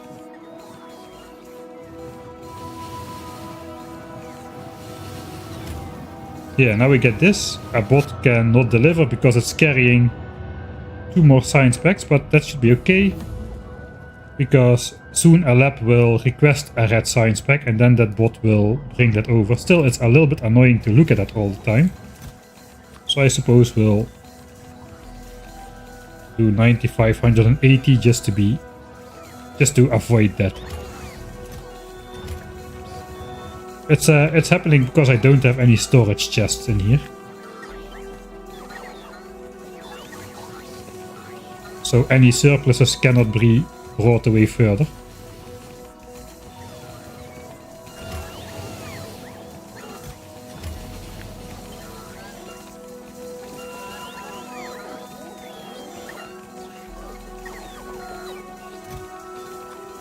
I think after this step we're gonna be good to go around the base for the second part of the base tour, before we were interrupted by this threat to production.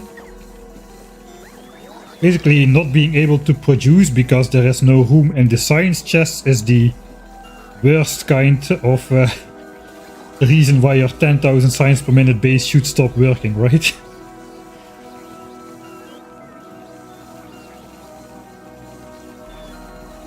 Alright, let's take a look at these stations at the meantime.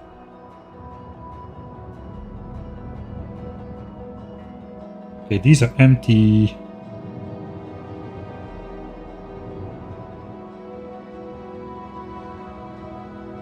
This should eventually all be loaded on the train with priority, because this only fills up with 1700 science per trip, whereas this just fills up with however much science there is inside. So this will eventually be automatically rebalanced, I think. I don't know, I didn't design this for this situation, but I think it's going to be automatically rebalanced. There's hardly any science in the second row of chests, so that is good.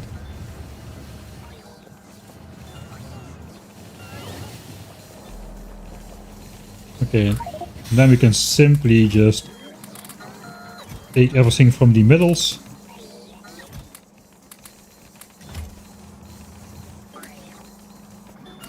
Let's just grab it from the train, because why not?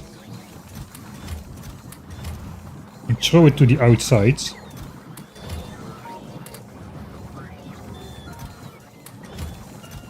Because the outside chests are closest to...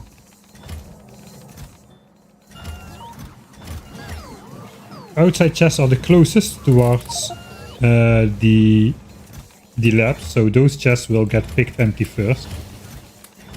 Chest 4, chest 5, chest 6.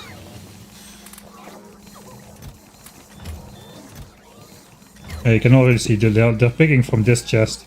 Okay, now we are filling it again.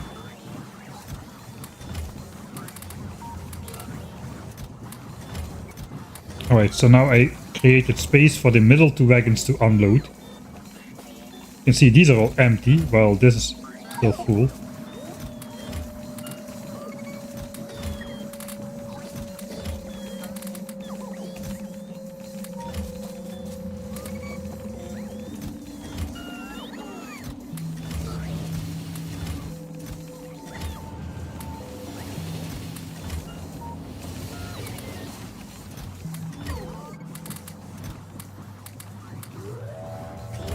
Alright.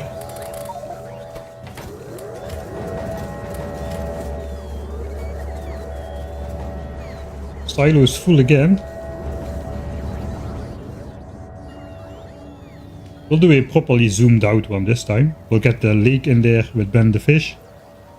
Where am I?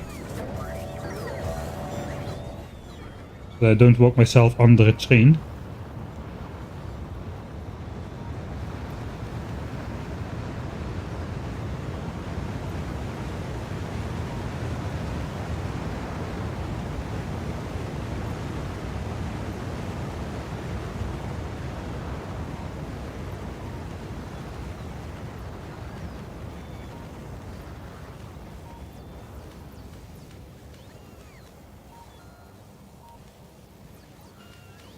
According to the wiki, buffer chests have prio over passive provider chests to receive. Wait, what?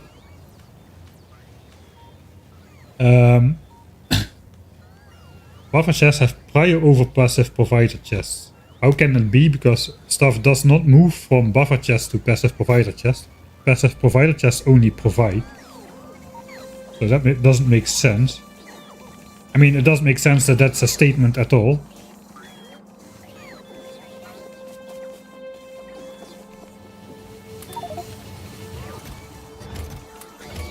Because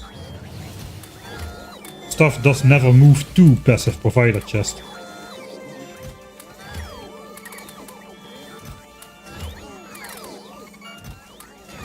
And bots clearly are...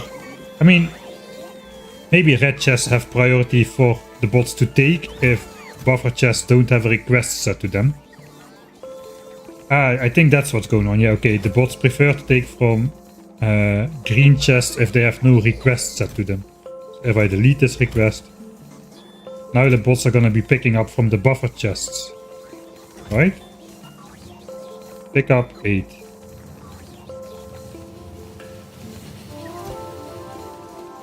They're gonna be picking up from here now. Sometimes. We are not... It's happening at least. It's not going fast, but it's happening. But if I set a request, the bots will try to fulfill that request.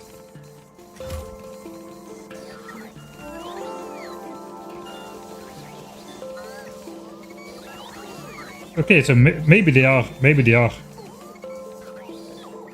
We're picking up hundreds from here. I know, it definitely looks to me like we are prioritizing from the red chests, not from the green chests. So I don't know what's going on, what the wiki says, but here we...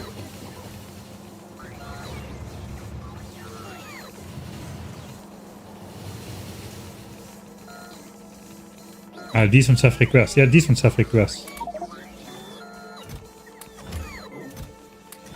Okay, let me just fulfill my quest to move all the science packs out to the outer ones.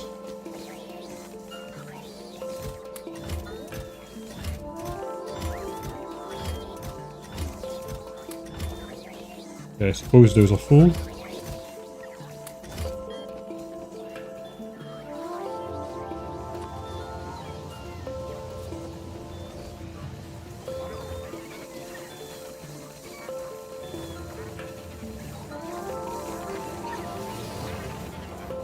I don't know if we get out of the spider while the train is moving.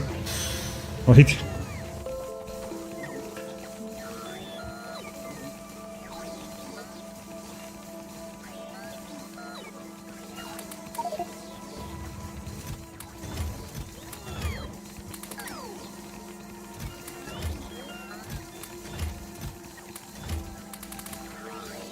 Okay, that's all moved.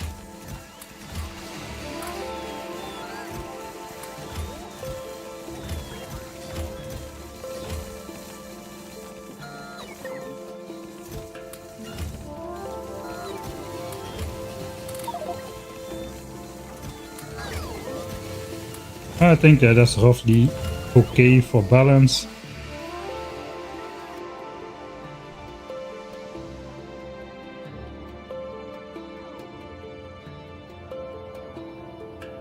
I should be moving that to those buffer chests. Oh, that's quite a trip though. I don't really want to do that.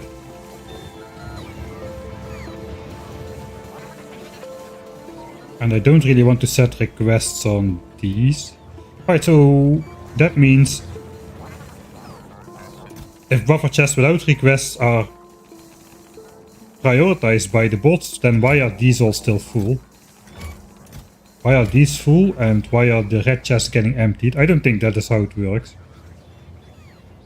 Maybe I'm just maybe the situation is different to what the wiki describes, but we are definitely getting the red chest drawn empty first over here before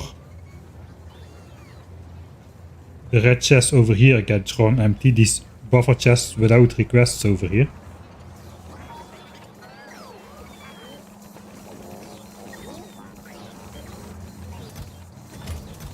Well, these are getting drawn empty as well, but it doesn't look like they're hard prioritized over it.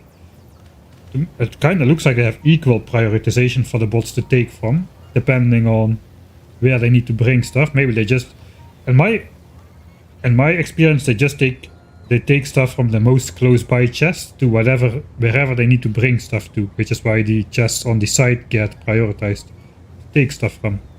I don't really see a difference between if it's a buffer chest or a provider chest though.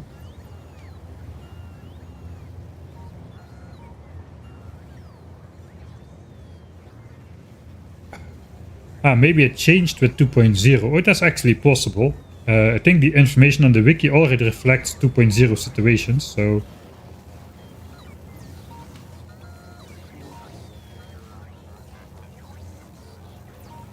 that might be the case.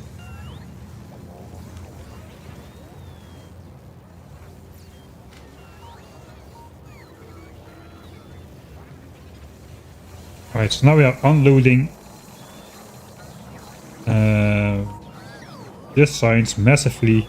Yellow and purple signs have mass unloaded on this side, and red, green, blue should be massively unloaded on this side. And overall we should be unloading more signs than we are producing. At least that's the hopes and the dreams. Here we will hardly be unloading. I can just move over some of the sciences out of these chests to the front here. That would probably get rid of the last deficits.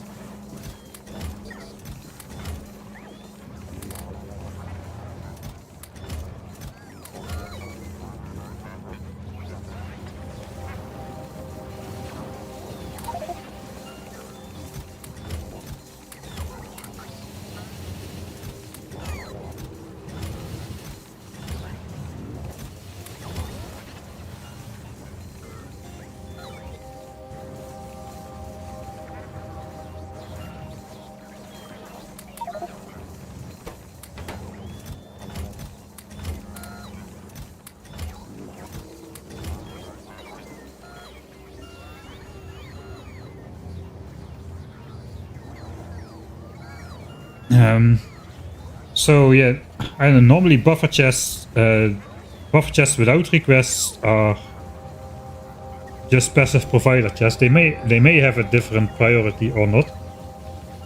I'm not entirely sure. It doesn't look like it though, because there's not a hard priority in place. It does look like.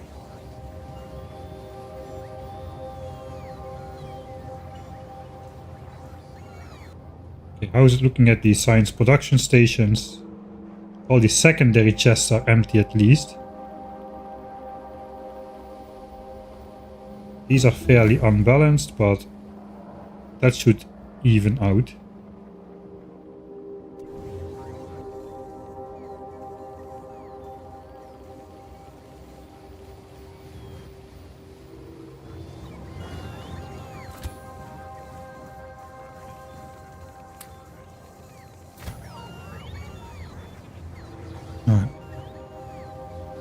Even if oh, I should keep some technology skewed.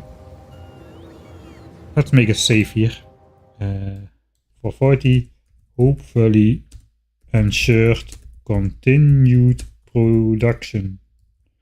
Would be the worst reason for the production graph to dip, not because of a shortage of resources, not because of a shortage of resources, but because we simply are unloading signs in the wrong order so science backs up on a belt.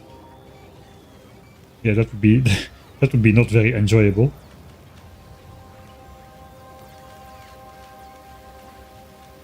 I don't want to move the buffer chests far away because I don't really have the bot capacity and the whole port charging capacity for the bots to fly out far. I think this is fine now.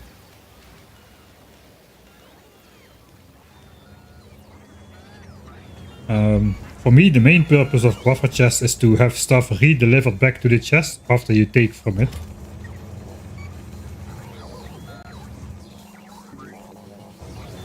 Or to store up a certain number of items, like we're doing now. To keep space in... Like, you want to have a certain number of items, but you don't want to output in, like, 200 red... We can only output in 6 chests, right? But let's say we want to have 72 chests full of the stuff extra. If we were to bring in only 1 wagon, we could use the buffer chests for that.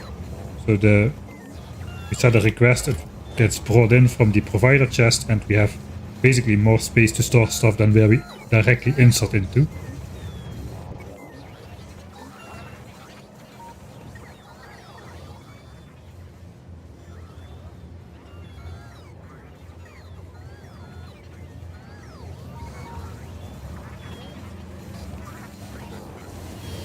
Alright, so we got 1.2 million of each type of science in stock here. It's not really a problem, but it does mean there is something off with production science though. What's going on here? Maybe we are just not unloading. Okay, I messed that up.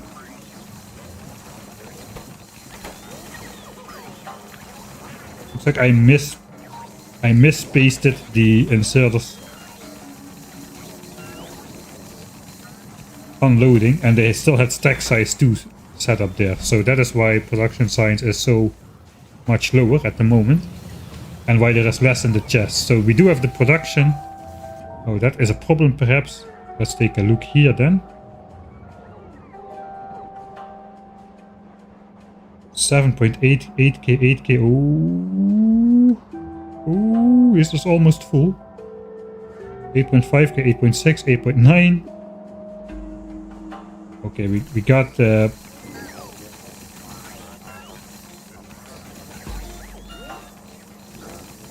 that means that, no, it's fine, it's fine. These now will get emptied. These will get emptied.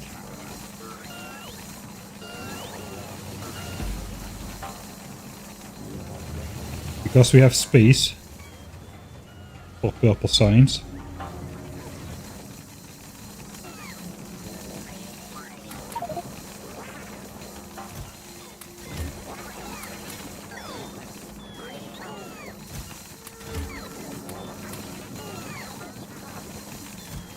Oh, I have hardly any capacity for anything.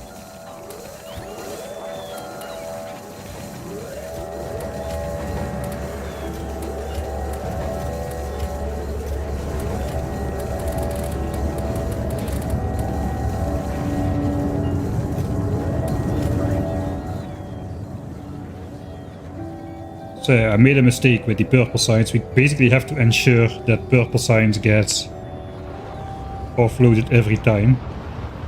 Try to have the rocket silo on. I do want to grab all the signs.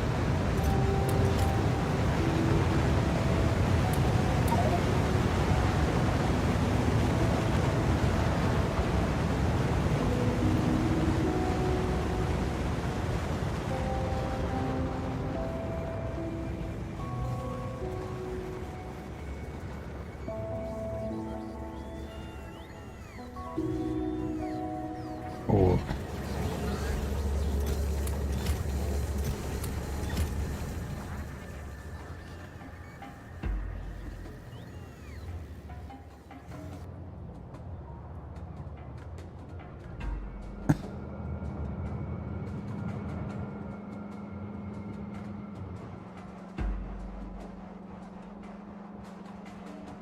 $9K, there's only...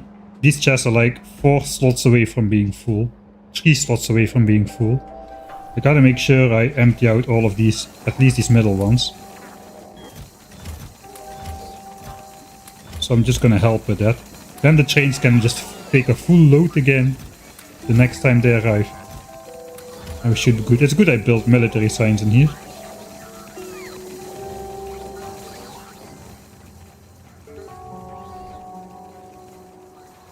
Alright. Because of that inserter limit that almost effed me over right there. Is there already a train here which is empty? 2.4. Okay, these trains are pretty empty and these inserters are not limited at all. So we should now be... These chests should be decreasing again. 9k, 8.9k. Come on, come on. 8.8k. Yeah, okay. I think that's gonna be good.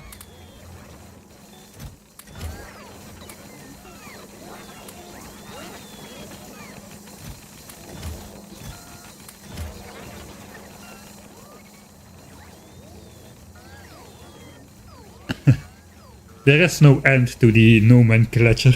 Nomenclature.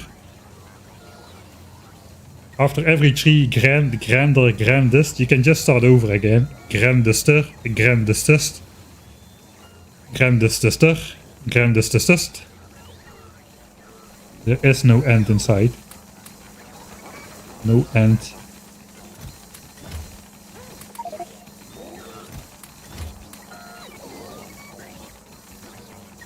No light at the end of the tunnel. Okay, as soon as these purple science trains are no longer full, this one is still full. These trains are now bringing in full wagons, if they can. 1.1, 8k, 8k, 8k. So this is now back to live production, 1.4k, 1.7k per trip about. These wagons are still super full.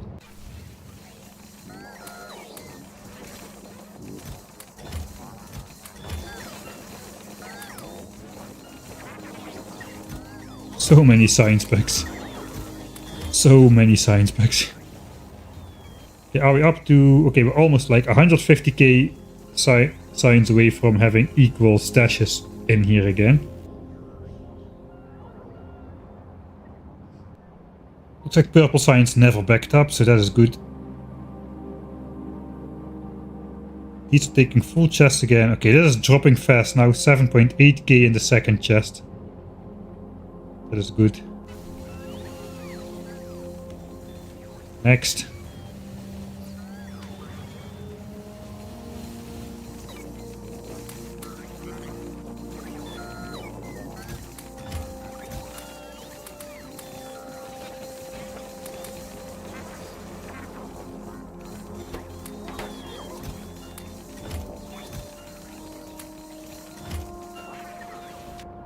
Alright, what's the next train have? Also full. I guess they will be loaded full, all of them now. Because they have space. Zoom. That was full as well. Maybe I should set alarm poles on these chests if there's more than... If there's more than 1,000 signs inside one of these chests, then an alarm goes off. Because then I need to make sure production continues. Let's see if production continued for all science packs. It does look like it. It does look like it. There is no gap in production. Also no gap in consumption.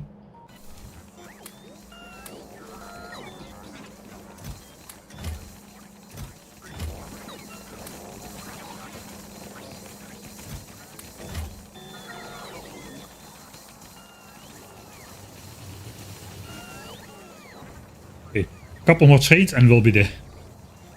Holy moly. Then we'll continue with the base tour part.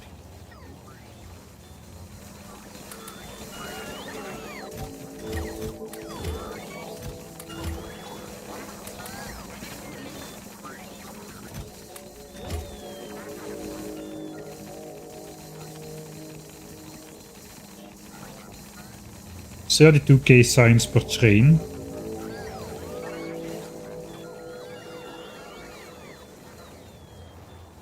A couple trains more then.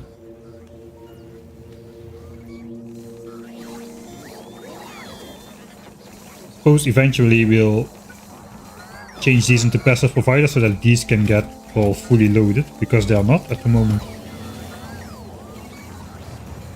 I could let the bots handle this really.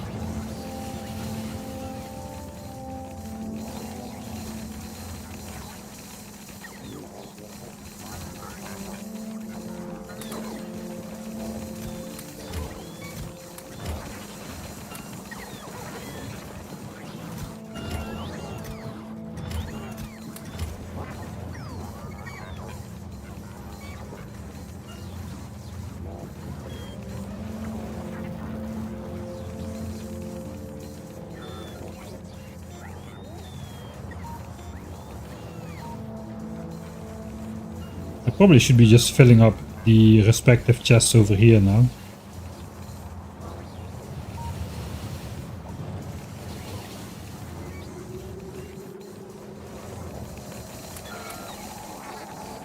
Yeah, let's go over here. We're almost done with manual stacking.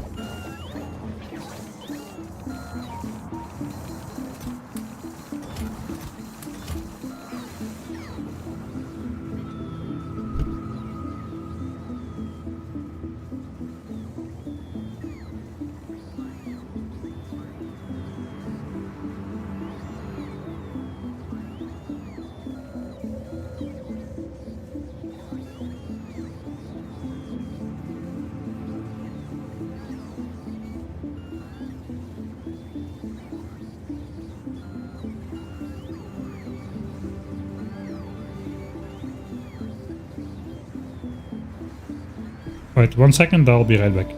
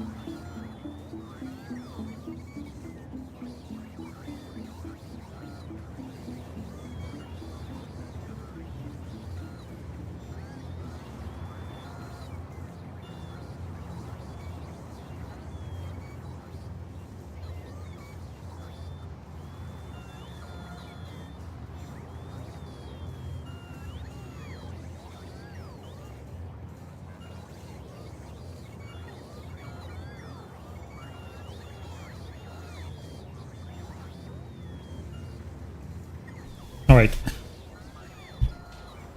Looks like the bots are taking care of the purple signs stuff now. I suppose that's okay. And this cargo wagon is not emptied out completely. Will it be emptied out on the other side?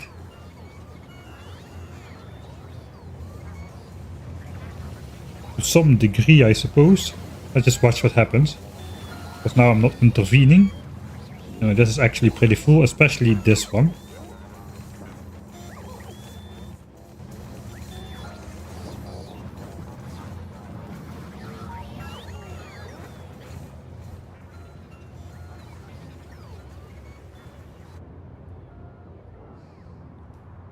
Okay, let's look over here.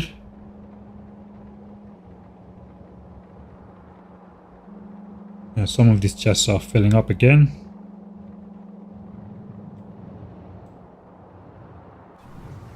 Yeah, I did not do it properly with the loading and unloading. I think that we have... Maybe I'll just provide a chest these as well. The problem is the bots are going to be flying across the base with science packs a lot. So that is not great.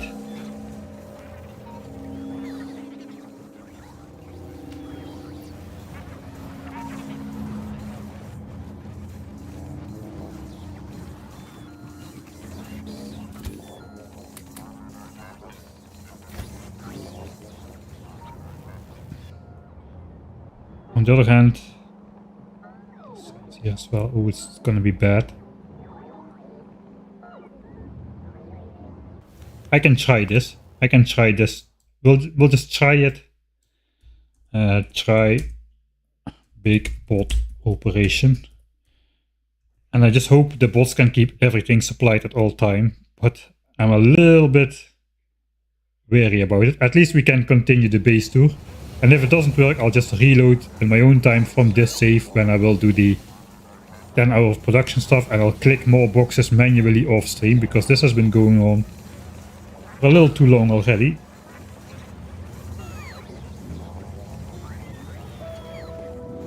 Okay, I do have space for like 3 sets of buffer chests per science pack.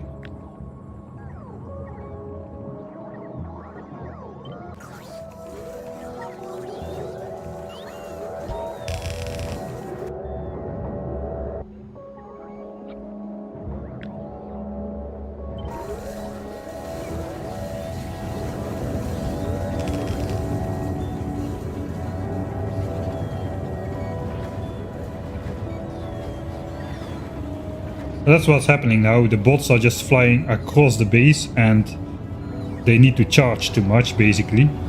So now all the bots are just charging and waiting at the roboports instead of bringing stuff over to the rocket silos.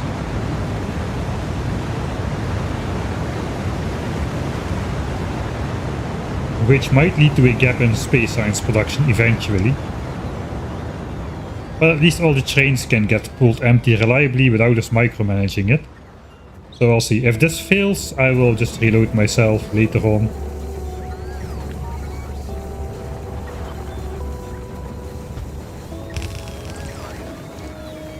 It will go even more extreme, and then we'll do the same on the other side. And we need to passive provider chest these in the bottom here as well.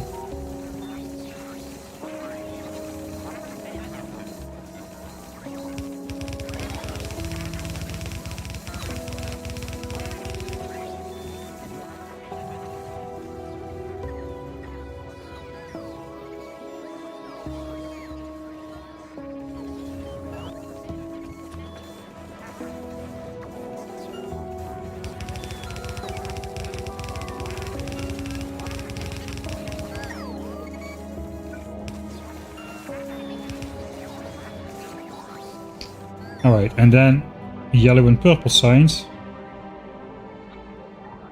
3 each.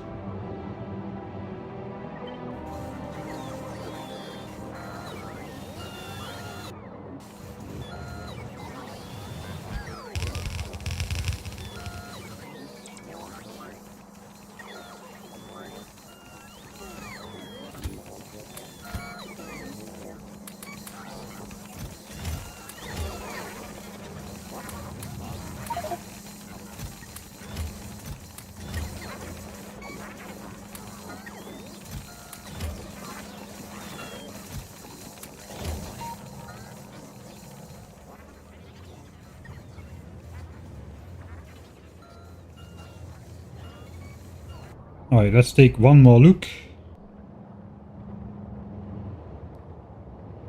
I'm not sure if these are building up again or if it's just my imagination. Eventually the bots should... I hope the bots have a higher priority for bringing stuff to requester chests than to buffer chests. If that's the case, then we are good. And all of this is just going to stay full. But I think these numbers were higher before, what was in here.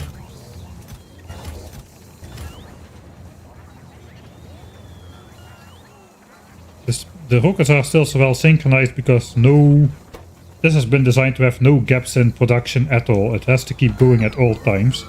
That means after it looks kinda random, but only the first launch was random. And the other launches are the same every time. You just don't see the pattern because it's so chaotic. But this one rocket silo somewhere over here is always the last one to launch. And I could check if this is filling up or not. If this is filling up, this is not filling up, so we are still drawing empty everything. So my hope is indeed that requester chests have priority over provider chests. Requester chests have priority over buffer chests in terms of bot deliveries. And that means only when there's bots available, they're going to be flying signs from these passive providers over to the buffer chest. If that's the case, hopefully this should sort itself out eventually. I really hope so. Do these have the requests set?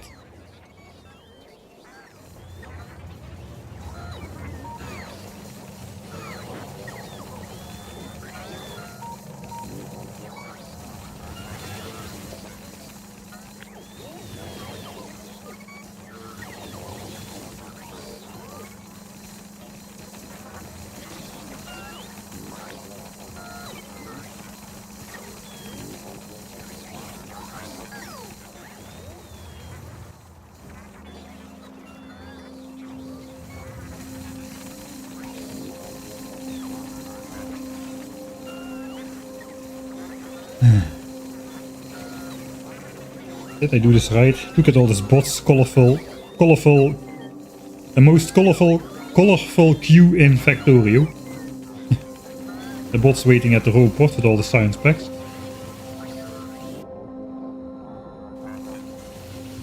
So the problem is not that we're not bringing in enough science, the problem is we need to be bringing it in from all the chests simultaneously. These are empty. This is empty, this has 7k, this is empty, and this has about 11k. So I also just, we're gonna go base touring anyway. So one of the things I could do is just paying a visit to the science loading stations themselves.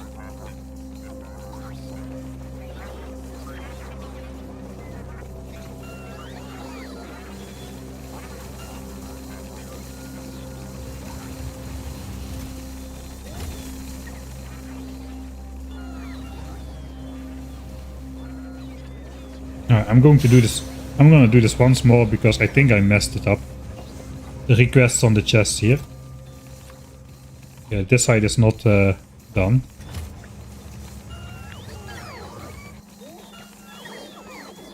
Because if not, everything is the same.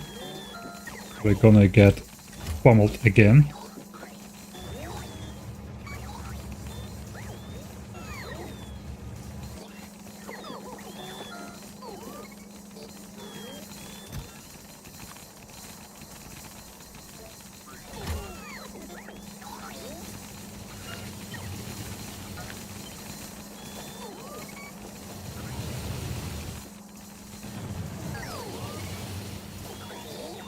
Oh wait, no, this is military science.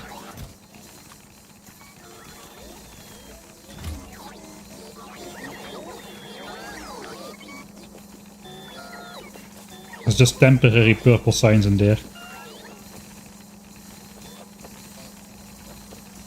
Alright, and here we got blue signs. There's no requests on here at all.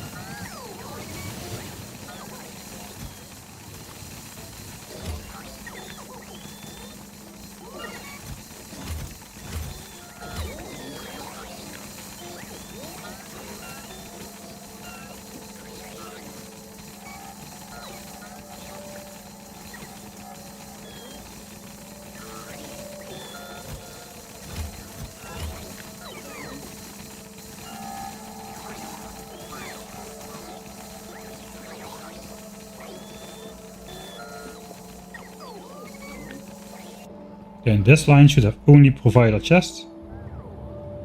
That's only provider chests. Okay, this side is fully right now. But this bot network is gonna take some time to decongest now. That is for sure.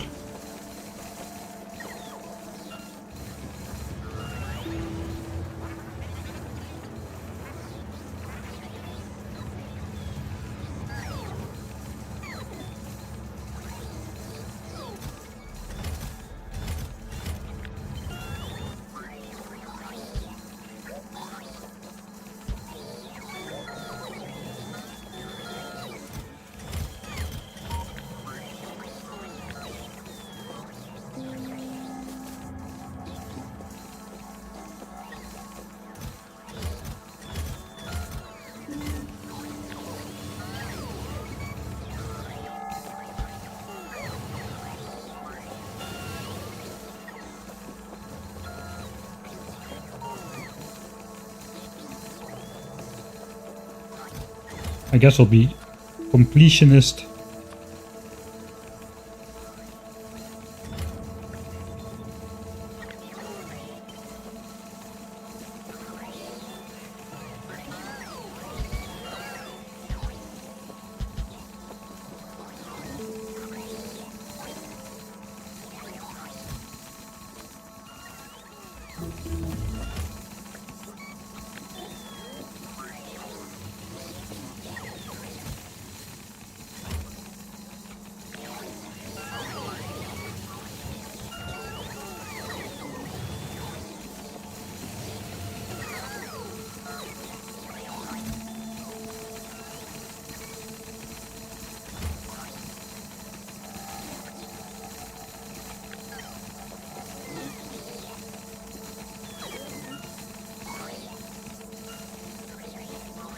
Alright, and the last 3, click, click, and click. Alright, as soon as the bots have time, they should get all of that stuff done then. And I put my spider remote in the spider. That's like putting your TV remote on the TV. And then you need to get up anyway to change the channel.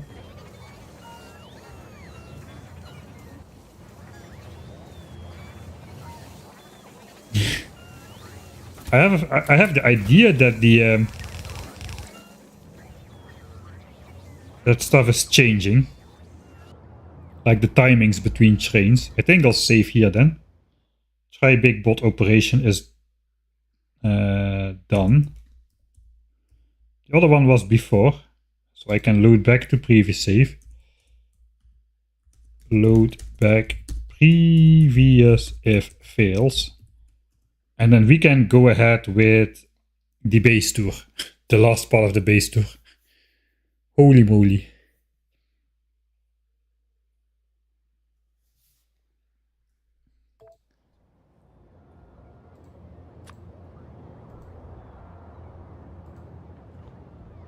I haven't really thought about indestructible byte bases in 2.0 just yet.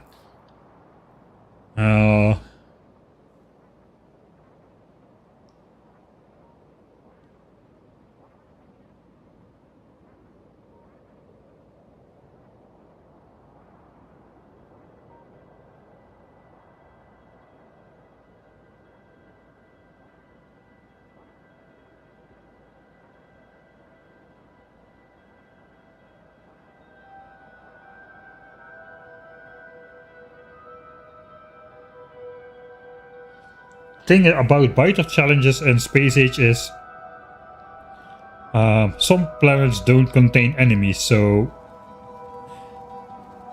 kinda, I mean, the start is the start, of course, but it kinda trivializes the rest of the challenge, I suppose. Alright, so only here we're gonna do some more stuff. Basically we'll grab, these wagons are gonna be unloaded first, so we'll just fill up these chests over here.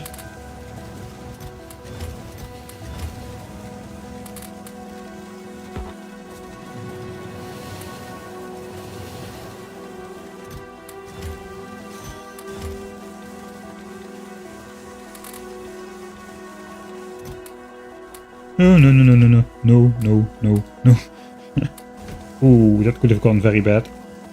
Okay, this is basically...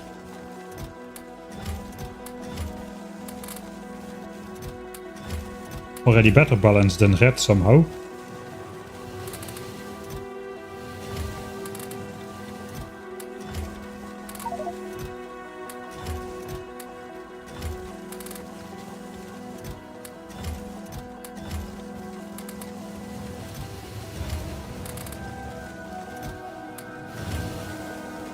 It's kind of terrifying to stay this close to the trains here.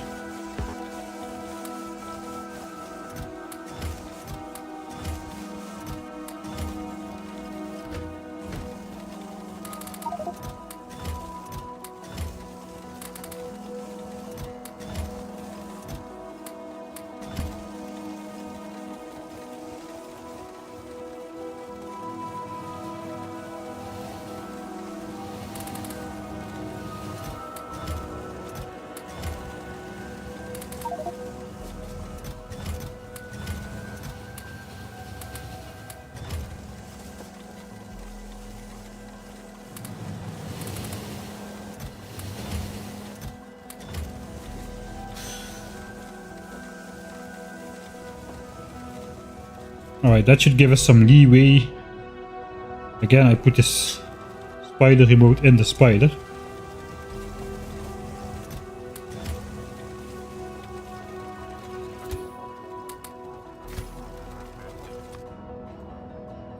Alright.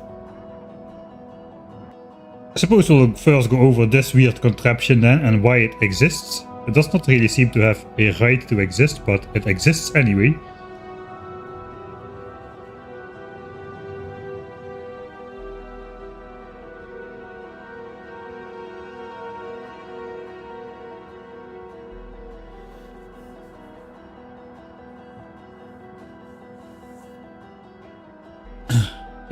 Let's for those who were not here last stream, guess what this is about.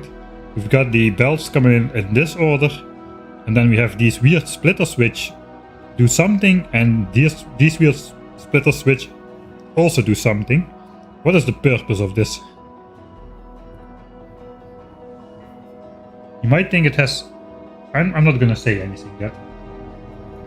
I'm curious.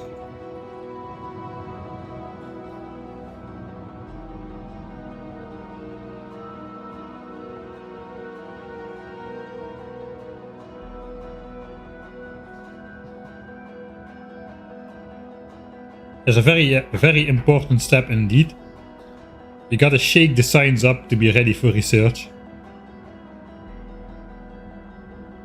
Put more pizza slices in the factory, that is also correct.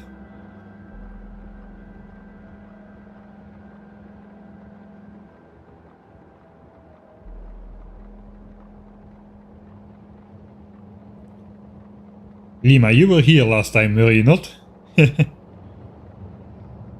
So yeah, the thing is that there is an order of sign specs, right? We've got red signs, green signs, blue and military, purple and yellow. In my mind, yellow signs is a higher tier than purple signs. It's not though, but in my mind it is. So I figured yellow signs needs to be loaded at the front. But yellow signs comes in on the left side. So if a train stops, it would be loaded onto the left side, and purple signs would be loaded in the front. So I designed this ingenious contraption. Just see what it does and close up. It takes 4 adjacent belts on the left side and 4 adjacent belts on the right side, mixes them up into alternating belts. This part we already designed before for some other part of the base, but then we had another pizza slice at the bottom which does it again, which makes them adjacent again, but in the opposite order. So the sign specs would be nice to be loaded. Purple sign specs on this side, yellow sign specs on this side, like it should be. But then I decided to flip the train loading station. I just said, oh, it would be nice if the rail goes through here. So the rail went through here, and now this belt turns around in its entirety, which makes the yellow sign specs go to the front already because of the 180-degree turn. So this contraption was no longer needed, but instead of deleting it, we just build a copy of it down here to flip it back to its original state.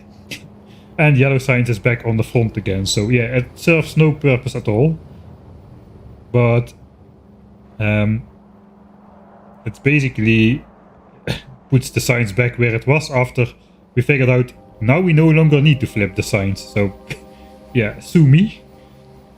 More pizzas in the base, more better. Let's take a quick look at the purple science original OG pizza splitter, which actually does have a function. It takes 9 adjacent belts of steel, 9 adjacent belts of bricks, turns them into alternating belts so they can go to the proper left and right stations where they can get mixed up for the electric furnace production. So this pizza slice splitter is very functional and useful indeed. Just try to have another doubly functional pizza splice splitter in there. But it turned out to be so functional that we had to make it quadruple functional by putting another 2 pizza slices in there.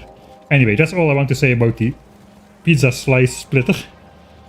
Let's go further base touring.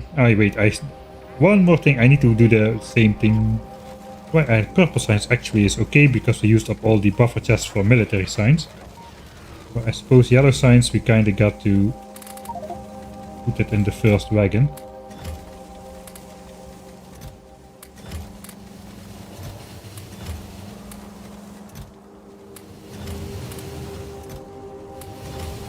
That's good enough for that side.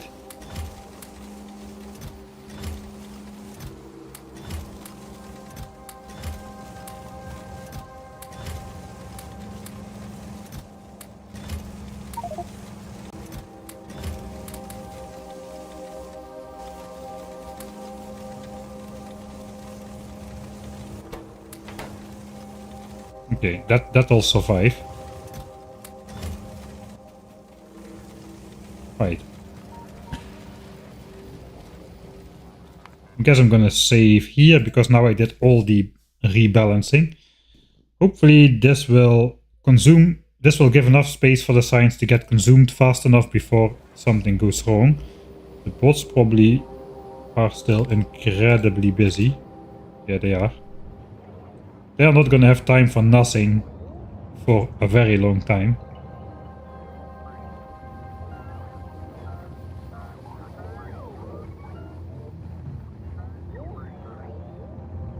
Oh, this is not great.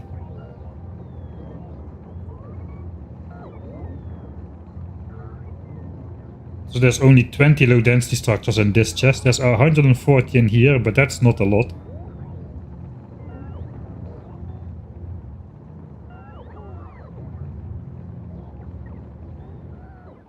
I guess we'll see in due time if the rocket launchers get more drawn out. That could be bad.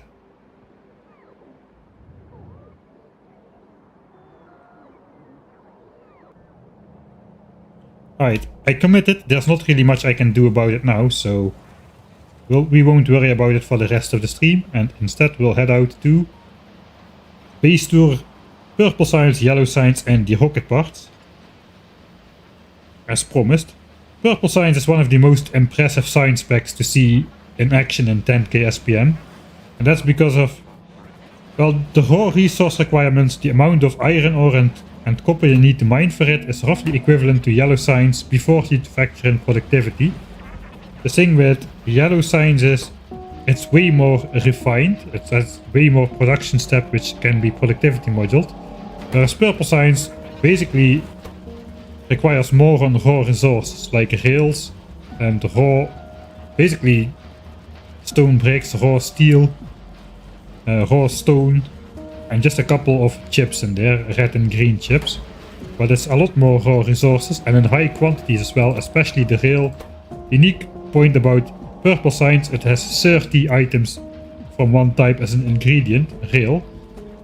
So you can imagine that leads to some big buses of things flowing into the base, like stone. Just as a memory, purple science in the 1k SPM base was the first one which actually had multiple output items going to science. Here we have just got one belt or half a belt for everything. But purple signs already require 3 belts of rails, 2.8 to be exact. And that means if you scaled it up by a factor of 10, you know that purple signs requires 28 belts of rails, which looks approximately like this. And then it gets, we need to cross 14 belts of stone under 28 belts of rails. So that's a big bus of rails. Rails on a belt is better than belts on a rail, I say. Also, we've got the same 14 belts of steel, 14 compressed blue belts of steel incoming. And if you know the recipe for steel, that means that is 5 times the amount of iron, right? A little bit less because of the productivity bonus, 20% productivity bonus. But still, that is a lot of iron smelted into steel. And this is just for rails. Not even, this is the 14 belts of steel for rails. I'm not even counting the 9 belts of steel for the electric furnaces. And indeed, if you look at purple signs, this is why we designed those cool mining blueprints from earlier. We basically have this thing over here, which is like 16 belts of iron ore into steel. And this we copied, one more copy over here, one more copy over here. And then we've got 2 more copies over here, iron and iron, both into steel. This is for the 9 belts for electric furnaces. That is 5 iron patches times 16 belts of iron ore into steel. Just for the steel for purple signs. It's kinda insane how much steel that requires. So yeah, lots of bulk raw resources go in purple signs. Kinda cool. So, but not a lot of sophistication. Just raw throughput. We do have red chips and green chips for the circuits. It's not huge quantities though. 4.5 belts of red and green for productivity modules. And since productivity modules require 5 reds and furnaces require 5 reds, there's also 4.5 belts of red chips for the furnaces. So in total we have 9 belts of red chips. And some of the weirder belt crossings are definitely in this section of the base right here. We've got the nice little viewing window to see that indeed stone is flying on, being transported under these belts. And we've got one of the most cursed things of all time over here, where we also have underground pipes through the underground belts which cross other things. So we got the coal and petroleum gas for plastics lined up in the same lines, crossing under the red chips. Somehow it's all connected, don't ask how. Then we split it out here and it goes into plastics actually. And this is again the standard red chip build which we saw earlier. Plastics comes in from one side, green chips from the other side. This goes to green chips for red chips and for modules. Matched up with copper, out come the belts. Except here we're actually using the overflow belts. You may remember 0.35 blue belts of chips come out of these red chip contraptions, which means we got 1.05 belts of blue chips if we combine 3 of them.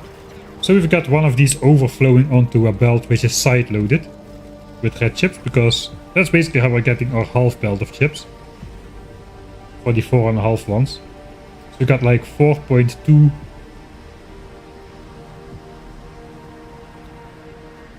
And we got this, I don't remember exactly. I built 4.5 belts twice, so that is 4, 4, 4, 4. Here we got another single line which is 0.35. And then we got 4 times 0.05 side loading that. So in total we produce 4.55 belts of blue, 4.55 belts of red chips, where we need 4.5. Slight overproduction everywhere in the base, also here. So yeah, it's 10k yet, in fact. Hopefully we still got it. Since we switched on, we're basically flatlining at 10k, which is nice. Last hour 10k. Space science is a little bit difficult to measure in terms of an hour due to the spikiness of it. It's gonna take a 10 hour graph to see we're actually at 10k space science as well. Although we can already see it because we are like 100,000 ahead of the other science packs here. Consumption, yeah, the labs are doing more. We started researching a little bit later, which actually I started research way too late, which got us into trouble. Let's take a quick look. How's it going?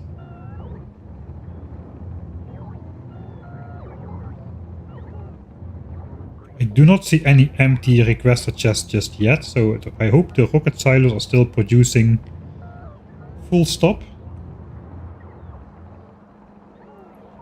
But yeah, we kinda effed our logistics bots over. We said they would be doing one task at the company, and then we gave them 6 other tasks for the other 6 science packs. Well, military science is missing, so I guess it's only 5 times the amount of work they originally were planned to do. So there. Bots should not complain and definitely not unionize against me. There is no reason to. Just do your job and I will pay you your salary.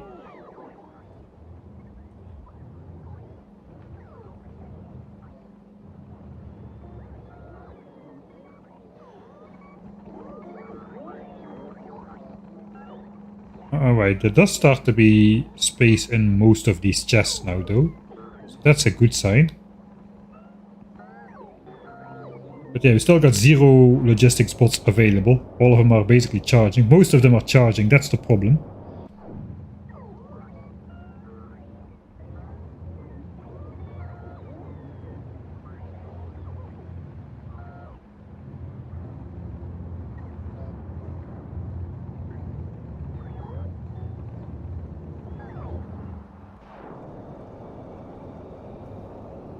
Oh, no. We've got a... Oh, no, we don't have a problem. Right, so if the next rocket is ready before the last rocket launch, if there's still stuff in the rocket silo, that gets overridden, but I output it in a chest, so we won't lose any space science because of it still being in the rocket silo. I thought that was going to happen for a split second. But anyway, so yeah, here at Purple Science we've got the first, like, properly large buses of resources incoming and outgoing. I think Purple... In the base game, Purple Science is my least favorite because of the amount of steel it requires, basically. It's always a problem in a starter base to get enough steel for Purple Science. And if you do get enough steel for Purple Science, you don't have enough steel for building everything else which you need to expand your base. Purple Science for a starter base is it's pretty hard. Yellow Science as well, but for me it's always Purple Science which is harder. It requires more building of mines and less building of infrastructure. But I have to say, in the 10k SPM mega base, Purple Science actually is my favorite. Just looks the most epic. The coolest builds are in here. I really like how this all turned out. The most massive buses are flowing. I guess the entirety of blue chips and low density structures, which is a mixed build between Yellow Science and Space Science, have larger single buses of things incoming, but the thing about Purple Science is everything about Purple Science is just big. Everything is like truly Texan about Purple Science.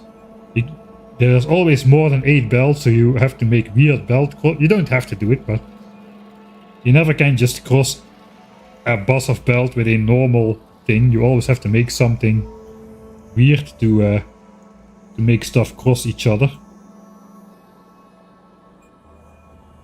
And in general, yeah, I really like how this turned out. The massive 14 stone belt array to produce 28 belts of rails, especially this section, I really like it. And of course we've got a very cool system where we have only one rail assembler to produce a full belt of rails, which actually required me to build 4 different 4 output inserters and some really weird chest loading and underground splitter, underground belt picking of... it was really weird to get this working. I don't even really remember how I did it in the end, but I got it working. The belts don't need to be 100% compressed, which was my saving grace, because every now and then there's a tiny gap in these belts, but since they don't need to be compressed 100%, it was good enough. It was good enough. We had rail overproduction, and now basically rails is backing up on every belt at purple signs. So that means everything is good. So yeah, really cool. 28 belts of rails out of 28 assemblers in a single line. Yeah, purple signs definitely my favorite. I even put lights here. That is how much I like purple signs.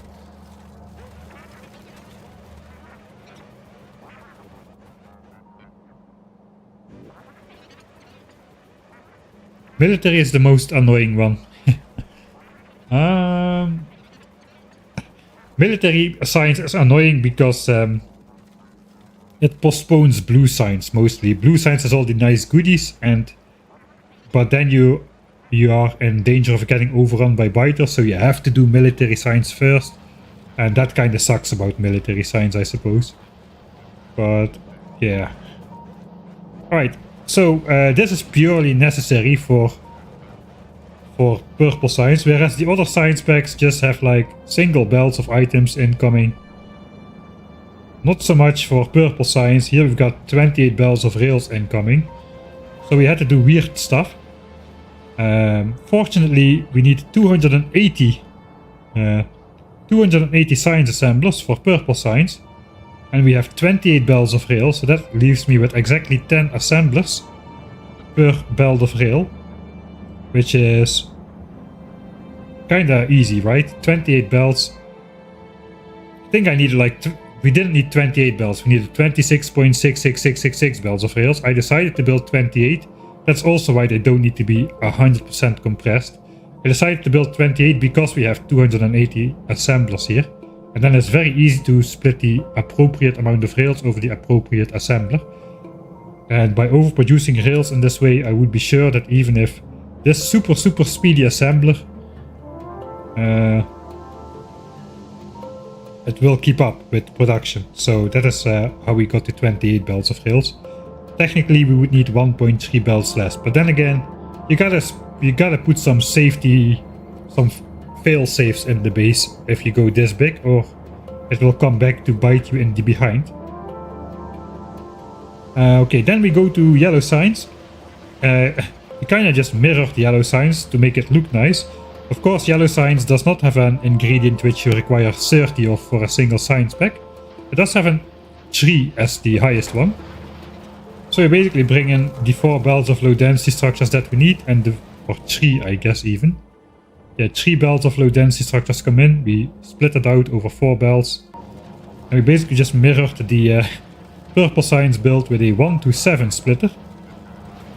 And just divide that over the 10 belts as well. For the rest we've got the blue chips and robot frames incoming, like we've got productivity modules and furnaces for there. This is basically to make it look symmetric. So not really. This is not good for UPS, I suppose. But then again, 600,000 belts, 0.2 milliseconds update time. I don't know how they do it, but they do it. And we just can spam belts as much as we like. Probably belts are more efficient than trains at this point. If I would have to bet money on what is better for UPS, I would say belts at this point, after looking at the update time for my base, for the belts.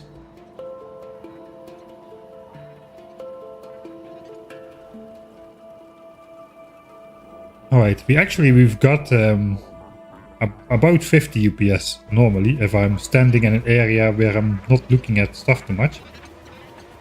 I also have the idea that UPS usually goes down a little bit over the course of a stream, because my laptop gets more fed up with RAM and stuff. Maybe now these bots are also doing some extra stuff, as they're all airborne all the time now with the weird science redistribution I'm trying to put them through. Okay, let's look if science is backing up again or not. I think we're gonna be good now on science, really. I mean, the loading and unloading of science.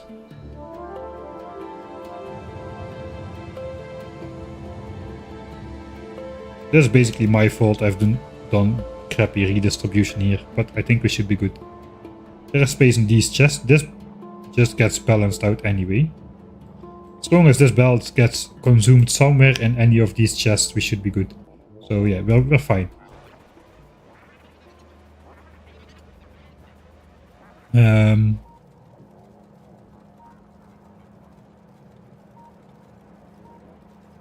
It's not the belts, it's the inserters interacting with trains. Yeah, I guess all the loading and unloading stations have a lot of extra inserter actions. Where here it basically goes on a belt and then goes into the assembler. But also the train manager and the train planner, the route calculation, especially if you got a congested train network, that can take up quite a bit of processing power. I'm down to this UPS because I zoom out way too much. I have a mod that lets me zoom out further because, like, normally you can zoom out as much as the map, less than the map view, so at this zoom level there's almost no way I can properly convey the scale of some of these builds, right? Like if we go over to blue chip somewhere, it is just not gonna come across very well if I cannot get it on the screen, but with my super zoom I can zoom out much further. The game doesn't let you do that because it costs a lot of... Basically this is like not even 4K, but probably the game tries to render this at like 20K like resolution. Everything is rendered in a normal way. Okay, so we kind of went over the purple science production. Yellow science is a little bit different. Where is yellow science? We gotta go over here. Okay, we're almost there. We are in the right location.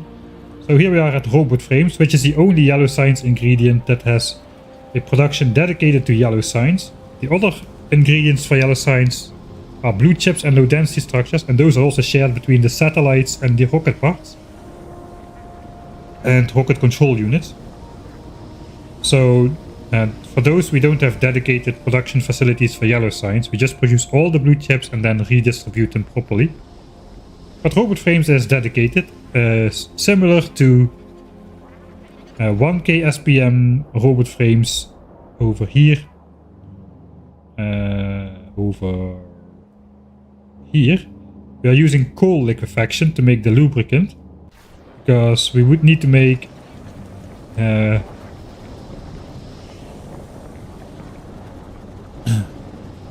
if you want to make lubricant from advanced oil processing, you have the byproducts of light and heavy oil, of light oil and petroleum gas. Petroleum gas is the byproduct. So we are using heavy oil. We're using coal liquefaction, which relies mostly on heavy oil as an ingredient and produces mostly heavy oil. So we have only a little bit of overproduction in light oil and petroleum gas. If you use advanced oil processing, you will have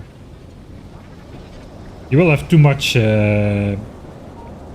light oil and petroleum gas to get rid of just for bot frames. You will need to use it somewhere else, like accumulators for, like batteries for accumulators or something, or sulfuric acid for blue chips. I kind of like to keep my builds a single unit, so this is just a self-contained unit of robot frame production, which does not rely on other machinery to get rid of its excess of petroleum gas and light oil, because we use coal liquefaction for the lubricant. Okay, all things we have a lot of small scale ingredients here. Not that small, it's still 2 belts of green chips, etc. But in general, it's a lot of machinery with not a lot of belts of input. The complicatedness from robot frames comes from the many ingredients, especially the batteries require sulfuric acid. The electric engines require lubricant, so that's a lot of oily stuff which you need to get right. But eventually it all comes together. We've got engines at the top going into electric engines over here. We've got batteries at the bottom, and steel and green chips are coming in from the sides, and that makes the robot frames out here. A single belt of robot frames goes out to yellow signs. You can see the belt is compressed, it's moving, it's stuttering, but still all these assemblers are active. Production is really very finely tuned. in terms of amount of assemblers for everything over here. Inserter usage is at it's colonel will. Okay, we'll take a look. We'll take a look at it. Let's take a look at the time usage. Because you have a lot of experience with trains, right? I don't have a lot of experience with trains, so show entity time usage. We'll go in the black here.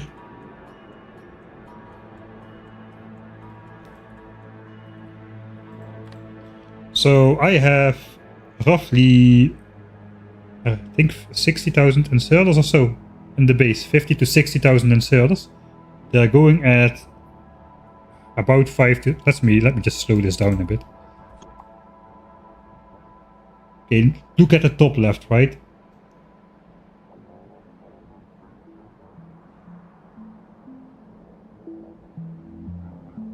So it's bumping a lot. 5 to 6. I built a mega base before, and inserters was much worse. Okay, if I don't do the mouse over, it seems to oscillate between 5 and 6 milliseconds of update time. And I have in total in my base 41,000 stack inserters, 10,000 fast inserters. So let's say 50,000 active inserters. About 2/3 of them are clocked though. So we got like, there's purple signs here.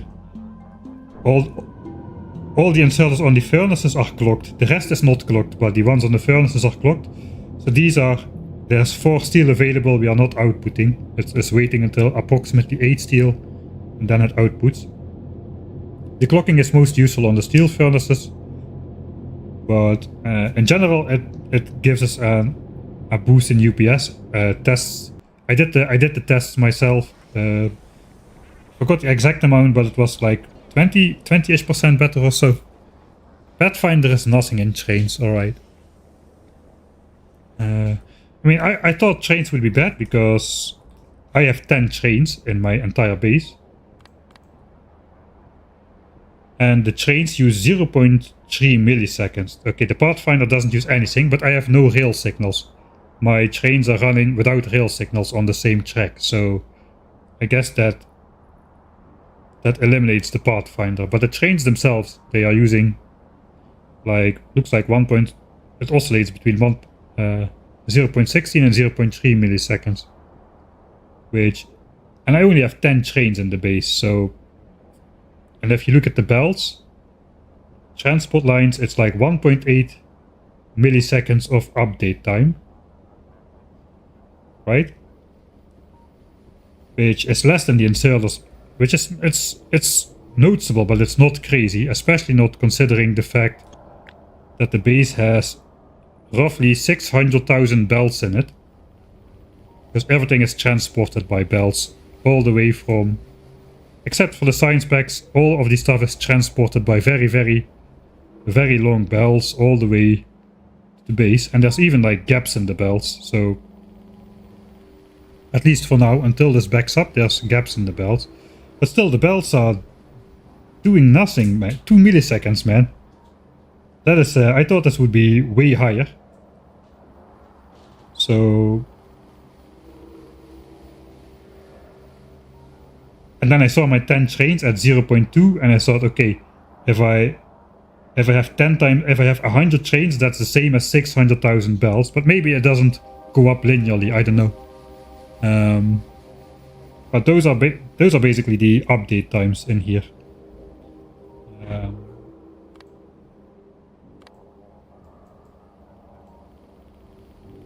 So yeah, the inserters are still the highest, but I built a mega base before with unclocked inserters everywhere, and inserters were doing, I remember, something like 11 or 12 milliseconds of update time. And now they're doing like... I know, it's hard to switch now between clocked and unclocked, because I cannot mass delete the wires. But yeah, in general... not bad. Let's check what the biters are doing now.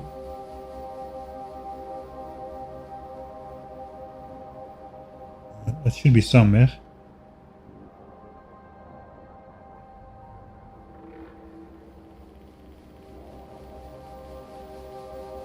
A class unit. Okay, I'm looking at the wrong one. Need class unit. Biters are still doing about 0.3, 0.4. That's because we got the biters on the islands.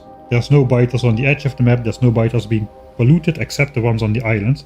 Those sometimes just try to send attack groups and they keep spawning new biters and they keep consuming pollution.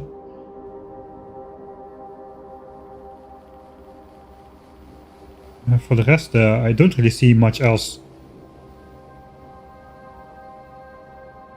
which we can do. I guess we could deconstruct the roboports manually in the solar field, but I do not really want to manually deconstruct 10,000 roboports in here. We already got rid of the radars, that is something. We had like 0.7, 0.8 millisecond update time of about 3,000 or 4,000 radars, because those were in the solar field as well. That is down.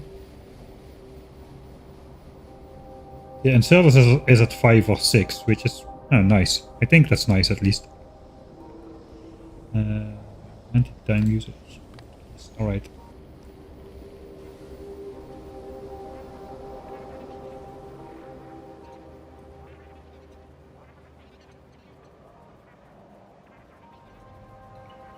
If I had to guess, it's having no track signals that is making his trains expensive.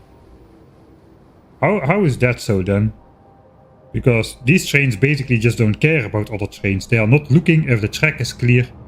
They just wait 25 seconds and then go, no matter what is going on.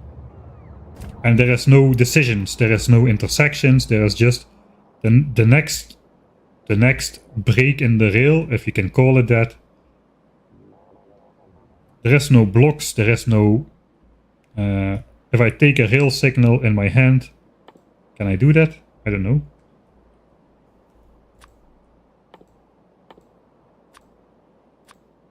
You can basically see they are the same color. There are no blocks. Here it is cyan. This is all cyan. In my base it's all cyan. Everything is the same block. There is only one block. There is no blocks. If there's only one block, there is no blocks. The first interruption is this train stop, which is basically the first thing it's going to, and the next interruption is the next train stop. So, and the trains literally just crash if they don't look towards each other. They are just timed perfectly to not crash with each other. They just wait for 25 seconds and then go.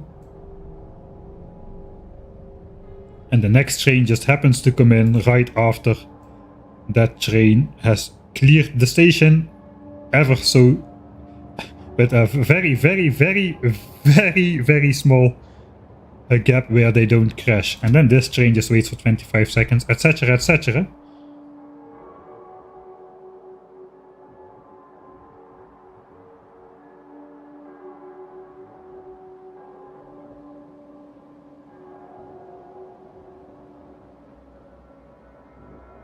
Train collision is checked for every wagon individually every tick.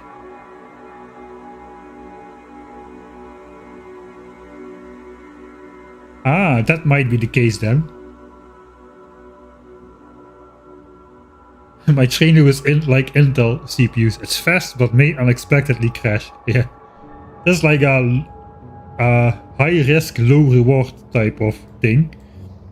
Where we get the next train in the station slightly faster.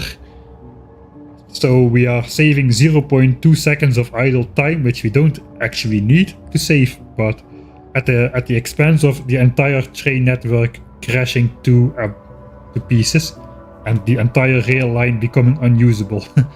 Yeah, something like that. How is the wood stockpile holding up? We've got wood for 4.5 more hours. Theoretically. Let's check if it's actually the case. 177,000 wood left at the main base. We started out with 500,000. And we are still probably using up 42,000 wood per hour. Consumption 42,000 wood per hour. constant since we started the trains on wood. Don't ask why the trains are going on wood, it's your fault. If you were here at that time.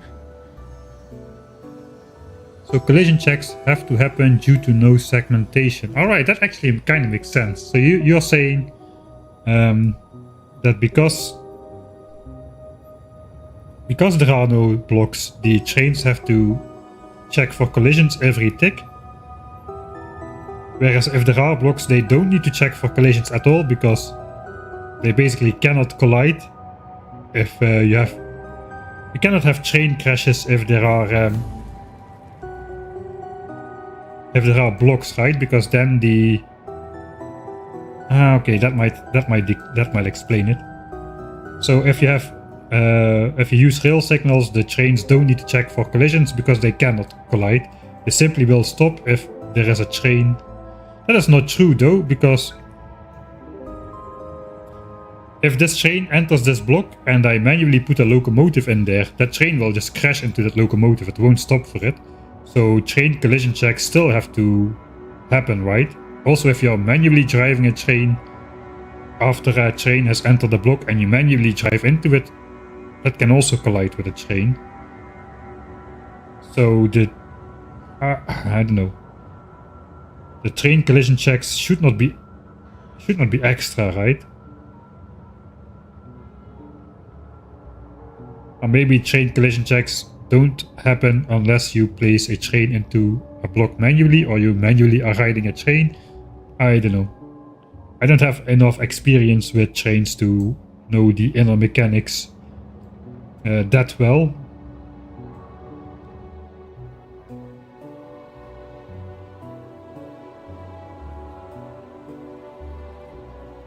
I think they'll check for collisions, but only with other trains in the same block. Alright. So I got like 24 wagons. That's like these trains are 32 trains. They consist of 32 segments, 24 wagons, 8 locomotives. And then we've got 8 trains in there. So that's basically 256 separate things which need to collision check against 255 other ones, or 212 other ones, something like that. That doesn't sound very optimized in terms of programming. Especially because this is just a simple round loop without any intersections. So maybe the train checks are easier in that case. Like in the old base we had an intersection, right? We had the nuclear fuel train going here, and then we had a different train coming through. So then every wagon needs to be checked, I suppose. But here, in the actual base, we have just a simple loop without intersections. So the only things that could crash into each other are the front end and the back end of each train.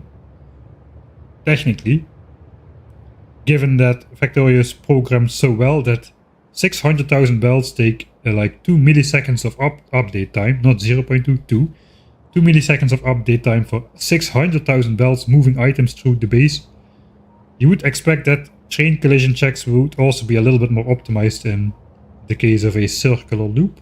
I don't know. We'll see. I have no idea. Speculation. Let's do base touring. Right. So yeah, purple signs, kind of my favorite signs. Let's go towards... Well, we were doing yellow signs. We did the bot frames. Let's go over to the two major...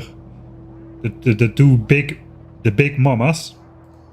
Which is blue chips, the entirety of blue chips for the base and the entirety of low density structures for the base. Starting off with blue chips. At maximum zoom out. It doesn't still not even fit. Basically what I need for blue chips for the base is 60 belts of green chips. So we got the inline smelteries again with the clocked inserters. Outputting all the stuff on the belts. And it's not full belts of plates, but it's enough plates to make full belts of green chips. Unless, of course, there's like stone or stone bricks stuck in the furnaces somewhere. Because of the 1.1 all-time favorite stone poops everywhere. Alright, so for 60 belts of green chips, we only need 40 belts of ore. We've got 20 coming in from this side and 20 from the other side. We're basically splitting every 2 belts of ore into 3 belts of ore, because we use only 2/3 of a belt of ore from both iron and copper, a little bit less than that to make the plates required for full belts of green chips. Alright, and then there's some numbers above there. Basically that means of those 60 belts of green chips, which are basically output separately everywhere from every line, instead of using a big splitter, I'm taking 28 of those outputs, sending them to rocket control units. 26 of those outputs go to yellow signs and 6 outputs go to satellites. And that way I can ensure all those outputs get the same. All those destinations get the appropriate amount of chips, a little bit more than the appropriate amount of chips from the get-go. So the first 6 here go to satellites. 6 belts of green chips worth of blue chips go into this separate belt over here. Goes into this belt here, and this just goes to satellites. And that is consumed irregularly, because we produce like 98 satellites in a burst, and then it's idle for a bit. So this goes up and down a bit. The rest is actually backed up nicely, looks like. So then we got the 26 belts for yellow signs, and on the bottom we got 28 belts of green chips worth of blue chips for RCUs. We're not splitting them, it kind of looks like it, but this just keeps these 2 belts balanced, and this one just keeps these 2 belts balanced. They are not mixing up the 4 belts here. They are dedicated belts. So we just follow these 2 belts of blue chips. They go down to the right towards yellow signs eventually.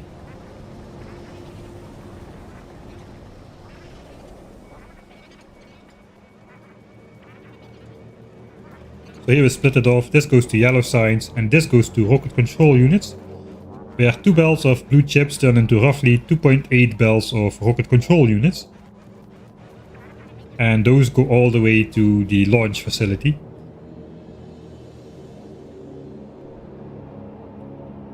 This is one of the longest assembler lines I've got. It's 120 assemblers long times 4. Rocket control units, everybody's favorite 1.1 recipe, right? Who else misses rocket control units in Factorio 2.0?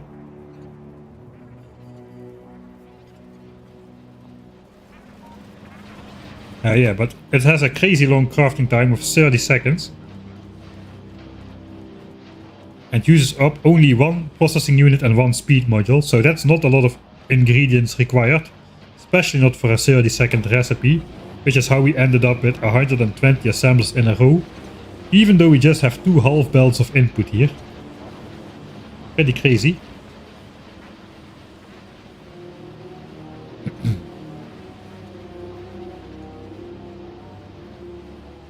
This is it at full zoom level.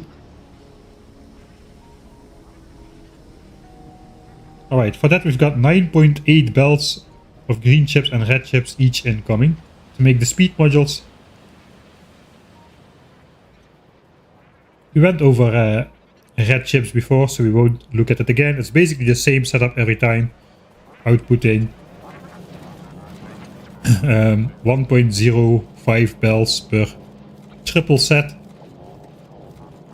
and using the 0.05 belts of extra production to sideload the last belt. The last belt should not be full. We have 9 full belts, and then we should have 0.8 belts for the last one. It is fuller than that, so that is good.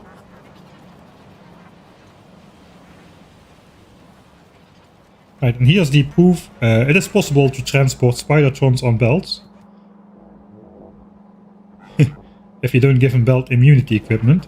Even if they stay half on top, they still get They still get dragged a little bit every now and then.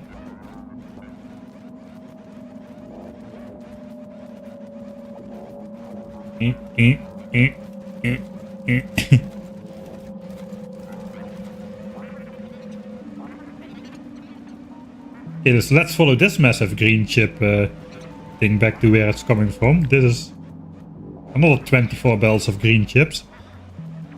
Yeah. So this is just I mean, okay, we save on blue chips now for rocket launches, right? Because we need like, I mean, I have 3 bells of rocket control units coming out, but only 2 bells of blue chips coming in. So we lose out on the 40% productivity bonus to convert these blue chips into rocket control units. But the trade-off is we need speed modules, and speed modules are not cheap. I thought they were cheap, but at this scale they are not cheap. They require 24 belts of green chips, which means basically 10 belts or 9.8 belts go into speed modules directly, and the other 14 belts are required to make the 10 belts of red chips we need for speed modules. So all of these belts of green chips are just for speed modules for the rocket control units. Right? That is a lot of green chips. If you count the green chips which go into the blue chips, if you remember, we have 28 of those green chip, 28 full green chip belts consumed for the blue chips for rocket control units. Well, we add another 24 to those just to make the speed modules. So yeah, no, not very cheap at all, those rocket control units. In fact, they were by far the most expensive ingredient into the rocket in Factorio 1.1. So this is another massive green chip production facility here, which makes for the rocket control units. I suppose then we still head off to the low density structures, then we visit the rocket fuel, and then we should be done with the base tour part. In the meantime, let's check if a rocket launch is supposed to be happening at the moment. 82.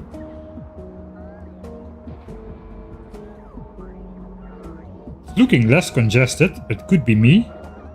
Still, we have no bots available. Okay, that's not looking less congested. It's looking exactly the same. Yeah, let me check the chests which are coming in with rocket parts. 74. Okay, so these are still all being distributed as they come in. We are not stashing them in here. We're not stashing them in here. Rocket fuel is being stashed because we are overproducing rocket fuel by a fair margin. The rest is not being stashed into chests, which means it is all getting redistributed to the rocket silos. So that means we should not be losing any rocket silo production rate. Let's see if we can see a visual gap which becomes larger over time between launches. It doesn't seem so. Also, the base of the launches is not becoming wider, so that means the launching spree is happening over the same amount of time. This looks like regular dips. It kind of feels like we are good. It does look less congested somehow. Maybe... I think the bots are back to the space science packs mostly. I think they're done. Yeah, they're done. They're just waiting to charge up, really.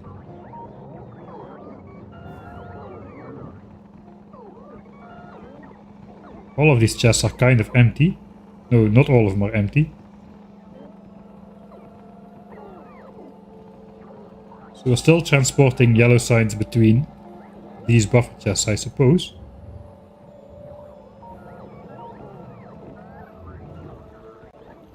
But not a lot of the bots are carrying other science packs than space science or rocket parts, which means most of the bots are doing what they are supposed to be doing.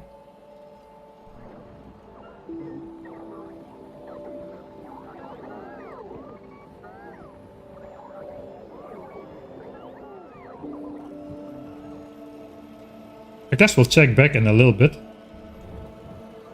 To see how it's going.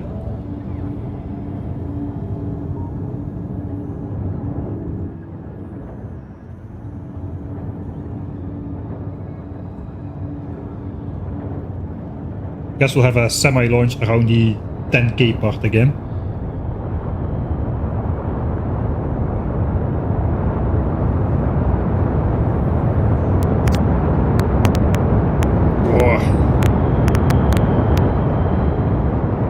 Sorry about that, it's a little bit too loud in the headphones.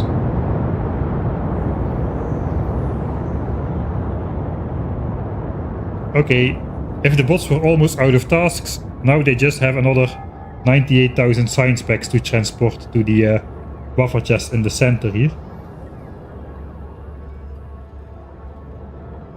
Alright, mining productivity 63 is coming in. Yeah, I still had one in the queue, but I gotta be more vigilant with keep adding technologies to this queue.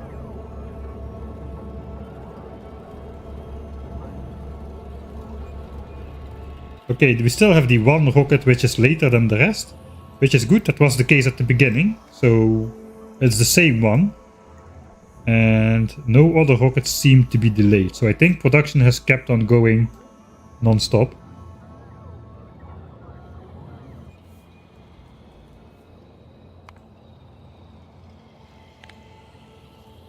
Alright, we're almost at 5 hours of flatline production. Let's have a quick look at the stations if nothing is about to back up. It'd be so stupid if science backed up anywhere after...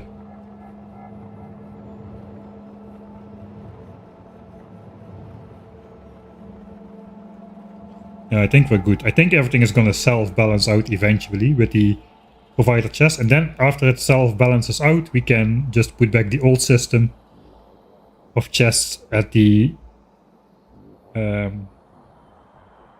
rocket silos, I think. Maybe we'll just leave it as is to not run into problems. Alright, so yeah, this is just the middle ones, but it's only the front chest, not the back chest. So we are not in any danger of having any of these belts accidentally back up and stopping the nice flatlined graph of science production. That also, I mean, if this production stops, all of these belts will backfill again. That kind of nullifies the idea of having an actual 10,000 science per minute production, right? If it temporarily stops and then fires up again, it's not really 10,000 science per minute anymore, at least in my mind. So we gotta have the nice flat line for at least 10 hours, preferably 50 hours. Okay, we have arrived at low density structures, and this build is even bigger than the rail one or the blue chip one. This is coal into plastics for low density structures. There's 11 belts of coal into 21 belts of plastics. Technically 10.5 belts of coal, I suppose. And we've got the steel smelteries here. Again, we've got 2 steel smelteries.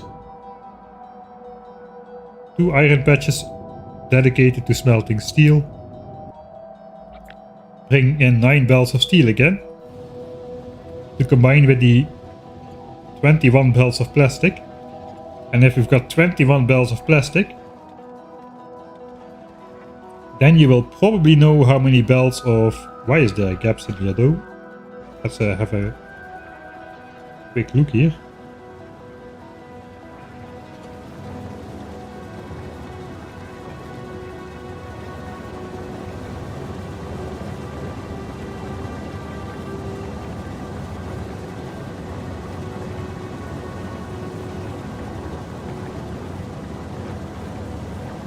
Fluid ingredient shortage.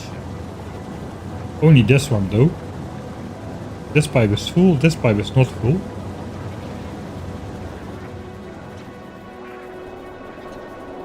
Okay, so maybe we got a flow rate problem.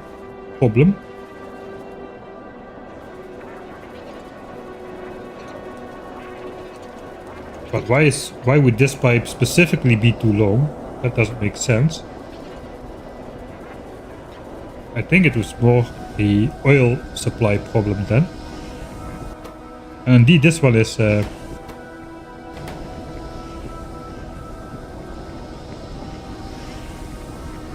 let's see if these go out some of the time.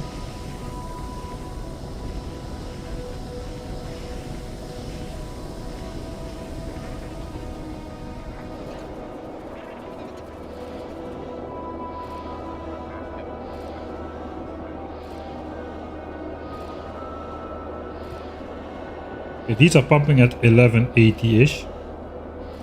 That is good, right?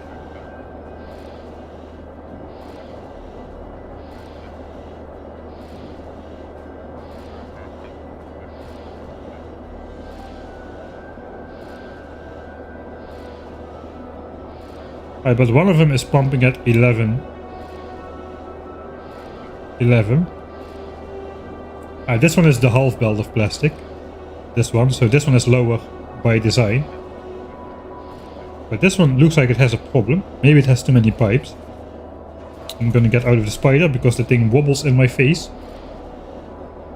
I think that is why there was a small gap on the plastic belt. That's the other reason I have overproduction, in case there is a tiny discrepancy between my design intention and the actual situation, like here 1120 oil a second instead of 1180. The overproduction will make sure that not the entire system falls apart immediately.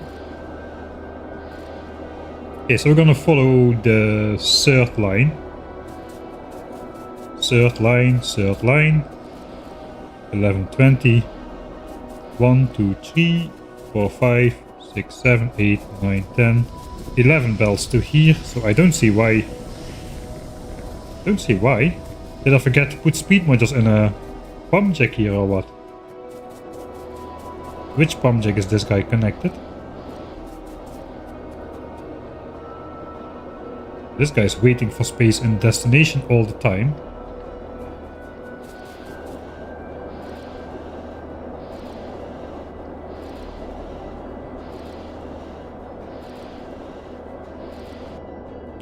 Okay, was it the third one though?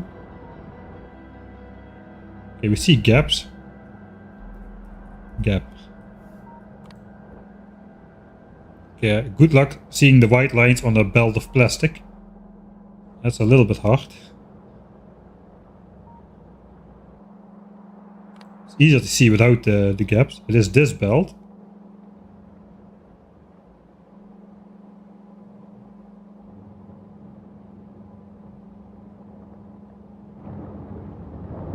So it's this line.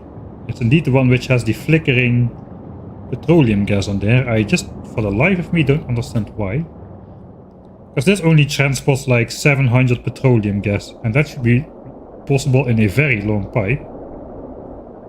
Right?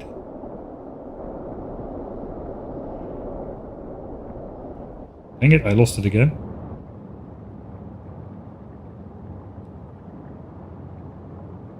Okay, this pipe is flickering, it's the only one. Okay, this one. Not moving the mouse cursor. So it's this one. Now we go up. It's this one. So it's this one. So it's this one.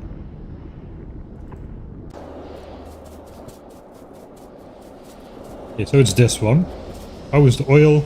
Oil seems okay.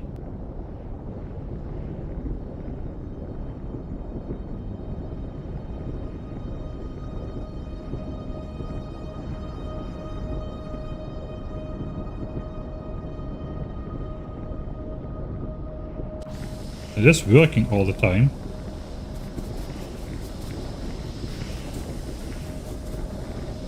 Okay, this one is not working all the time. Like this one has a problem to get enough oil for some reason. Food ingredient shortage. Alright, so that's on the input side then of oil.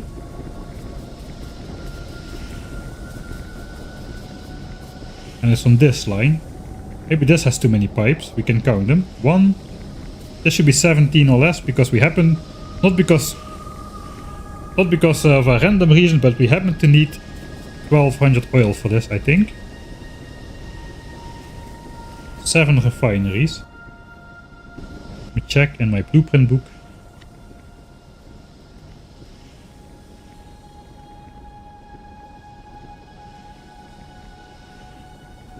Yeah, 1400 petroleum gas from 2 pipes of 1197 oil a second. Which means we are creating 700 petroleum gas from 1 pipe of 1200 oil a second. We have 7 in a line, so that indeed means we should be consuming 1197 oil per second if this runs constantly. We need a little bit less than that, which is why these pumps have 1180 on them all the time. We need about 1180 oil a second. That's the amount of petroleum gas we need. So we can also see that this is just full. 8.5k, 2.2k, 8.5k. So there is a problem with the input side over here. 1, 2, 3, 4, 5, 6, 7, 8, 9, 10, 11, 12, 13, 14. Okay, this is pumping the right amount. Wait, what? It was this one, right?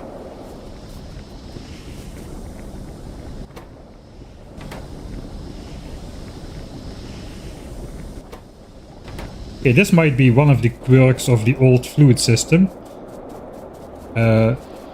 Sometimes it matters in what order you place the pipes and to determine in what order stuff gets updated, and the old heat system used to work as well like that in a nuclear reactor. So you would design a nuclear reactor, it would work in the test, but then you let it build by bots. The heat pipes got placed in a different order, which messed up the calculations, and the reactor did not work as designed. Something like that is also present in the fluid system, but it is usually way less pronounced, and I don't understand why this thing is pumping at 1120 a second, this is pumping at 1180 a second, yet this line of oil is not producing correctly. Which is the 1120 then? This is the third line. Which is this one. This one does have a full line of petroleum gas though.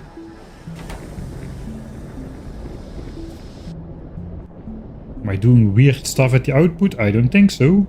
This is just all its own individual pipe, and it all just goes to its own individual line of plastics. Alright. So I'm just gonna let me just try to rebuild this this pipeline.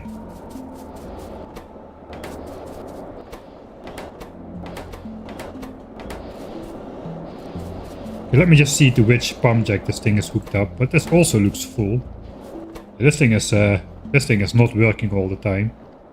I mean, 600 oil a second. Before productivity bonus, we've got like 600% productivity bonus. There's 4000 oil per second coming out of this pump. Which is way more than the throughput of a pipe, which is why we can use only one pump jack per pipe. Okay, let me rechat, because maybe somebody already had a good idea. With rocket fuel overproduction, you could switch your trains over to that if the wood runs out.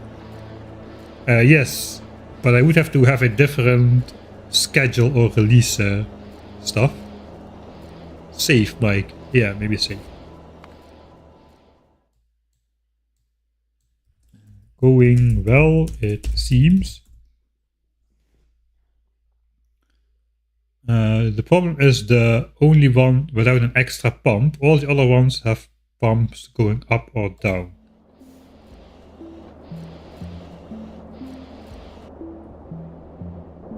Yeah, this one doesn't have a pump because it directly connects to here.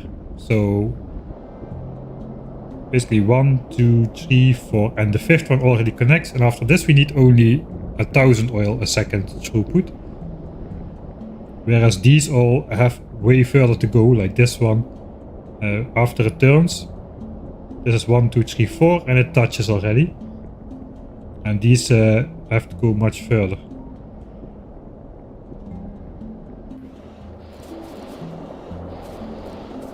I guess let's try the simplest solution first. That is great motto to live by.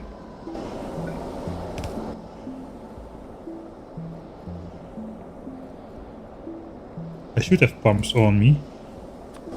There they are. I can never find them in my inventory. Alright, so now we have an extra pump in here. Somehow that was it.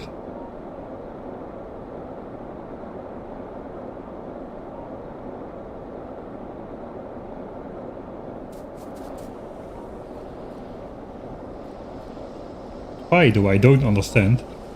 I thought I knew the old fluid mechanic system in and out. I'm curious though.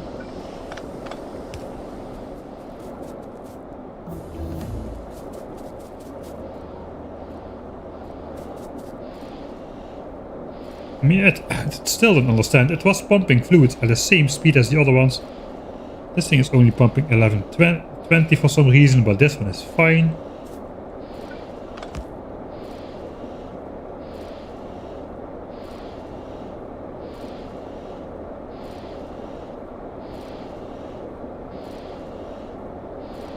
Maybe we're using this plastic belt less, and that's why this one is pumping 1120 and it is still fine.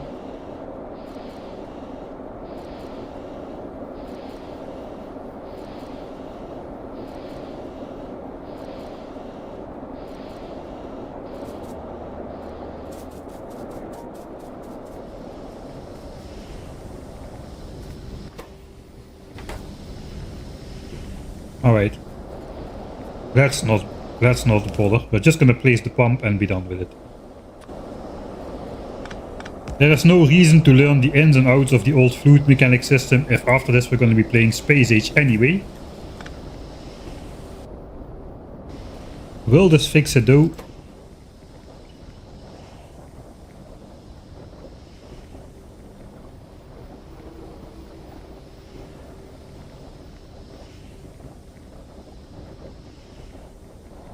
I don't see this going up yet.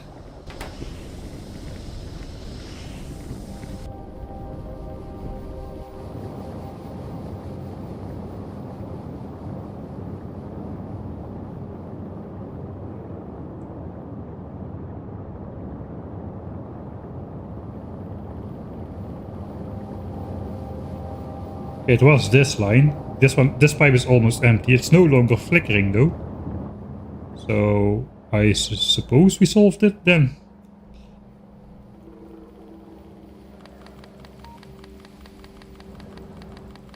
Let's try to see it by flickering. I don't see any more gaps in the line. Alright. I suppose that did it. Can we see something in the low density structure production line? Probably not. This is the satellite dip. So basically satellites are produced, they are finished producing, we wait for the rockets to launch. So we don't use low density structures to make satellites for a little bit, the rockets launch and then we start to make low density structures again for the satellites. So these dips are normal. They match with the consumption rate, as you can see. This is just rocket parts. This is rocket parts plus satellite. And then this dip is when the rockets launch. And the rocket silos are also not consuming. The rocket silos are also not consuming low density structures.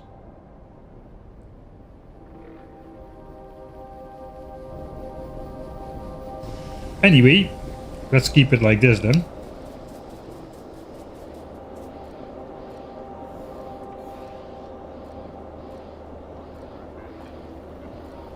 Right, so I am producing...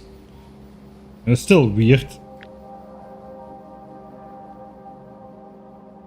I'm producing 21 belts of plastics. Each of those belts goes to 2 of these things, which have 4 belts of copper. And they are not being... I don't have a giant belt balancer or anything. Just one belt goes half into here, half into there. And that's all, and that's true for all of them, except for the very last one, which one of those belts, this one, just feeds one line, because I have 21 belts and I need only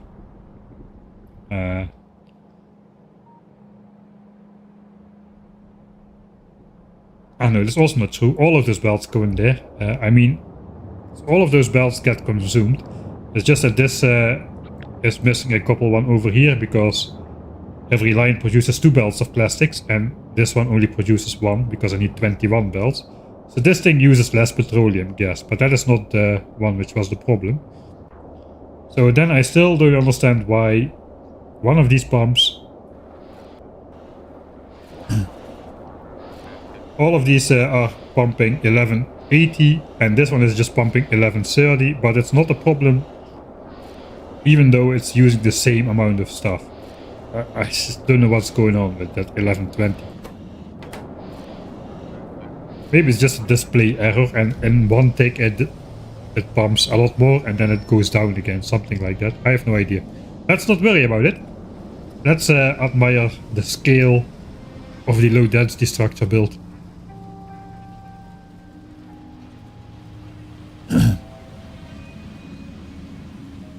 Alright. So this one even does not fit in the screen if I zoom out with my super extra zoom out mod. Actually it does exactly fit in the screen. That is 84 belts of copper being consumed into low density structures. These are all 2 belts, not 1. This is 2 adjacent belts of copper ore per vertical line here.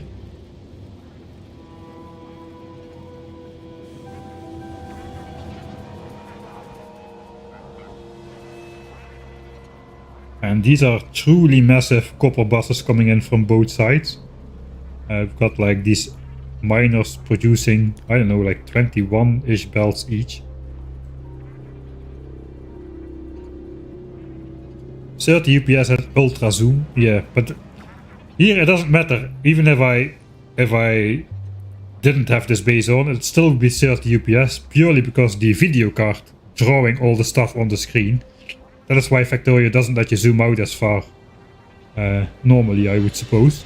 Because when I zoom in, suddenly the base becomes UPS limited again. Whereas here it becomes more like drawing all the stuff on the screen, I think. Let's have a quick look.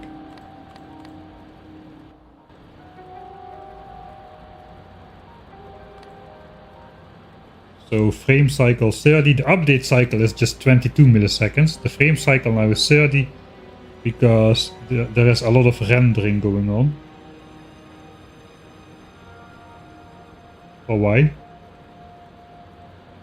Okay, I don't fully understand what's going on, but if I zoom in, frame cycle goes down to match the update cycle.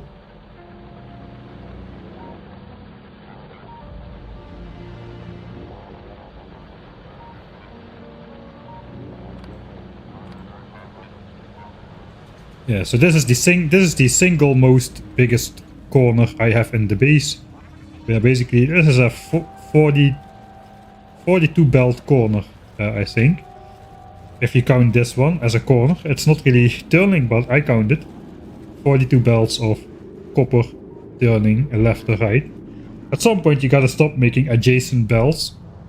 So instead of having 84 adjacent belts, basically cut the number of belts in half by having the copper come in from 2 sides, instead of having this entire thing going all the way like so and down.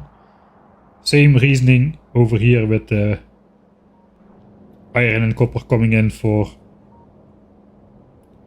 blue chips. But yeah, look at the spider on the belt. We can just make this a screensaver. Just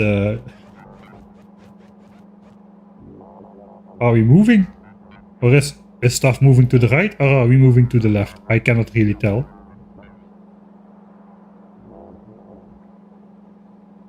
It looks like we are just stationary and stuff is moving to the right, but could be me.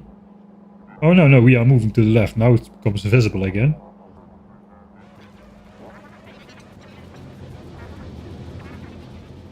Alright, so that is low density structures. Truly massive. Similar to blue chips, we've got the same thing. Division, 39 of those output belts go to yellow signs, 39 to the rocket parts, 6 go to the satellites. And those 6 output belts are the first 3 right here, because every column has 2 parts of low density structure, 2 belts of consumed copper. So it's just 3 belts side loaded onto here. It joins up with the blue chips for the satellite. This is for the rocket parts. The ones for science go out the other side. This is for the rocket parts, and the ones I'm walking on is for the satellites. Then we enter the majestic straight bus all the way down to the base. Probably the longest straight belt ever built in Factorio, maybe? I don't know if Dosh built a belt in his End to the World playthrough. If he built a belt there, that is probably going to take the cake for longest straight belt in the world.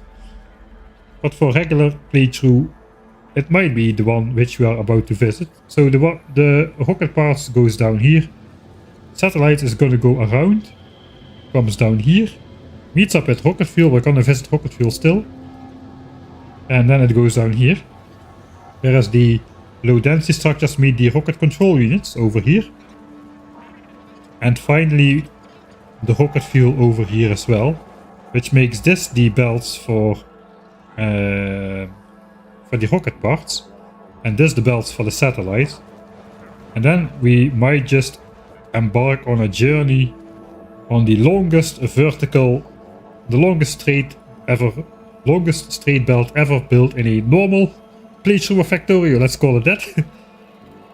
Because this is a truly majestically long straight belt.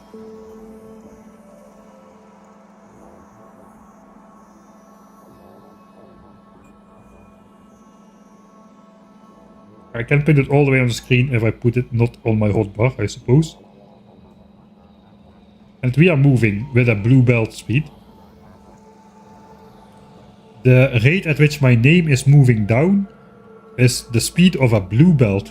The fastest belt in Vanilla Factorio 1.1 at least. Yeah, Dosh built a belt in his tunnel to the end of the world carrying artillery shells. Oh, that's cool. Alright, officially not the longest belt in Factorio then. I cannot beat 1 million units. But I've got a bus. This is the longest straight bus. So 9 belts. How long is this belt? How long is the straight line?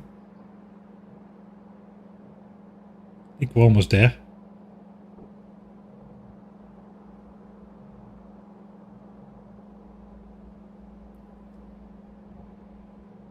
No, not yet. Okay, we're there. No, we're not there. Okay, we're interrupted. We have to let the railway pass through. I think this is the nuclear fuel train, so if I really wanted, I could get rid of that. But it's not much longer than this. A single belt then is about slightly over 4,000 tiles long.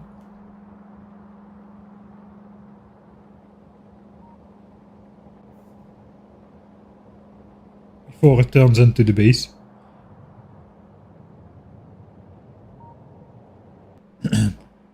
A chunk is 32.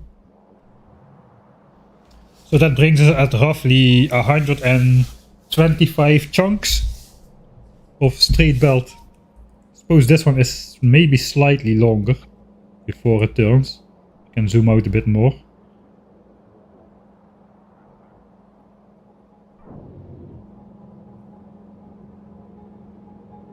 Oh wait, this is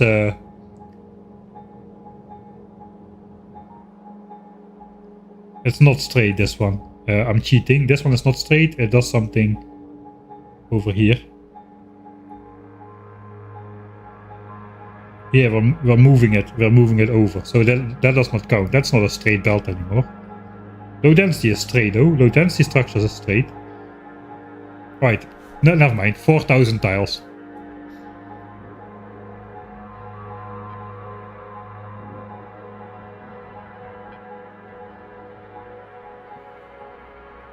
We also got the tree.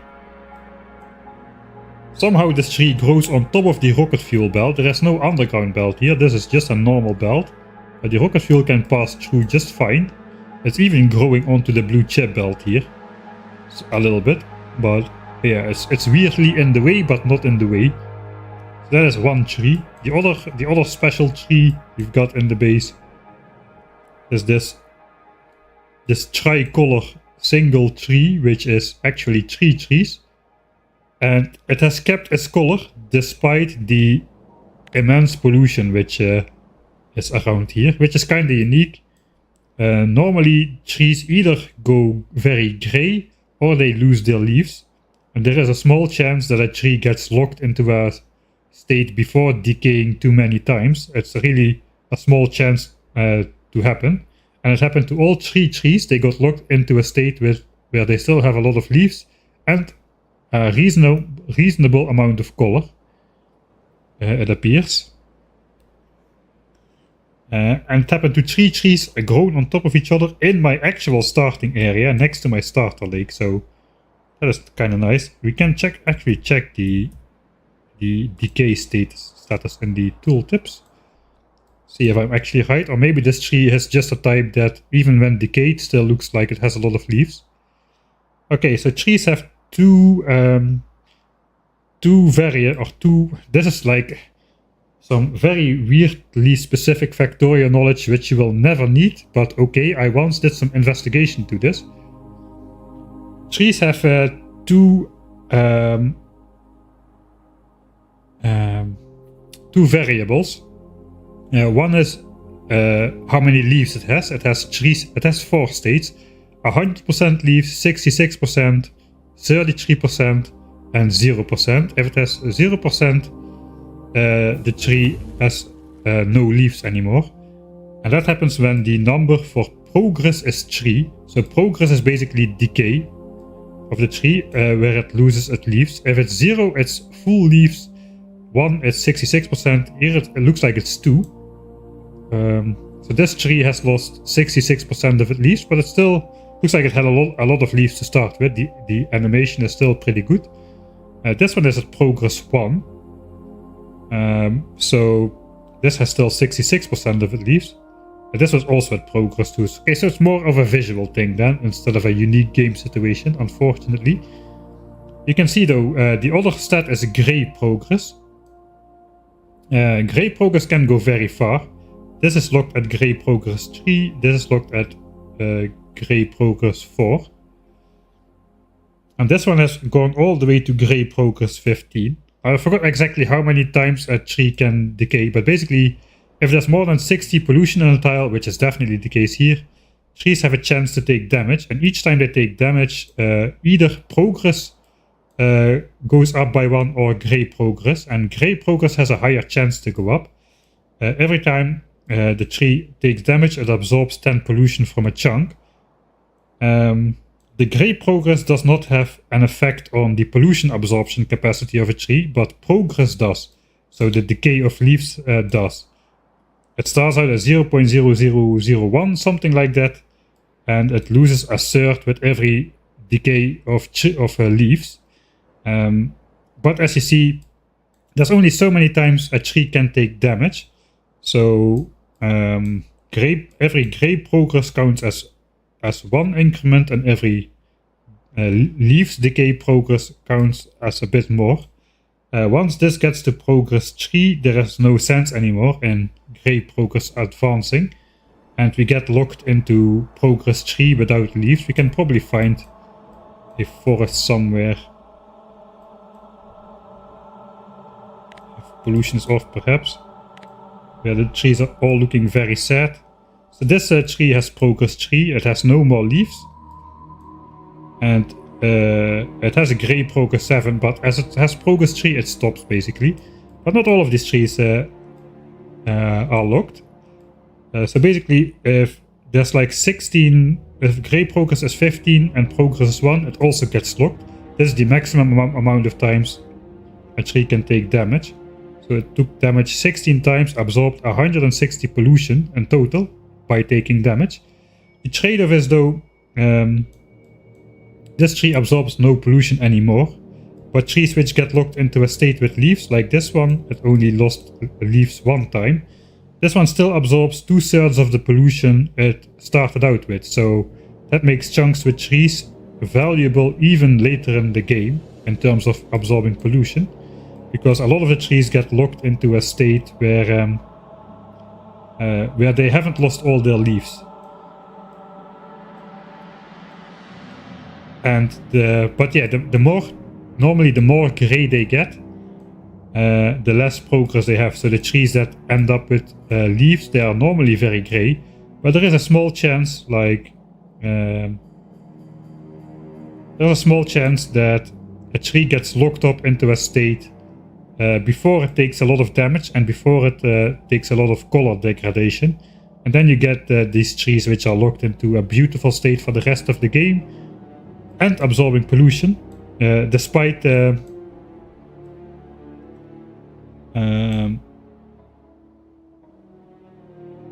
can't really find an example right now.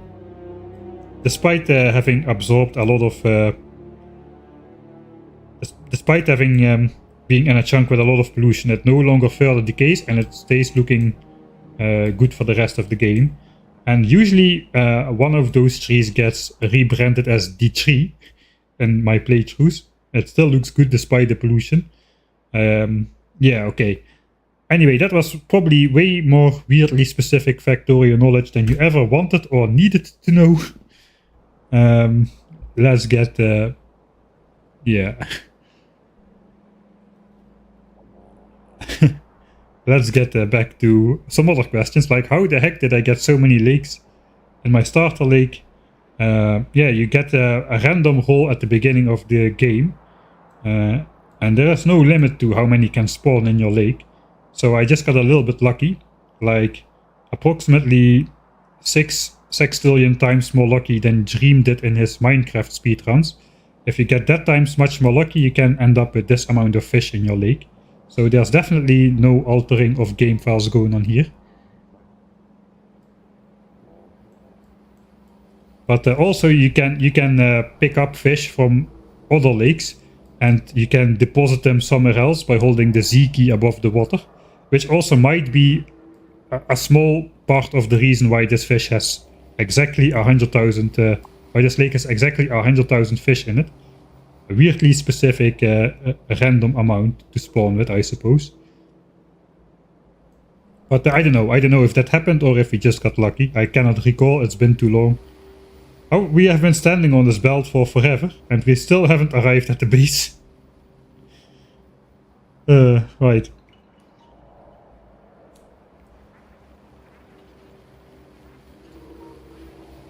I actually found out that if you, in Space Age, you can transport fish to other planets. I tried making a fish swim on Vulcanus in the lava, but it didn't work. It just evaporated, like everything else that you throw inside. But I did manage to bring I did test a fish out on Aquilo, and you can actually take a fish from Norvis, where it's swimming around in nice 15-degree water, and you can dump it into the I don't know, like minus 100 something degree centigrade ammoniacal solution, and it will swim just fine over there. Fish can swim on Aquilo, no problemo, no problem whatsoever. I mean, the true strongest entities in Factorio are fish and offshore palms. They are the true strongest entities in Factorio. Fish can survive the frozen ammoniacal solution on Aquilo, and the offshore pumps in Space Age, well, they have no problem. They can suck up 1200 units of water a second, but of course they can also suck up 1200 units of lava per second and not melt in the process. Or they can also suck up 1200 units of frozen Aquilo ocean per second without any issue. And they can suck up you can drive a car on Fulgora, on the heavy oil oceans. It's literally so dense you can drive a car on top of it. But the offshore pumps also have no problem sucking up 1200 heavy oil a second out of that mostly solid heavy oil ocean, I would assume. Nothing is stronger in Factorio than fish and offshore pumps. the things you wouldn't expect them to be, both available from the start of the game, no research required. And those are really the strongest things you can possibly own in a Factorio. Yeah, I tried. They survive on a kilo. At least they tried in the patch where they did so. Oxygen boils at 180 degrees. At negative 180 degrees centigrade, so the fish could at least breathe. Fair enough, fair enough. Bots can pick up fish, yes, but they cannot place them back. Does the pollution reach the biter bases yet? That's a good question. Not by a long shot, actually. I not expected this to go out so slowly. How much pollution is in here? Gotta be in the thousands already. Yeah, okay. It's gonna spread out still though. It just goes very, very slowly. So we got like 16,000 pollution in these chunks. There we are creating stuff. 17,000. And that just goes slowly down when we go outside. It goes actually not very slowly down. It goes down very fast. But this is definitely being pushed out much, much further still. Because normally you don't go from 16,000 pollution in a single chunk to 0 in this short distance. This is bound to expand out way, way further in the next hours. And then probably, if I don't start taking out biters soon enough, it's gonna spread over the map everywhere simultaneously and generate new biters. I think I'm ready to check if there's any expansion chunks on the map. I didn't look at this at all. But no, they could have expanded all over here. If I missed like some biter somewhere. And I would never know because they would not attack me. I guess at this point they would have destroyed some solar panels because they wanted to get to an expansion chunk they could not get to. Okay, here we are with the pollution absorption of landfill. So you can see the actual pollution cloud from my base is no longer touching this. This is pollution from my old base, and it will never dissipate. Basically, it will be stuck on these solar panels for forever.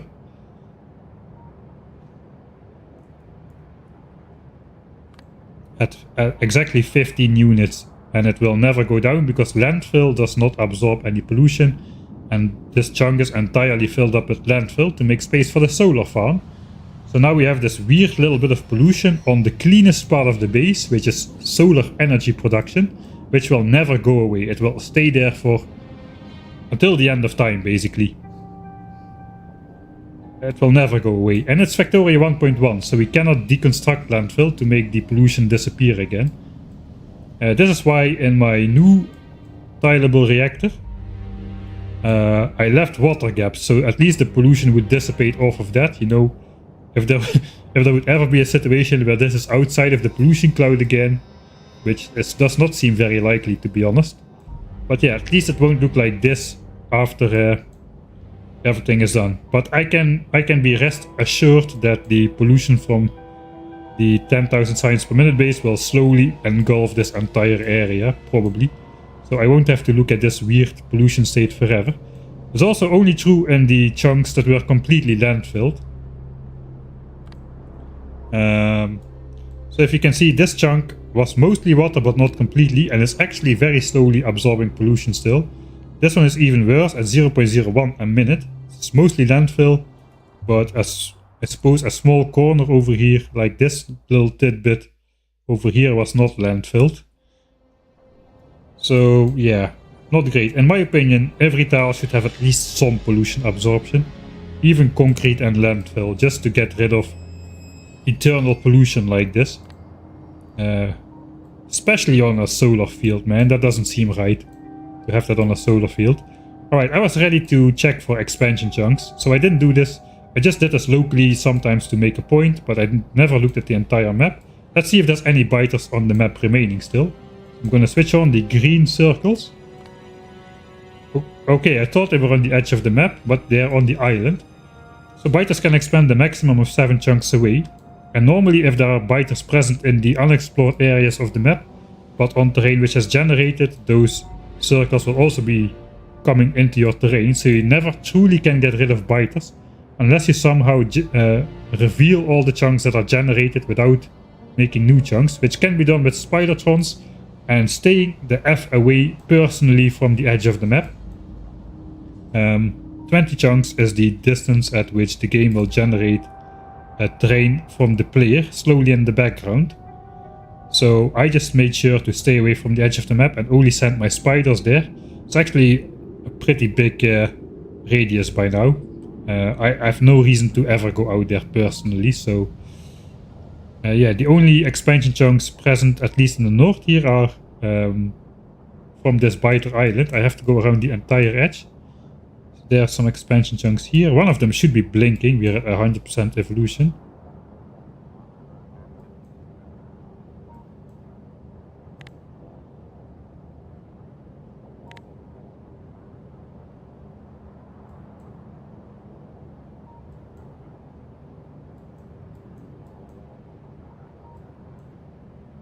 Okay, let's first check all around the map. Okay, there's another one on the edge, but also on a lake. Looks like this is only worms on a lake, because if it was biter bases, there would be expansion chunks. Okay, there's nothing here either. There's a bunch of them here. Yeah, I think we're good. There is no biters in the void.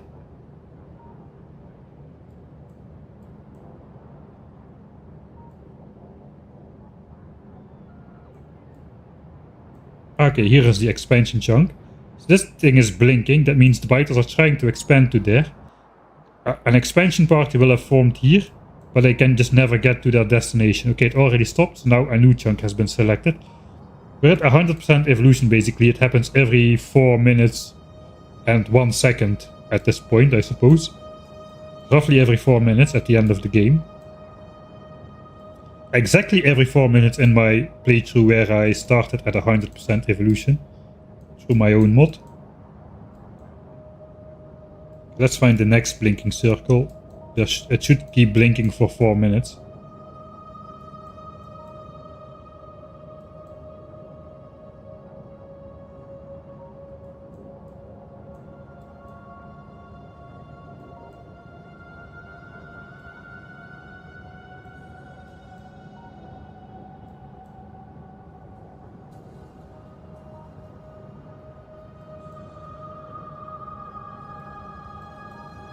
Oh, I cannot seem to find it, but the moral of the story is, every time you get a blinking circle where the biters cannot go to, the expansion will simply not happen.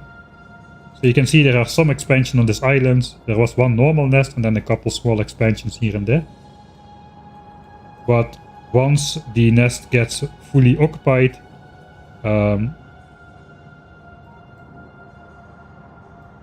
the biters don't like settling near other biters, so these chunks have a lower chance for expansion than the fully green chunks.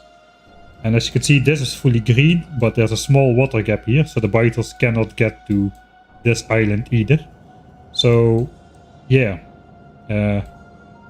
they try to expand, but they simply cannot, because they cannot get to wherever they want to go. That is the moral of the story. And there are no biters outside of the map to come back into the map anymore. That's good, because biters are a drain on UPS, and we don't want a drain on our UPS. Okay, how is it going with the bots? It still looks pretty much the same as it was.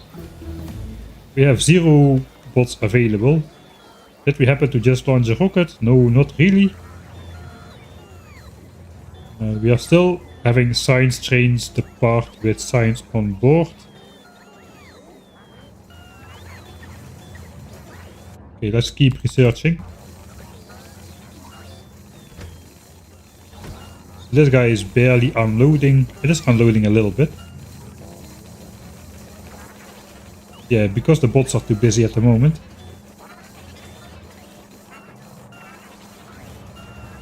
Alright.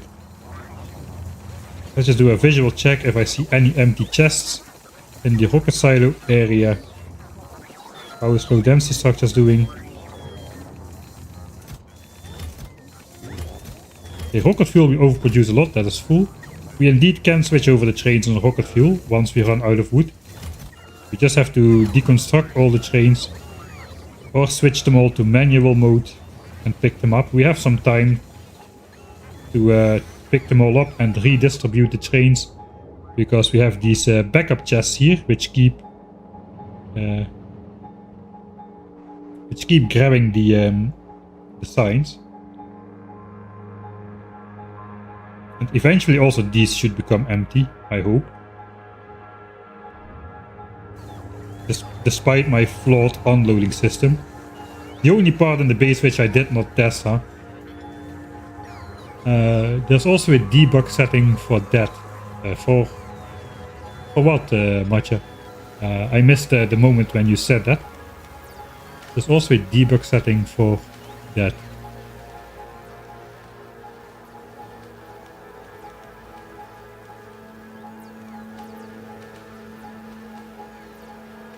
Why not get a desktop? Because I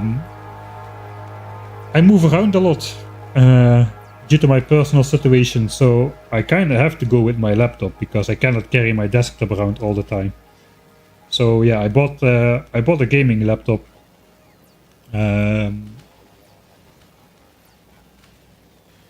Which I don't know exactly the specs. It's an i9 and it has a GeForce RTX card on board, but of course it's not like desktop levels of video cards with the giant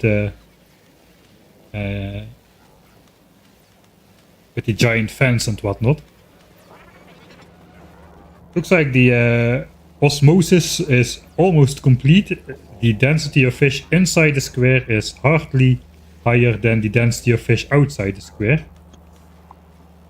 19k fish inside still. I think I measured the water tiles once. It's roughly 10% of the water areas in the square, so there are still twice as many fish in here as there should be.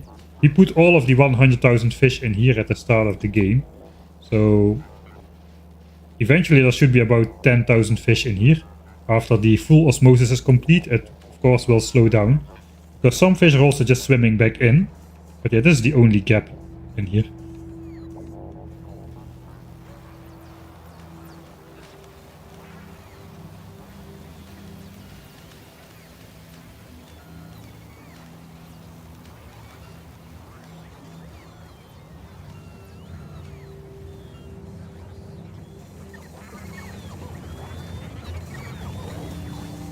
Okay, let's go check out the satellite production. That's the only part of the base tour which we haven't visited yet, I suppose.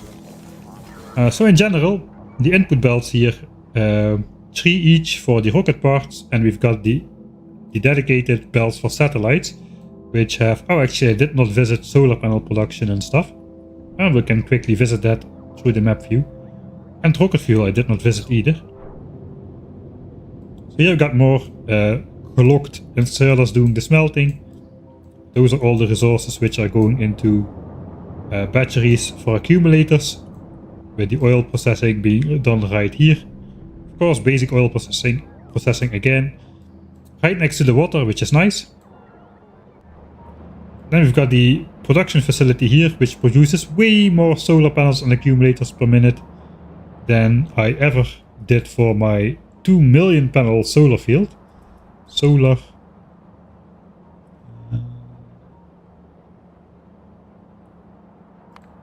now we are producing like, let's say 1,000 solar panels per minute. Let's say 1,200 per minute, just to round easily. That is like 20 a second, right? So let's say we produce about 18 solar panels per second. That is like...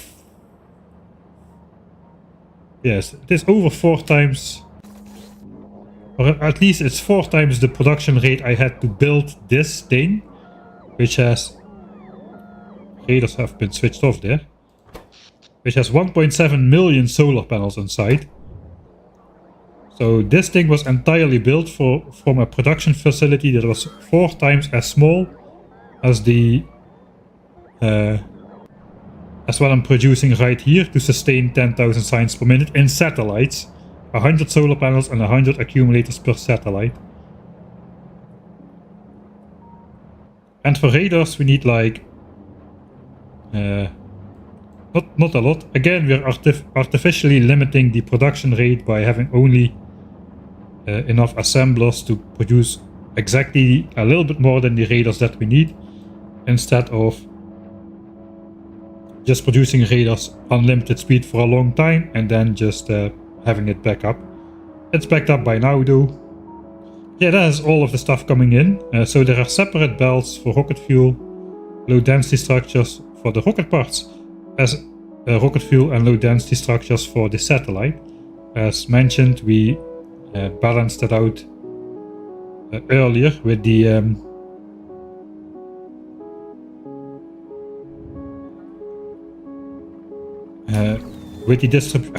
I'm in map view, with the distribution from low density structures directly.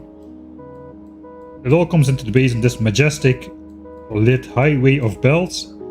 Satellites go straight and the rest of the rocket parts goes to the four corners of this base. Rocket fuel is starting to fully back up now. Almost all of the belts are full. Let me interrupt this base tour for another quick rocket launch.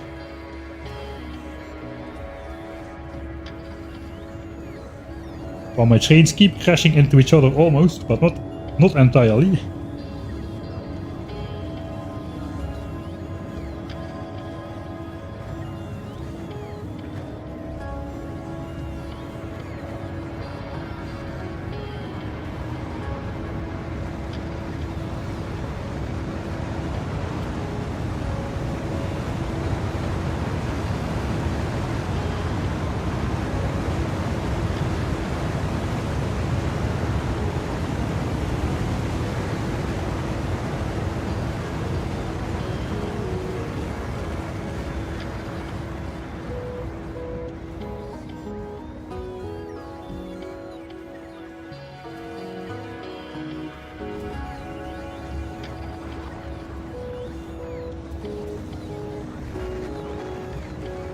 So far so good.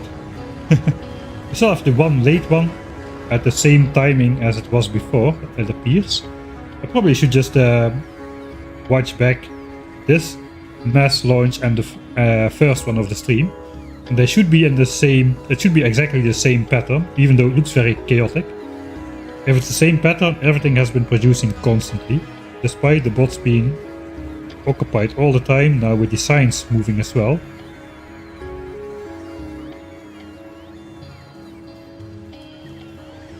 Alright, back to the satellite production area.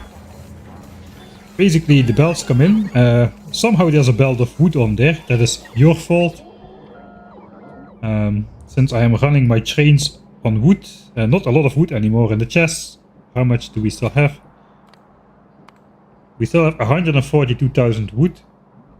Which should be enough for the next 3.5 hours at least. A little bit more, maybe 4 hours we still have. At that time I either need to chop more forests or I need to switch to rocket fuel.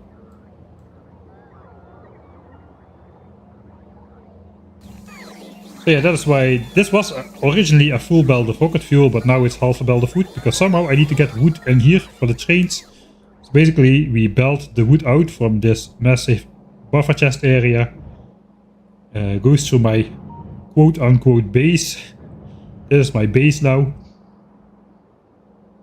And it meets up with the rocket fuel belt here, which we just sideload together with wood.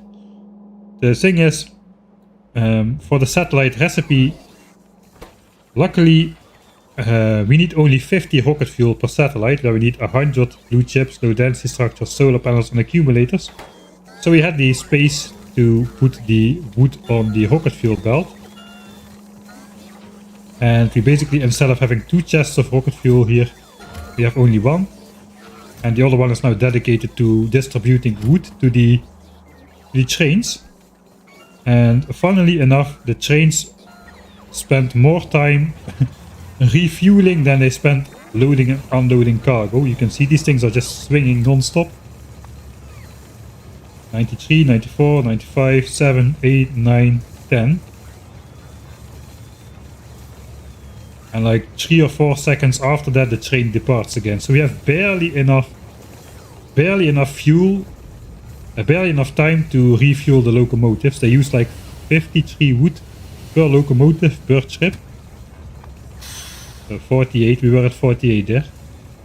And then it takes the whole almost the whole 25 seconds to bring it up to 100 again. Of course, I did override the stack size to 1, so it does not really count.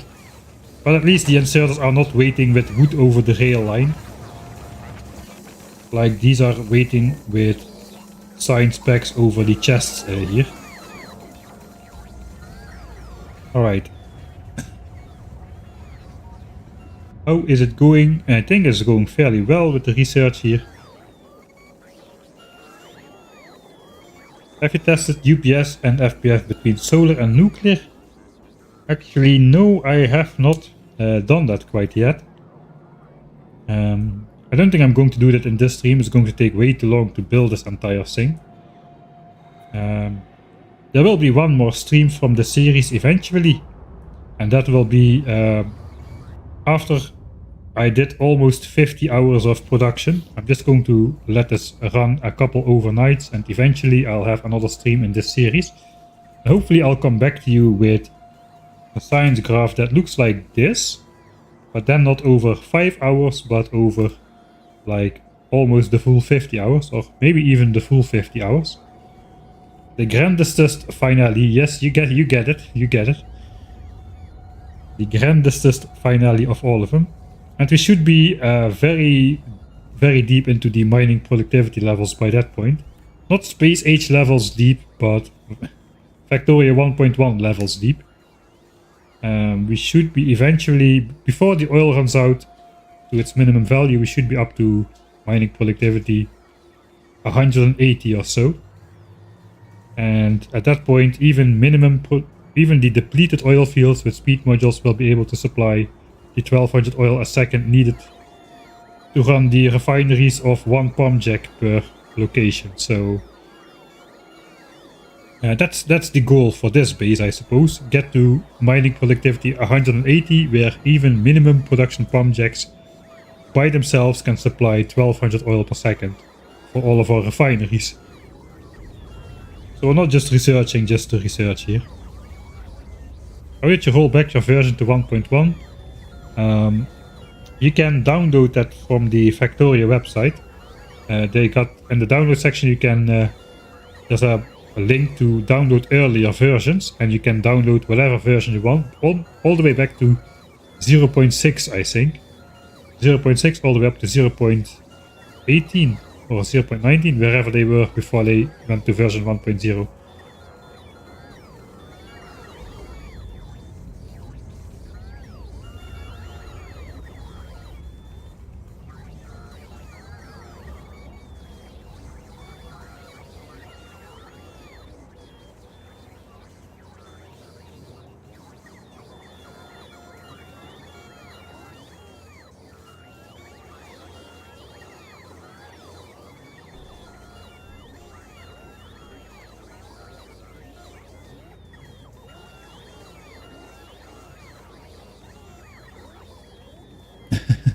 More fish in a given space means...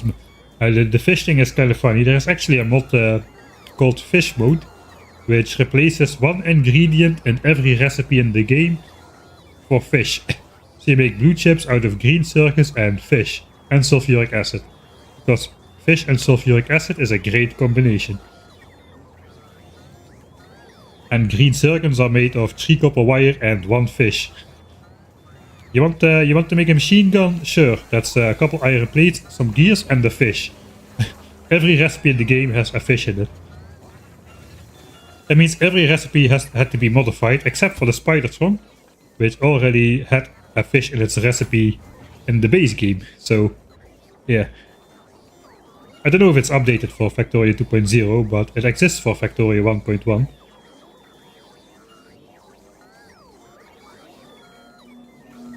A nuke made of fish. Let it rain fish on your enemies. Machine gun fish. Rocket launcher fish. Yeah. Very efficient recipes. Okay, you guys are getting... So, I think this stream is about to end. It's about time. Anyway, we've done the entire base tour. We've gotten at least 5 hours of production in with the graph we wanted. The science loading and offloading is not how I want it to be, but Yeah, I've loaded and unloaded enough chests manually for this stream.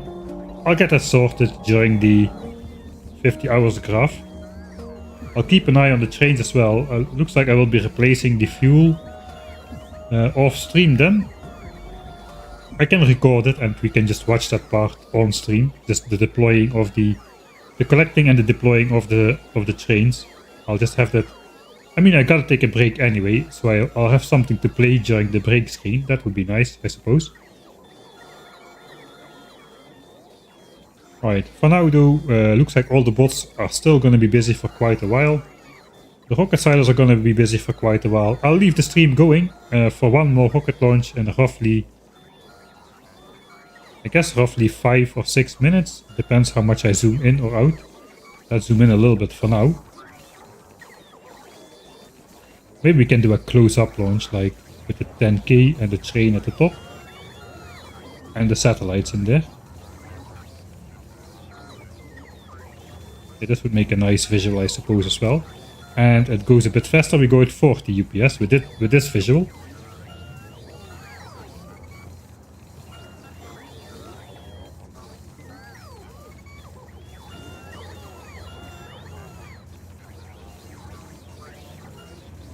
Alright.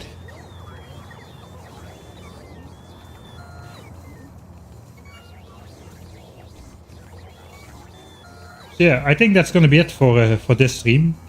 I will be starting a Space Age, and sort of a new Space Age playthrough at some point, I suppose, as the next stream project. I will probably try to think of some stuff and have a vote on Patreon. Maybe also a vote on Discord, I'm not sure yet exactly. But yeah, be sure to click the relevant buttons and follow in the relevant places, mainly Discord. And if you wish to support the channel, you can sign up on Patreon, of course. Yeah, not exactly sure what or how yet. I'll post updates on Discord for that. But yeah, 1000 times science cost Space Age is looking tempting, if not a bit grindy. For now, that has been all for today, so I hope you had a good time. I had a great time today showcasing you around, or showing you around the base. Finally, I didn't have to use my brains much to think of how I was gonna do stuff. I just could walk around and talk about stuff I already thought about. Quite a nice pace of change of pace. My English sentence construction hasn't gotten any better though. Right, so how are we doing in this base? We've got 1.2 million signs in stock. We are researching at 12,000 signs a minute, bringing in 10,000 signs a minute. We have 4,000 wood in here and still 100,000 in the base, so we should be good on that. I think it's gonna run as it has been running. It's gonna be running well for hopefully the next little bit. It's gonna be just as nice of a flatline graph as my 1000 signs per minute base did all that time ago. Look at the small dent that the 1000 signs per minute base is now compared to 10,000 signs per minute. Already in this stream, the 10,000 signs per minute base might have produced the same amount of signs as the 1000 signs per minute base in all those 50 hours. If you have to check the area under the graph, that is roughly the same. Pretty insane. 1000 signs per minute, just a small dimple. I cannot even see the earlier signs per minute. We had like 60 signs per minute, then 63 signs per minute for the longest time, then 83 signs per minute. It's not even visible in the graph anymore, only the 1K sticks out a little bit. Alright, so yeah, that's been me, 83 rocket parts, so stick around for one more close-up of the rockets launching, if you wish. I'm out for today, I'm going to bed. Thanks everybody for watching, and hopefully I'll see you all next time.